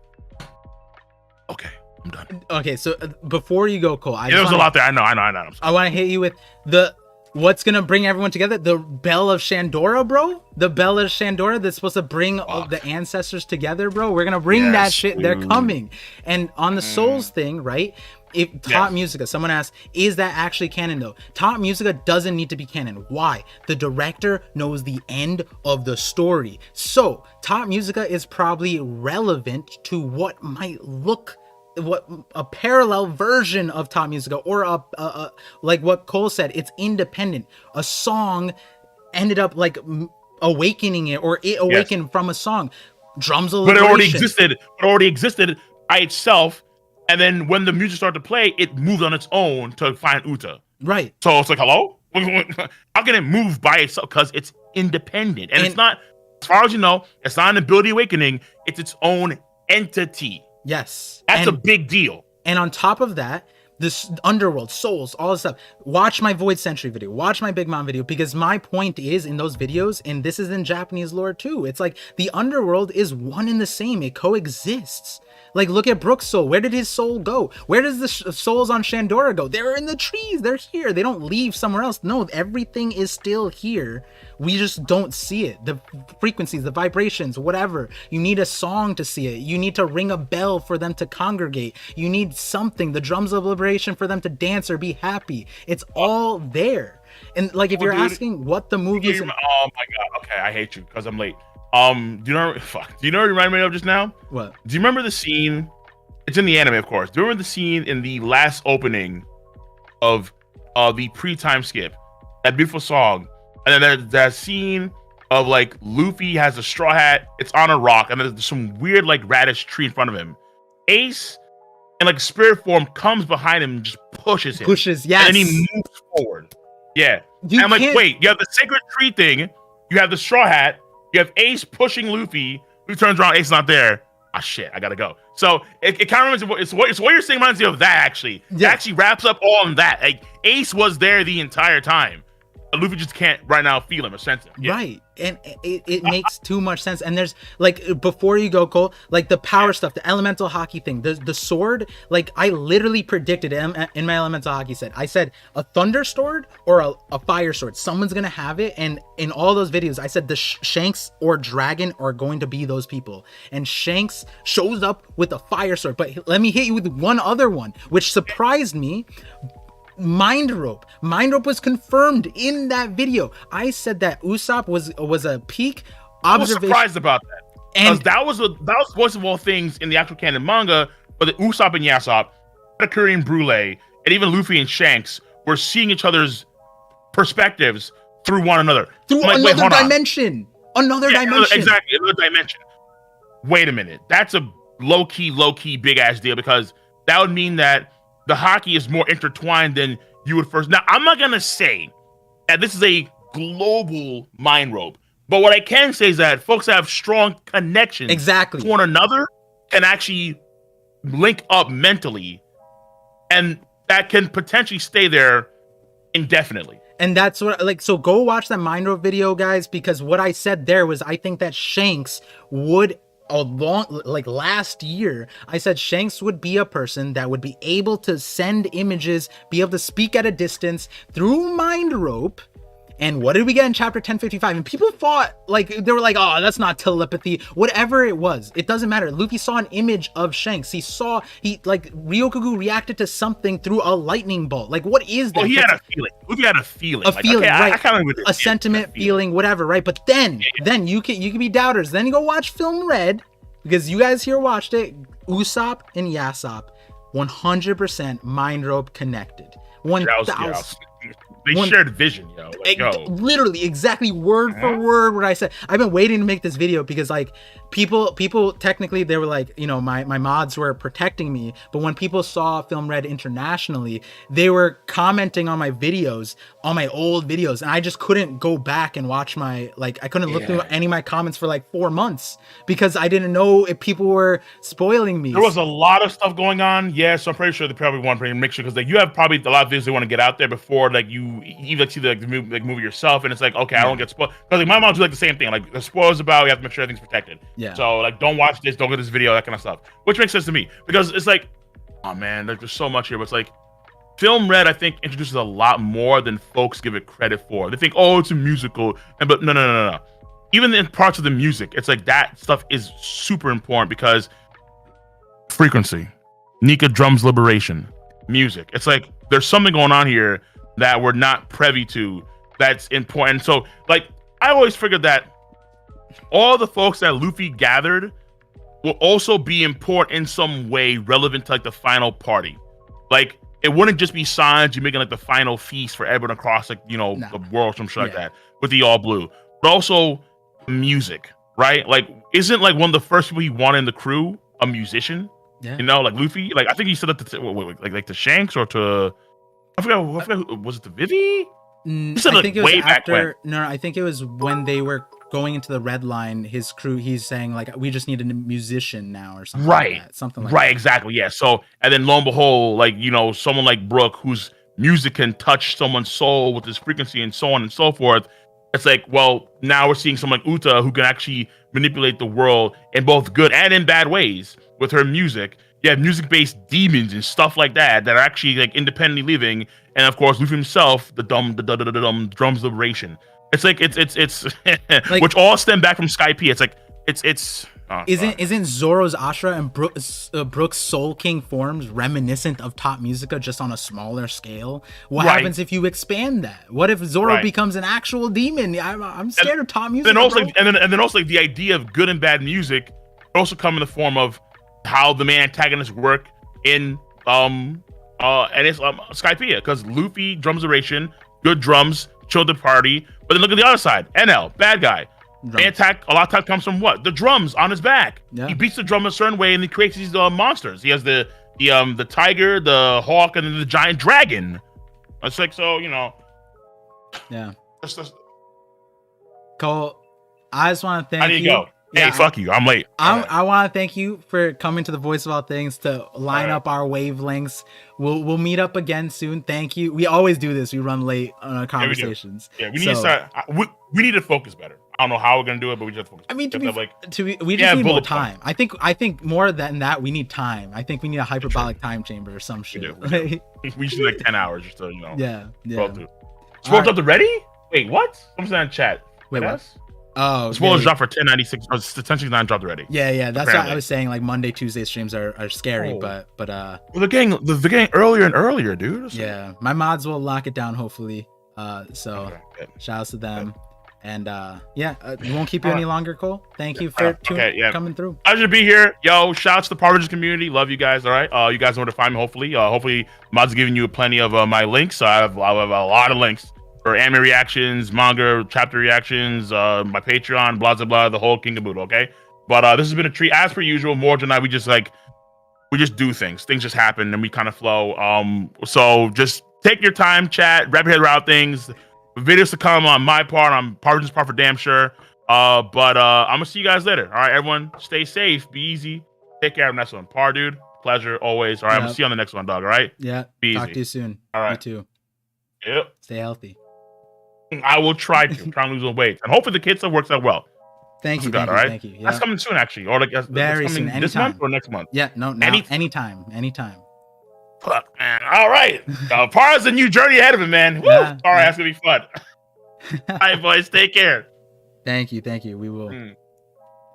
All right, guys, I got some bits to get through, and I'm gonna talk to the chat. I know there's some Film Red stuff. This is a special instance because we are talking about Film Red for the first time, like on my stream, where I kind of like because Cole was here. I wanted to talk about Film Red, and truthfully, I should have gave more time to it, but you guys could see like the how much we got lost in the sauce. Like we got very lost in the sauce. Goddamn, looking forward to the day Part ends his stream because he needs to go. Matt Cypher brings up a point where it's one of these streams that drag on. They're not sustainable, and that's why they're dragging on now, because there'll come a day where the time is decided by the baby. I'm not the captain of the ship. It's my wife and the baby. So I have to leave the captain's helm there. Cole is gone, but peep the VOD. All right, Rafts. Yep, we'll still be talking about Film Red since this is we cleared out the Film Red people who are afraid of the spoilers. So I do want to talk to you guys a little bit about that. Let me just get through these bits real quick. Matt Cypher says, I think Luffy's fruit was called the Sun God fruit because it was capable of breaking the laws of reality to create its own sun. The sun is the ultimate source of nearly infinite energy, and Luffy is the final piece of the puzzle Vegapunk needs for its unlimited energy. That'd be very broken. It's fair. It may be possible. Maybe the world used to be geocentric and then Sun God Nika made it heliocentric. Maybe, I don't know. Matt Cypher again says, why would you name the fruit Sun God unless it's a god that could either control or create or even represent the sun itself? The other gods may have been responsible for other aspects. Earth God creating birth, rain God creating the oceans, forest God creating the forest. Forest God would be land, right? Like Earth God, birth, forest God. Forest, I get it. Trees, nature, right? Oh, you can have land without nature. Oh, that's important. You can have land without nature on it. And finally, a sun god to create and generate energy from maybe nothing / the environment. And so, going back to that, that's the sauce of the shadows theory. It's trying to figure out the meaning of the sun god thing, right? Shadows, you can't have shadows without light. So if you are the manipulator of light, you are also the controller of shadows, right? Being the controller of shadows does not mean you're the controller of light. We see that with Moria. Moria is the ruler of shadows, but what does he need? He needs a giant flashlight to create the shadows that he can pull. We see that in the Luffy scene, I think like chapter 458, 457-ish? No, 458, I believe. But yeah. And then Matt Cypher, again with the bits, he says, hey Par, on one of your streams, can we do an analysis of the songs in Movie Red? For sure. Eventually, there's a lot of priority stuff, right? Like I mentioned, I have like 16 videos in queue. And then these streams, I like to talk to the other content creators. And then off of that, I just like to enjoy my time on the off streams as much as I can before the baby comes here, because like those Pokemon streams, can't be doing those all the times. The watch parties, those are the reasons we indulge in those now. So if you guys do, like, you guys enjoyed my presence here, the conversations here, and you guys want to see more not One Piece related, but truthfully, every time we do a not One Piece related stream, we end up talking about One Piece here and there, you know, even in Blue Lock, even in all the animes we talk about it. News, talk about Australia. Australia is a One Piece island in our world, like 1000%. So definitely love that. And so again, I want to thank you guys. I'm gonna close out the stream in like not a few minutes. The chat generally pushes me a little, not pushes me, encourages me to continue, especially because I may not be able to do 3-hour streams in the future, so 4-hour streams. And so with that, let me get to some of the chats here. I see, God, these talks are always so fun. Mr. Rubix, I appreciate you. I'm glad you enjoyed it. Really enjoyed the stream, man. Reptar, shout outs. Thank you. I'm glad you guys are having a great time. I'm glad, like, that each stream, like, if you guys go back to the VODs, I don't write notes, but I have an idea of what makes the conversation for the other person interesting, and we kind of go from there. And I feel like each time it's a gamble. I hope that the chat enjoys it, but I feel like we do a good job, so glad you guys are here. I see Shimada says, do you think there could be some kind of spirit world, since there was different dimensions introduced from Film Red? I think the other realms could be escapes, if that makes sense, right? So again, if you guys are here, giant Film Red spoilers thing, leave ASAP. Like, when you think about willpower, and like, I talk about this thing, Devil Seed users, which I hadn't brought up with Cole, but there's several characters in the One Piece world that have Devil Fruit like powers. Polly, Wanze, Miss Golden Week, Django, the Oniwa Banshu, so many people, Devil Fruit like powers without the Devil Fruit. Where do those come from? Now, you think about willpowers. If you create an oppressive entity where you can't escape, even in your dreams, going back to the moon brain theory, right? If you truly could not escape the world, even in your dreams, you're connected to the world. Let's equate it to the internet, right? The internet, you create this world where we're always connected, social media, blah, blah, blah, blah, blah, right? You'd want an escape. That might be where a mirror dimension is, right? This is a personal thing, but like, when I was a kid, I was isolated, and parents didn't let me have friends and things like that. I sat in front of a mirror, and like, you know, I was just like thinking. I wasn't exactly speaking out loud, but I was like imagining a conversation. And like, you could think about that, like the thematic of isolation in the One Piece world. Mirror dimension could be from that. The Blue Note thing, like, I know that there's like a few stories where the idea that you open a door, and instead of leaving your house, or you go into like this place that you don't want to be, you escape into a fantastical place. Isn't that the story of like Narnia, right? Like, so when we're talking about these other dimensions, it might be that the dimension, the state core dimension, was so oppressive that the willpowers of these individuals created other dimensions. Another one, Mont Dior. How many people escape through books? I mean, we're all escaping through the One Piece manga, right? You open up the book, you escape through it. Each page is a different way of escaping. That might be what's being told here. In Film Red, music is an escape, creating another dimension where how many times have you guys had a bad day or whatever, you blast music in your car and you just escape. You just, you know, you leave what you're doing. I think that's what music is for a lot of people. That might be why Oda loves music, and I think that's why the world loves different artists, different genres, different music. It's all a different frequency, different vibe. So hopefully that answered that question, Shimada. That might even be the whole video. I haven't done like the Film Red stuff yet. Again, in that 16 videos of things that I have to do, I didn't even count the Film Red videos. I have like 4 videos for Film Red. I just don't have the time. I need another version of me or something. Like, I need another person to like edit the videos or something, but we're getting there.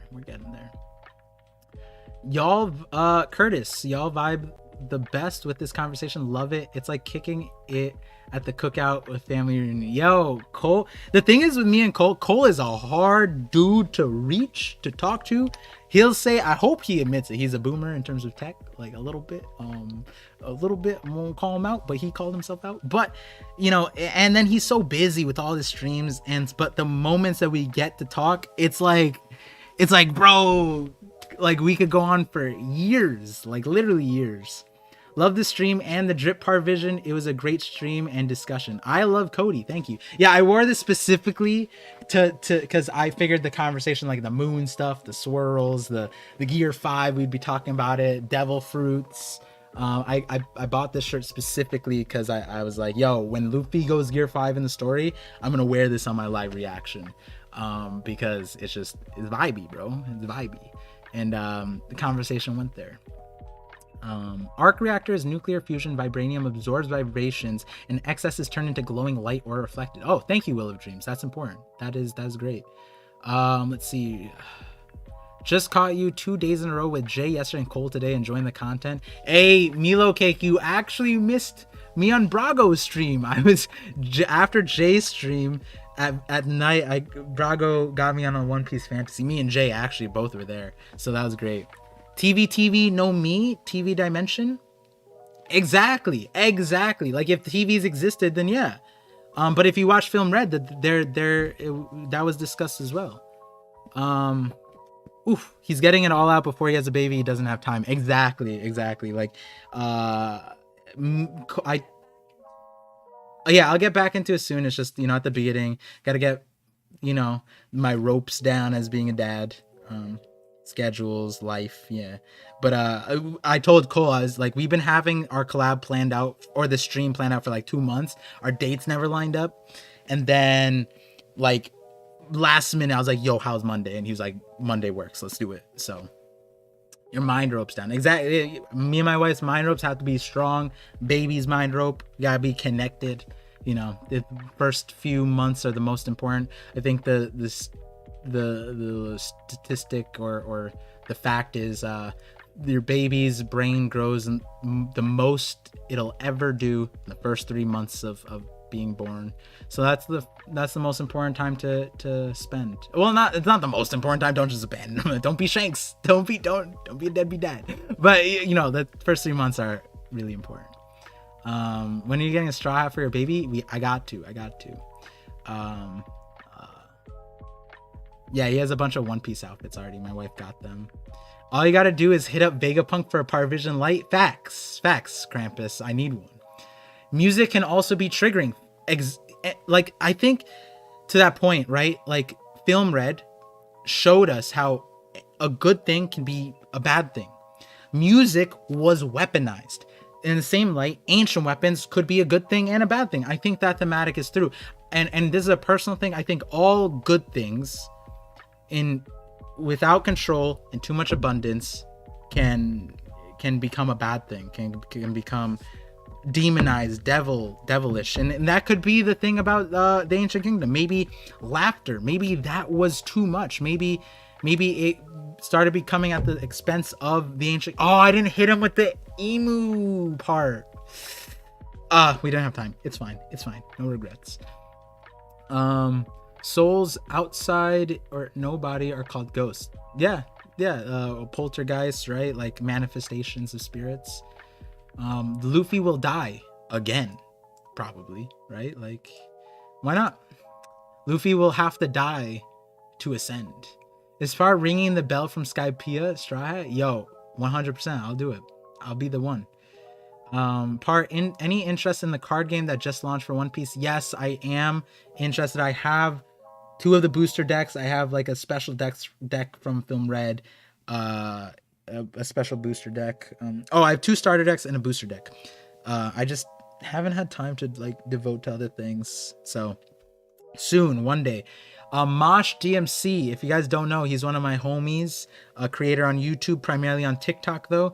He is a huge One Piece card game fan, so if you guys are interested in that, go his way. Oh, DK Mr. Fly, what's up? How you doing? First week is rough as well. I just had a baby and team no sleep. Yeah, Sierra the Goat, Thank you. As my community knows, I don't exactly sleep regardless. Like that's kind of a thing. That's like a, actually, to be fair, like today and yesterday, this entire weekend was like maybe 3 hours of sleep, probably. Like I mean, I slept in between here and there, but I definitely need to catch up on sleep. But yeah, we are operating on a little bit, but hopefully and so I do want to apologize. I feel like that hurts my quality in portraying my thoughts. I personally felt that more when I was talking to Jay yesterday on stream, because we were shifting gears. It wasn't theories, it was emotions, and so I was stumbling a little bit more than I would. But hopefully you guys enjoyed it regardless today, and you guys didn't feel the tiredness there. Let's see. Good or bad behavioral state can be triggered. Yep, exactly. They don't burn the trees, the ancestor spirits wouldn't need to be summoned. Yes, the trees need to be burned for the things to go away. The going merry. I think fire is the way you properly set a soul to rest, and that's Norse mythology, which I really like, because it seems like Oda is taking a bunch of underworld concepts across the globe and creating a rope, a connection of some sorts, and creating one seamless one that doesn't necessarily, because one thing that I don't like about that, and here's a soft thing in Marvel seems, I use this word maybe aggressively, but I would say they kind of bastardize a lot of mythos in a way that's not, they try to make it too one-to-one, where when they do it, it doesn't feel respectful, whereas Oda's clearly making his own spin on a lot of things, right? So it's not, it doesn't feel in the same light of like just ruining a culture. It's like he's creating his own, and he's creating creating meaningful parallels to this one, where you can connect and it relates to this, but it's not the whole picture, right? Let's see. Toki is from the Void Century, so the Toki no Mi was around in the Void Century. Toki's fruit is very interesting, because Toki, we don't get, did she eat a fruit? Right? Like I think Odin said that she has one of the weird powers, but I don't think she ever said she ate a fruit. That was never a thing. She just said she had a power. So Toki might be the progenitor of that power, which might explain why the Toki no Mi doesn't exist now, because whatever process there was to go from person to devil fruit wasn't applied to Toki, right? Like that could be the separation, Milo. Oda goated calling out music industry and devil acts. They promote violence and drugs and black culture. I wouldn't even say it's just black culture. I think that's in across all cultures. I think to say that it's in one culture versus all of them, I think like I've seen documentaries on many songs, some in metal, some in pop culture, across the board. It's just right now one of the more popular ones that gets the highlight is probably black culture, but that's also because black culture kind of like drives that industry right now, so they get a brunt of that pain. But that's a whole different discussion. But I do agree with you that music is powerful and it's deliberate, right? Like when you go back to ancient cultures and ancient religions, and then even the monotheistic ones, music is involved there. Music is in every single version, right? So there is a spiritual level to music that's holy, that's demonic on all sides, and it's not restricted to one culture, one race, one geography. It's across the board. And it might be that Oda chooses to focus on a specific one with Top Musica. Dream Theory has been on Par's mind since seeing film Red. Rabbithead, you're... Duh! I need to find the VOD where you first said that, and I want to ban you. And now I see the rabbit vision. See, the 6 Vegapunks upload their experiences once a day, right? Like punk records, but do each of them have access to each other's experiences, or just the original Vegapunk does? I think it's a shared one. Any chance Kaku has a chestnut on his head? Oh, you saying Nolan connection? That'd be wild. I don't know. I've never thought about that, honestly. I have a few things to say in the chat about Emu. Emu is one of the most one of the 3 most intriguing mysteries in the series for sure. I have an emu-centric video coming up soon. If you want teasers, the Randy Troy video collab. I liked what I said there, and then I said a little bit about emu in this one, and in my what's it called? My Void Sentry video and my Moon video. Those two. Just opened my 2 boxes. Trash alternate arts. I'm butthurt. Trash alt arts. I don't understand what that one's saying, but welcome to stream, Ryan Stone. I'm sorry about your 2 boxes. Do you have confirmation Dragon was not a part of the Rock's crew? I mean, we don't have confirmation against it, but we also don't have confirmation for it that I feel is strong enough to make that logical leap. But if you have some details, feel free to join the Discord and share those. I'm sure a lot of people would love to see that. Bro ate a sleepless room. What up, Par? Yo, Darvis. Yeah. I think I have the Blackbeard quirk to a certain extent. What if a song could be played on a global scale? That would basically be a way to control the entire world or liberate it. Yeah. And you know what's funny about this, Shimada? Is like, what if what if the world government, their side, just didn't like that song? Like, I know Sai doesn't like being sake. And he's a world government fanboy, a marine fanboy. What if they just didn't like the song and that's why they created their own thing? That's funny. And that's why they banned music. There's like, never again. Never going to a concert. Par, you missed my last bits. Oh, okay, let's see. Matt Cypher, 10 bits. Oh no, I clicked on that. Oh, I was stuck on that one. Okay. What if it's called a liberator because the original user liberated the planet from the sun it used to orbit? Call out the Dax newest video. I haven't seen Dax newest video. I know some of the details though. And liberated the planet from the sun it used to orbit. Yeah, I mean, Cole was talking about a variation of that earlier. We were talking about the vibrations. There is a logic line with that with the geocentric model on O'Hara. So heliocentric model could have been created rather than existed, if that makes sense. So I know the based off the thumbnail and some discussions with Dax what he was talking about. And yeah, like I think Liberator, it could make sense. Shout out to Dax for that theory. A lot of people just flip the Romanji of Emu's name to get Umi, but if you flip the katakana, you actually get Mui, which means inactivity or idleness. Yeah. So in one of my videos, I did reference that, and then afterwards, a lot of people pointed that out, and I think if you watch the Void Sentry video, yeah, the Shadows theory actually, Shadows and Void Sentry. You watch that one, the inactivity or idleness, it fits. Also the moon one. If the brain is a moon, and you watch Film Red, everyone's sleeping, right? Everyone's sleeping in Film Red. Idleness. That's the idleness that gets the that alludes to that, right? And then you think about the moon brain thing. If everyone syncs up during the brain, and the way to control the world is by everyone staying asleep. Yes, Tsukiyomi, but it's almost like a reverse / greater than version. I know a lot of comments have said that, like, it sounds like Tsukiyomi, but it's also like way crazier.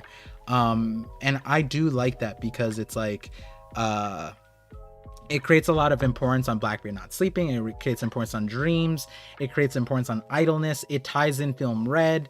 I think me and Cole touched on so many different things where it's like, Film Red confirmed Elemental Haki to me. Literally word for word, the things of my Sanji video, my Elemental Haki video, my Devil Fruits or Peak Haki video. 3 of those, word for word, were matched up in the movie. And again, Film Red is not largely canon, but how many times have we seen the abilities in movies that weren't canon become canon? I mean, even go back to Strong World. El Thor was how he defeated Kaido. Go back to my Strong World video where I was basically saying everything in the time skip matches up with Strong World, except I made that video before Luffy's Bajrang gun with the lightning on it, right? So El Thor, lightning punch through the clouds is a replay of what happened to Kaido. Go to Stampede, the giant Kong gun. It's like that. Was that not like what Luffy did with Bajran gun, right? Like the Super King Kong Extreme whatever gun. Like the point is in Film Red, especially because volume 4 billion, right? In 4 billion, they gave us the Vivre card or whatever of these abilities. One, that has to be canon. Two, the demonstration of the abilities in the movie, I think, are canon. Now, Top Musica, I will say it'll never show up in the movie, but again, the director knows this end of One Piece. And if I were tasked with writing an endgame movie for One Piece, I would create training wheels for you to understand. Now think about this, guys. If you didn't watch the movies, we stuck with manga, and we go from Wano, we go to Egghead, Last Saga hits, and then we hit with a Top Musica like entity. Nobody would be prepared for that at all, period. And the important thing there is that, like, that's the purpose of my Elemental Haki video, my Mindro video. You can see me, I think I say it in the videos itself, but also in the comments, also in streams, where the whole point of that is like, I was so convinced that these things would exist, and so many people were so opposed to it that I wanted to ease people into it. That's why my whole channel, it connects, because like one video talks about like part A, part B, part C, part D, and then at the end I put them all together in one thing, so then you can ease into it. And I think that's what Film Red is. Film Red is an ease into the Last Saga. The concepts of Film Red are teasers to the concepts that we're gonna see, that are gonna parallel and probably dwarf Film Red. I say that. Think about that. Dwarf. For example, I didn't even bring this up. Shanks canceling Haki. Go back to my previous videos. I said that power would exist. I thought Emu was going to have it. I thought Emu was either going to have the power of all devil fruits or the ability to cancel Haki. Shanks has it. If Shanks has the ability to cancel Haki, what else could there be in the characters that are missing? Later, Rafts. Have a good night. Like for example, my Mihawk is a sword video. One of the comments I really, really loved that came out after Film Red, that people posted was, if Shanks has the ability to cancel Haki, Mihawk might have the ability to suck Haki. Pause. But what's his name? Dracula Mihawk. Vampire? Suck Haki? Life Force? Blood? Life Force? Is that not important there? Now, the other thing is, did we not just see a sword do that to Zoro? Enma literally sucks the Haki out of Zoro, right? And so the point, Mihawk is a sword video, I did not think it like that. But yeah, if you made Mihawk into a greater level sword, what's to stop him from doing that? He doesn't even need to be a sword. That could be a whole power on its own. You know what I mean? Like, and it would parallel. If Shanks is able to cancel Haki and Mihawk is able to absorb Haki and like a vampire, name. And then we go to Emu. If Emu is able to create, right? If like, and this is how I discussed it with I believe it was Hidden Island. I think it was Hidden Island or Daksake. We're talking about light theory. No, it was Daksake. It was on our Voice of All Things stream, where Luffy might be able to manipulate matter, light, right? Blackbeard might be able to delete it, absorb it, black hole. Emu might be able to create it, all through different means, but all might have a core in Haki in some way. Meaning the devil fruits that Blackbeard and Luffy have are the Haki. Haki byproduct, whereas Emu might be the source, which is why he has the creation ability. And at this point I can see something like that. If Shanks has the ability to cancel Haki, Emu has something cracked, and it's probably something beyond that, because if you can cancel Haki, then why is Emu even scary, right? 16 videos were closed to count them. Gorgeous bullies holds hostage. Wait, what are we talking about? Gear 2 born in a movie 2. Exactly Pavel. Like Red Hawk says, which is why I believe that Emu can nullify devil fruit powers in particular, but also because of the Sea Devil. If I can post it on here, I'll post a link to a Reddit post that goes into so much. Post it on the Discord. I think like the YouTube doesn't allow links or something like that, but you could post on the Discord, and everyone here can see it. And you guys should join the Discord because that's where the big brain community that we got is there. ParVision's World Tree if you want to become a One Piece scholar, or if you just want to see what the scholars are brewing, come through, enjoy, even if it's for a bit. I mean, to be fair, we have like we have a World Cup chat because I love the World Cup, I love soccer, and you know, that's another way to connect with people. Definitely enjoy that. Don't make clones or Vegapunk yourself. Wait, why? Why can't I do that? That would be so helpful. That's not too helpful. Speaking of Nolan, might be a stretch, but there are golden chestnuts on the golden bell structure. Interesting. Oh, the One Piece card game. Piece card boxes got Croc, Jack, alt arts are the chase cards. I don't know the terminology. I gotta brush up on that. I apologize. Let's see. Mind rope to set up connection sounds like One Piece version of. It's not like that. It's not like that. But here's a fun one. Shanks could maybe get instant teleportation like not Dragon, like Goku. Or Dragon could have the instant teleportation. You watch the Mindro video, think about it like this. Mindro video sounded crazy when I made it, but some of you guys believed it. But there was the concreteness of it in the story was flimsy. But as we progressed, 1055 with Shanks increased it. Film Red increases it. But then we get to Punk Records, it increases it. It's there 100%. Like and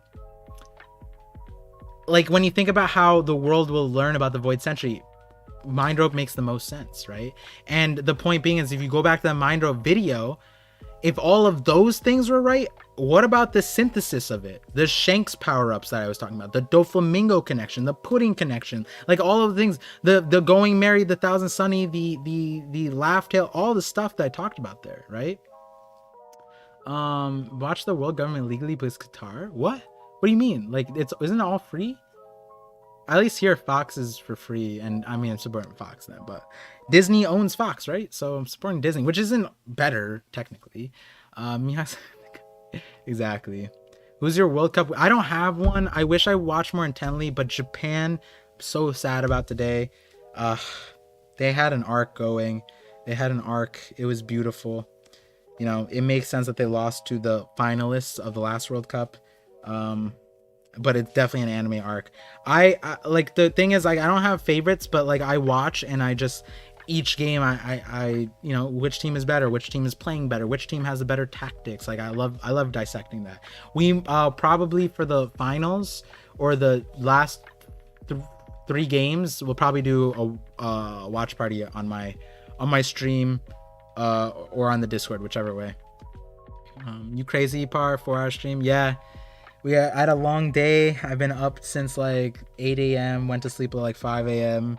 And you know, I'm just grateful to be here, to be able to speak. You guys know why I'm grateful to be able to speak, period. I'm grateful for the time I have now. I'm grateful for you guys making this connection. Because again, you go back to Jay's stream yesterday, today's stream, all the streams. One Piece is going to end, guys. So for me, I think like if you're gonna make the most of the story, the minimum, make those connections, make friends along because of One Piece. I think like a lot of us, we didn't have real life friends that talked about One Piece, and it's like, you know, it's hard to make friends, real friends on the internet, but I think it's definitely possible. I've seen many. I mean, at Anime NYC Comic-Con, people met for the first time, and it was like me and Hidden met for the first time at Comic-Con, and we were like bros, like actually, like, you know, even the way like he cared for my family and I care for his, like the way, the camaraderie there, right? Like One Piece is incredible in that regard. Do you think Mihawk eyes? Yes, Shimada, I have a video that I will be updating in tandem with the Moon video. One of my earliest videos, Possessed, the double layered eye series. So if you ever heard the double layered eye theory, and its importance after Nika. It might have blew up after that, but this was a year ago. This is a long time ago.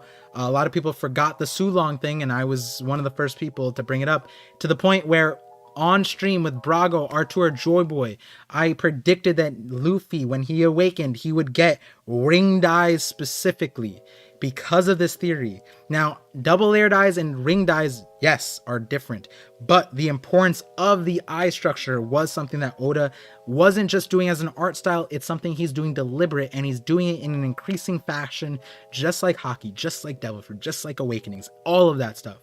The eyes are important, and when you look at the characters with the eyes, Emus, Sulong, Mihawk, and then we talk about the moon stuff. Hey, what's Mihawk's connection to the moon?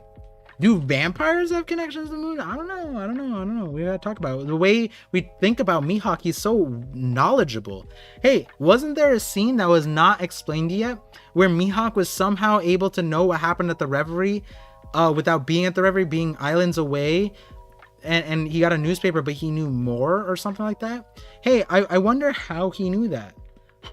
I wonder if he's tied to these moon records. Very crazy, right?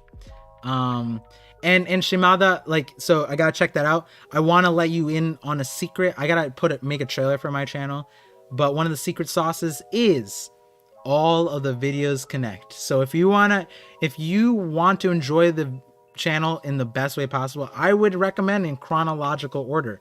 But I do a thing in my video, and some people don't see the vision of it, but in each video I mention the video that's most related to it, so you can island hop like that. And if you want to start on the most recent ones, those will create the hype because they connect back to the first ones, and the chapters we're going through right now connect back to my Vegapunk and Chopper videos. The Chopper video just a few W's from this, and the Vegapunk video. I said that in this Vegapunk video, I said that this picture of Vegapunk was wrong. Vegapunk would not look like this. It would be a misdirect. And what did we get? It was right. Like, these arms, the proportions not right, and there should be a tongue there. Oda was misdirecting us completely, 100%.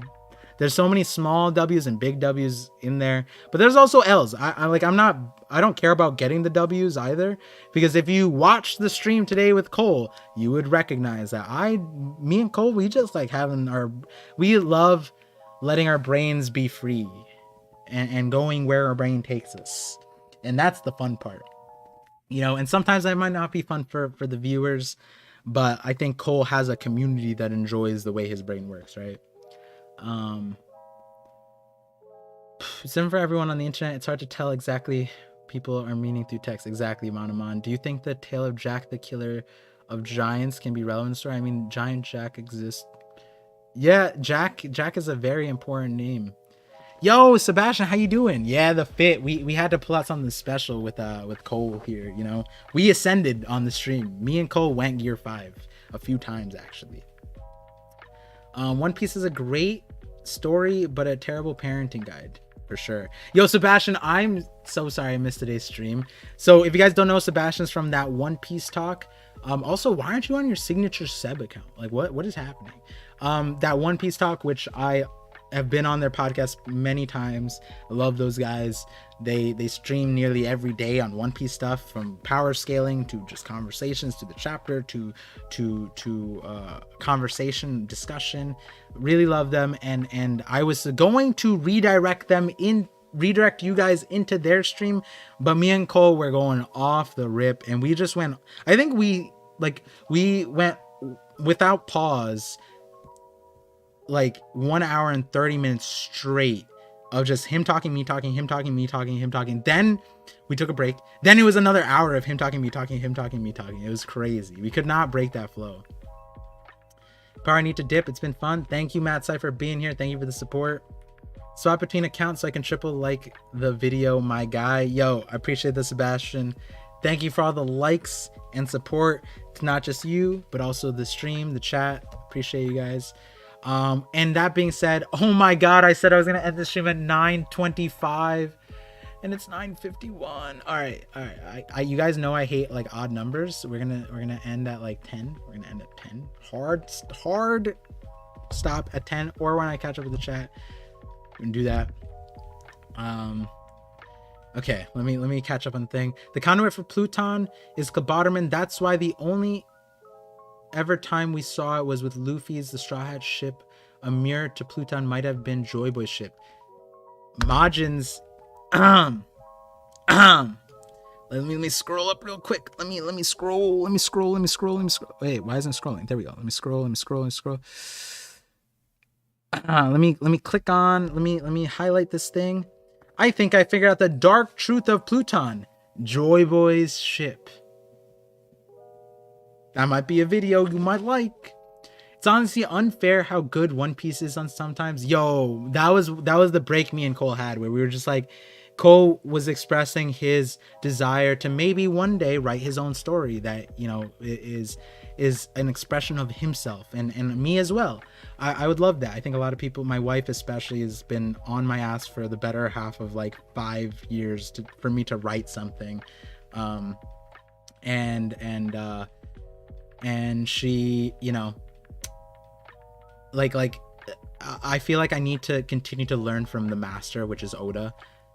And I don't think I'll ever be able to overcome, like, there's no story in our lifetime that can do this. Like, Oda's an anomaly. He's like, you know, like they say Mike Tyson for fighting, like he's just a monster. Like he's just not a monster, and respectfully, he's a great guy now, and he's doing a lot of good things and all that stuff, but like his fighting mentality and everything, he's like essentially Kaido in the real world. Yeah, I think Oda is like that for like words, you know what I mean? Like he's that for words, if that makes sense. Interesting. Gotta check out that video. So your kids are at least 10 before you throw him in the jungle to survive. Yeah. Or do you think Kuma or Paw Fruit can reject or take out knowledge, intelligence, memories? If that's what the person desires and they are able to understand it, yes, Will of Dreams. And I said that in an important way.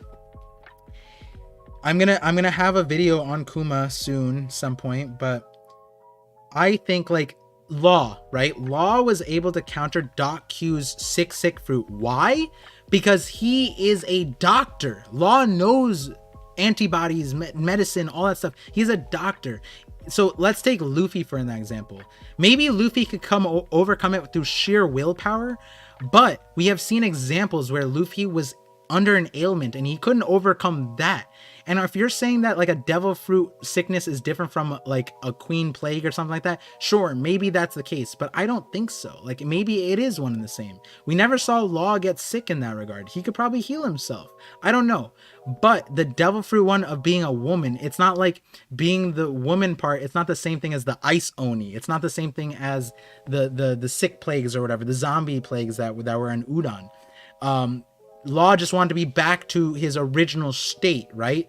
So it's not like he needed to get better in that regard, which clap back to the whole being a woman is a disease. We're not going to talk about that.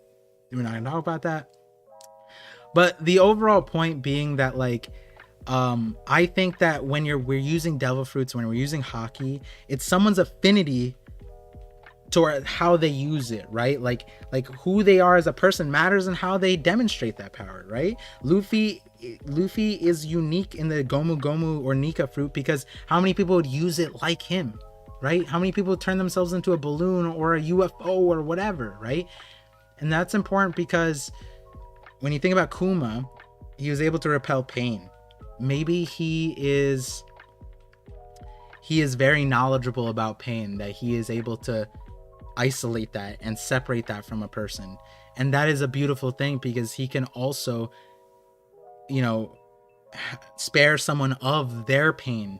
But at the same time, that tells you a dark story of what Kuma's backstory might be, where his pain is probably immeasurable to be able to understand pain to the point where you can separate it out of Luffy. That's my synthesis of it. I've never said that on a stream, and I've been wanting to put that in a video, but we're 4 hours into the stream. There's 200 plus people here. I've seen you here in things, so I wanted to share that. So thank you for being here, Will of Dreams. Vegapunk to Straw Hats like he did with Luffy. Yeah, the fit though. Thing about Emu. Oh god, I catch up. All right, we're almost there. Basically, about Emu is that I believe Emu is a she, tied to the Sea Devil somehow. A lot of the Sea Devils are women. Clarifying there. So she has access to all Devil Fruit powers, whether she is the Sea Devil or Usopp the powers. Yes, I think one way or another that makes sense. So I said that in this video. I believe it's in this video or this video. No. It might be this video. It's probably this video or the Karma video. I'm trying to think. Oh, it might be Haki. It might be this one. Kid sucks at hockey. It might be that one. It might be that one. I think it's that one. One of those. The kid sucks at hockey is sort of clickbait. It's explaining why his hockey's not great. Professor Turo is the par in the Pokemon world. Exactly.